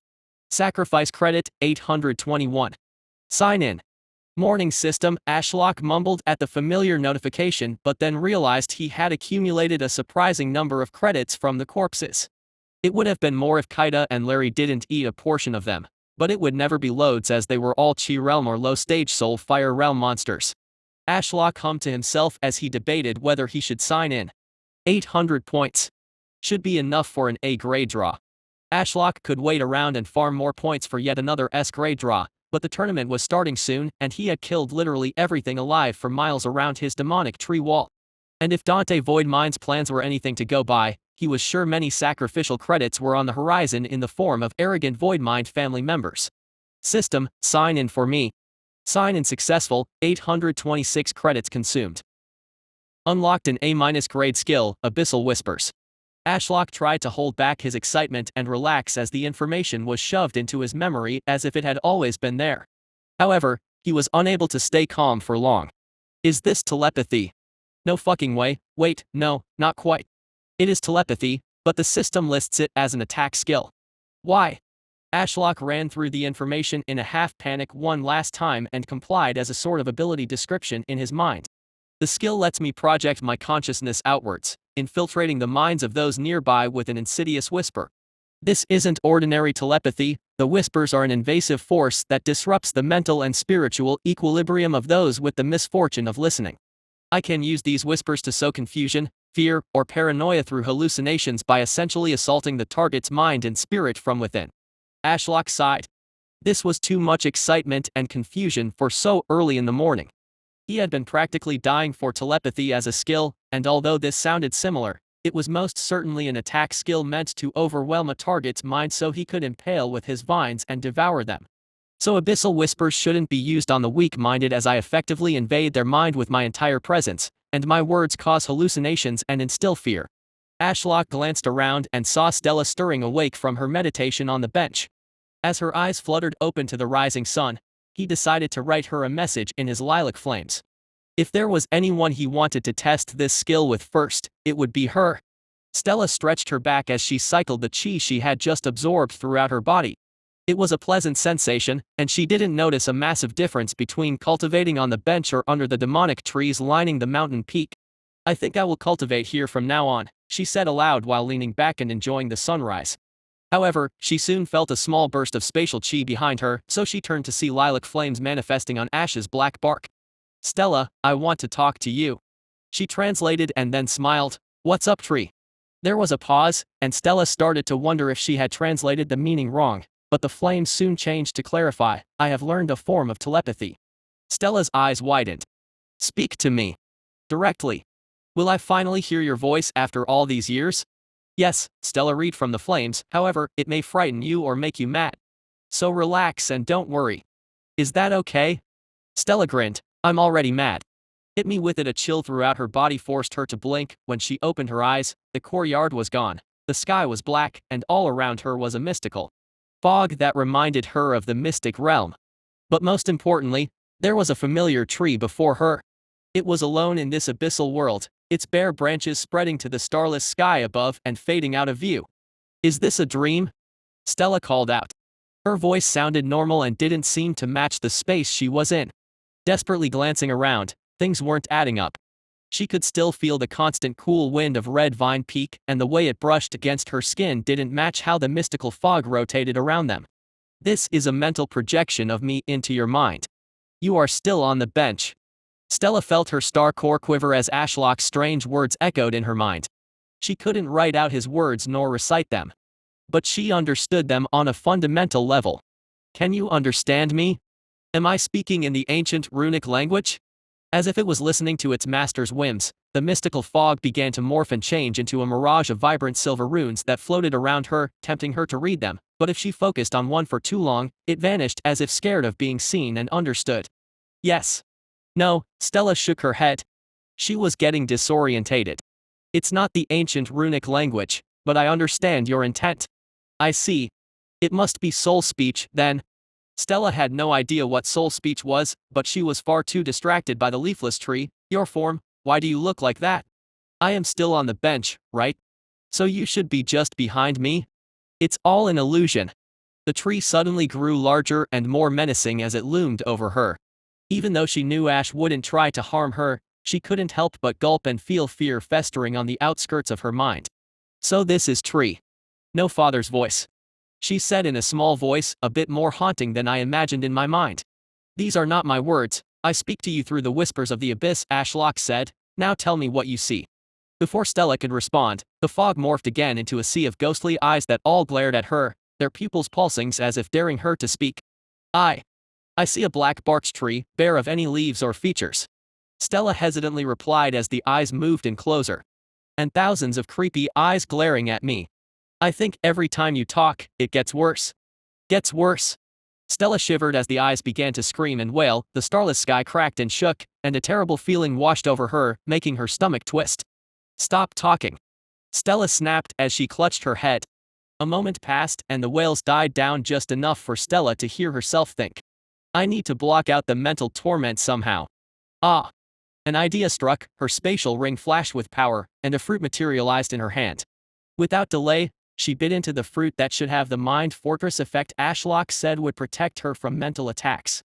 A calming wave washed over her, banishing the horror surrounding her and freeing her mind from the nightmare.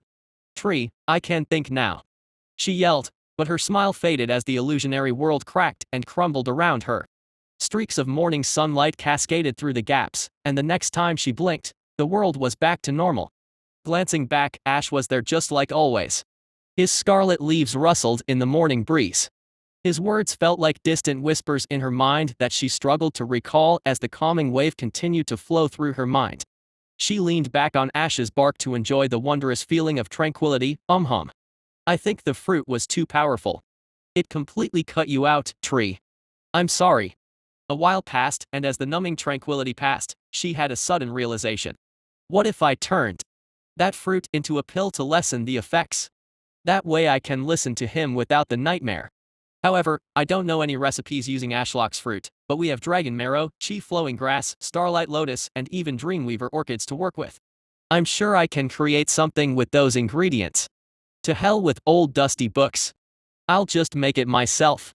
Stella sprung up from the bench, grabbed a few of the Mind Fortress fruit growing from Ashlock's branches, and after consulting the spatial plane to set her anchor point many thousand meters below, she snapped her fingers, and a portal manifested. Tree, I will be right back. She hollered before stepping through the rift and feeling the sudden shift in pressure and air quality. Douglas was chatting away with the two twins, but they all turned to look at her when she arrived. She disliked their gaze but was getting used to it with time. The twins weren't so bad after spending most of yesterday with them. Have either of you ever created a new pill recipe? The twins both shook their heads as if it was obvious. That's impossible, Oliver replied respectfully. It would take a master alchemist their whole life to create a new pill recipe that hasn't been discovered before. What if I had ingredients that have never existed before?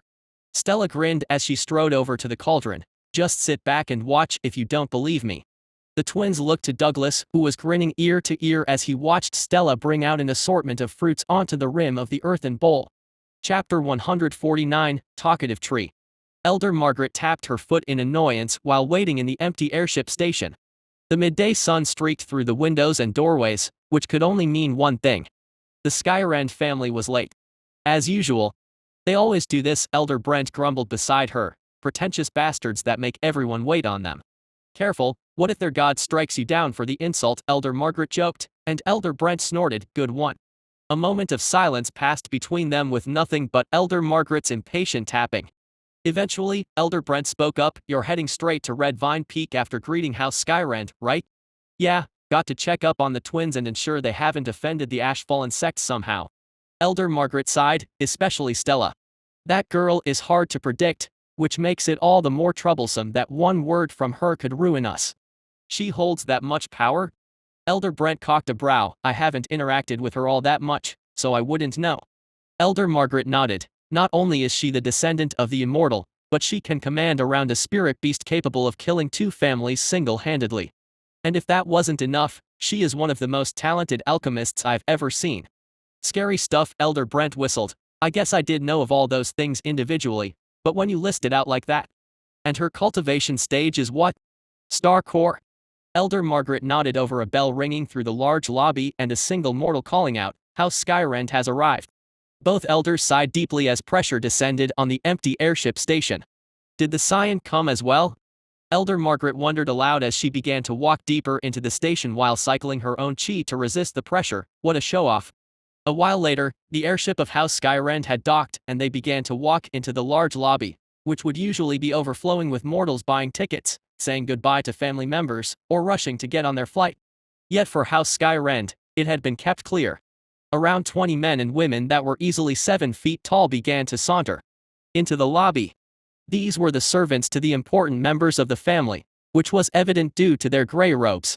2 people stuck out like sore thumbs within the group of servants. Not only were they a head taller than the servants, but their robes were a silky white that glowed in the sunlight. The group walked across the desolate lobby and soon arrived before the 2 Redclaw elders. The servants parted and made way for their masters, the Skyen Science. Elder Margaret? A man almost twice her height glared down at her. His eyes had no pupils and were a pure glowing white. The white cloth he wore for clothes barely concealed his ripped muscles that looked inhumanly perfect, and his golden hair was combed back and ran down his shoulders and back. This was, undoubtedly, a young man Elder Margaret had met before. Theron Skyen? It's been years since I last saw you or your father. Elder Margaret offered a smile that Theron mirrored. Indeed, it has been far too long. We were wondering where you fire-loving lot had snuck off to, and it turned out to be so far east. Elder Margaret held back her frown. She'd wondered why Theron had visited when he was a Star Core cultivator and one of the Skyen Grand Elder's eldest descendants. However, from his words, it was now clear. He was here to gather information. Well, we felt like having a change of scenery, Elder Margaret joked, and then switched topics. I see you are here with your sister. Come to support her in the tournament. I can't imagine you participating. Theron's smile turned into a predatory grin like a shark. Of course, I'm here to support Cassandra. She wanted to put her alchemy skills to the test against what the rest of the Blood Lotus sect had to offer. Isn't that right? Cassandra Skyen, whose eyes glowed a pale blue, smiled with a nod. That's right, brother. Her voice was soft and calm, matching her face that much like her brother looked chiseled out of marble. There was a reason the Skyarens called themselves Heaven's Children. Other than their inhuman looks, they were also called that due to their affinity, which was lightning. Their grand elder could wield heaven's lightning and was often hired to help elders from other families survive their heavenly tribulations. Obviously, she doesn't even need my support. Theron's laughter boomed through the expansive space. He then rested a hand on his sister's shoulder. She could win with her eyes closed, after all. Brother, stop, Cassandra giggled. That's giving the others far too much credit. And there it is. Elder Margaret sighed in her mind. Their arrogance knows no bounds, to the point even the heavens would feel humble.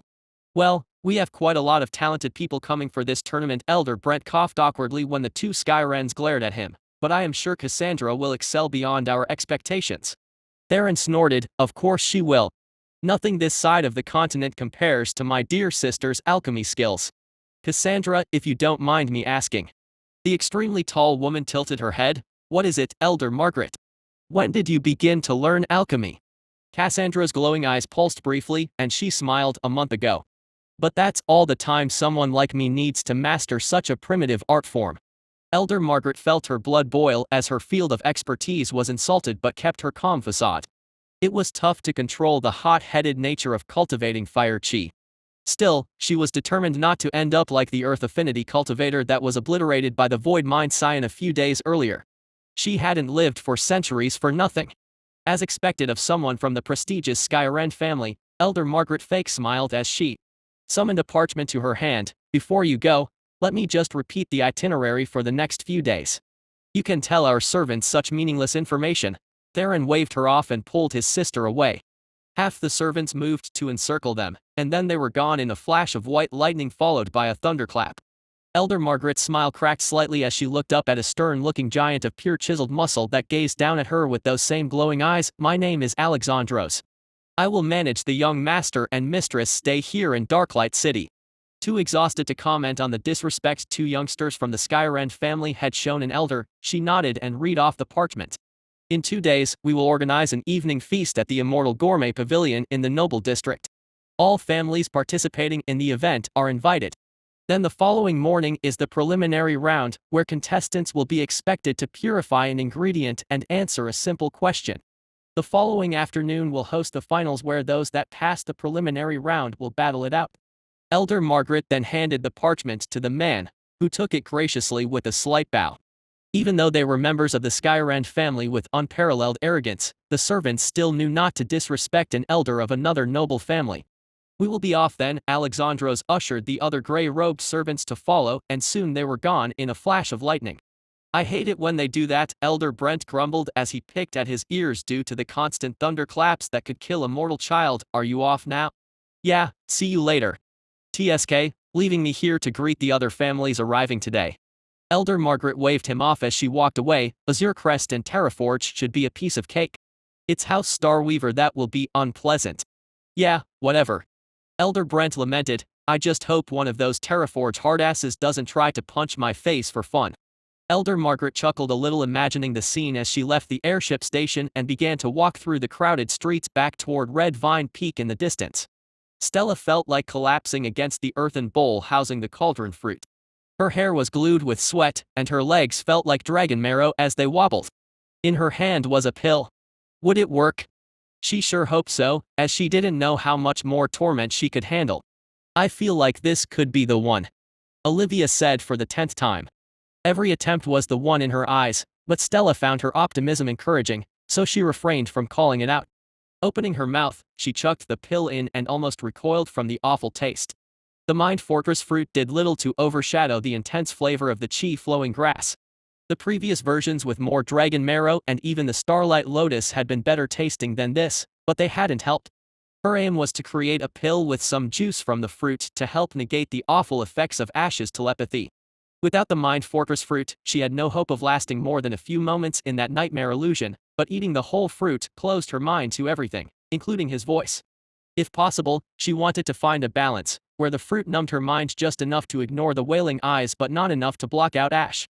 Ugh, so bitter and grassy, Stella said while half choking on it. Eventually, she managed to swallow the ball of grass and cycle the pill's effects. The chi-flowing grass doused in the fruit juices was vital, as the grass was known for its properties to facilitate the flow of chi through the body's spirit. Roots, which Stella needed the most. Dragon marrow enhanced muscle tissue, whereas starlight lotus was known for unblocking muscle tissue. Both are useful for strengthening a body but have no use for a mental defense pill, so she hadn't included them in this iteration. The only difference between this pill attempt and the last was the addition of the Dreamweaver orchids, which according to Olivia was helpful with things involving illusions, so it sounded like the perfect plant to throw into the recipe, as Ashlock had mentioned his new skill invoked illusions. Very quickly after ingestion, Stella felt the familiar tranquility of the fruit creep into her mind, but it wasn't an overwhelming wave this time. Instead, it was like a mist clouding her consciousness. Okay, Patriarch, you can hit me with it again, Stella shouted to the ceiling and then stumbled back against the bowl as she felt Ash's presence push its way into her consciousness. If the sensation of a demonic tree trying to grow inside her mind wasn't weird enough, the strange looks the twins and Douglas gave her every time didn't help. I still haven't figured out what's wrong with her, Oliver whispered in his sister's ear as if she couldn't hear them loud as day due to her spiritual sense. There's nothing wrong with me, Stella grumbled in her mind. Blame Tree for sending creepy things at me while he's talking. Stella blinked as she noticed that same mystical fog swirl on the edge of her vision. However, the ceiling remained cold rock rather than all-encompassing darkness, and there were no wailing eyes. All good so far. You can speak now, she said mentally, as this was a telepathic connection. A moment passed until that same feeling of not quite words being imposed on her soul as pure intent hit her. Can you see me? No, Stella caught her tongue as she saw black roots begin to twist and grow along the cavern walls toward her and merge into a malformed tree. Well, yes, I can sort of see you now, but I think the drug is reducing your presence. That's fine, so long as my words don't hurt you. Stella felt a pinprick of pain as cuts superimposed themselves on her skin. Let's not use the word hurt and pain again, okay? Stella said as lovingly as she could through gritted teeth. If this had been the first time she had tried to talk with Ash today, she would have tolerated the pain, but with so many failed pills that had actually enhanced the illusions rather than reduced them, she was mentally exhausted. Okay. How's the pill? Stella ignored the sudden man-eating illusionary plants that spawned in the corner of her eye and replied, I think this is the best one so far. The Dreamweaver orchids were a good addition. Thank you for growing them for me. That's great news, a few more trials and you will have created a new pill. Ash's voice became a distant murmur as if he were mumbling to himself but came back in full force. This is amazing. You know, I'm so proud of you. I never knew you would be this talented at alchemy. Stella couldn't help the grin that appeared on her face, but then she scowled at the twins. Can you two stop looking at me like I'm crazy? It's ruining this great moment. Oh. Sorry. Oliver scratched the back of his neck awkwardly and looked away, which only made Stella feel more awkward. Stella, I have good news for you. Ash laughed, which made the mist flash with different colors. What is it? Stella wondered. Elder Margaret is outside the tunnel and is about to enter. Yes, SSS. Stella shouted in her mind, freedom. She didn't even wait for the woman to enter the cavern. Your elder is back, so I will take my leave. See you two another time. Wait. Olivia blurted, at least explain your new pill to Elder Margaret. No thank you. Stella clicked her fingers, and a portal to the surface materialized. You want to come with me, Douglas? The man shook his head. No, I'm fine down here. I will try to relay your findings to Elder Margaret when she arrives. Stella shrugged and stepped through. Only once the portal snapped closed behind her could she finally relax. She practically collapsed onto the bench as the mystical fog gathered around her, showing the telepathic connection was still working. Tree. I'm here. With every word, she felt the mystical fog draw ever closer as it ate away at the mist enveloping her consciousness. Soon the awful-tasting pill would wear off, but until then, she could talk to Tree. This is so convenient. Sure, your words make my star core ripple from pressure, and I keep seeing things manifesting in the corner of my eye, but apart from that, this is great. Stella lay down and closed her eyes.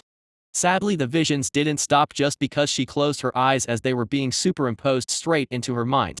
They weren't real after all. It is indeed convenient.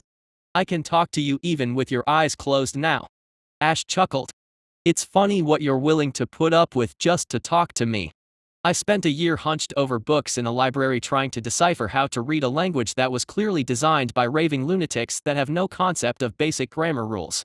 Not to mention so many words were missing that I have to guess based on context what you are saying half the time, Stella snorted. Compared to that, this is nothing. I just wish I could have spoken to you sooner. I was always here, watching over you as the seasons passed. Actually, let me tell you about this one time when I woke up after being struck by lightning. Do you remember? You must have been only 13 at the time. Gosh. Where did the time go? You used to be so small, haha. Do you remember when I dropped fruit on your head when you got annoying? Wait, I am getting off topic. Anyway, as I was saying, when I first got struck by lightning, I fell asleep for a long time, and when I woke up, you had grown up into this ice-cold beauty. Stella's eyes snapped open. What? And you strode into the courtyard while twirling your daggers, trying to look all cool. Shut up, la la la, I'm not listening. Stella covered her ears and tried to drown out the embarrassing story. I was so sad. I thought I had slept too long and you had forgotten about me, but then the most humorous thing happened. This ice beauty devolved into a kitten and leapt across the courtyard to hug me while shouting, "Tree." It was adorable. Ugh. Stella collapsed on the bench as her face heated up. You're going to kill me. And then there was that time you thought trying to punch lightning would be a good idea. You went against Senior Lee's words and ran up my trunk while shouting some nonsense. Stella's ring flashed with power, and the last Mind Fortress fruit appeared in her hand. She scarfed it down as if it were life-saving medicine and then let out a satisfied groan as the mist in her consciousness morphed into a wave and drowned Ash's words. Ah. Peace at last. Who knew he would be so talkative?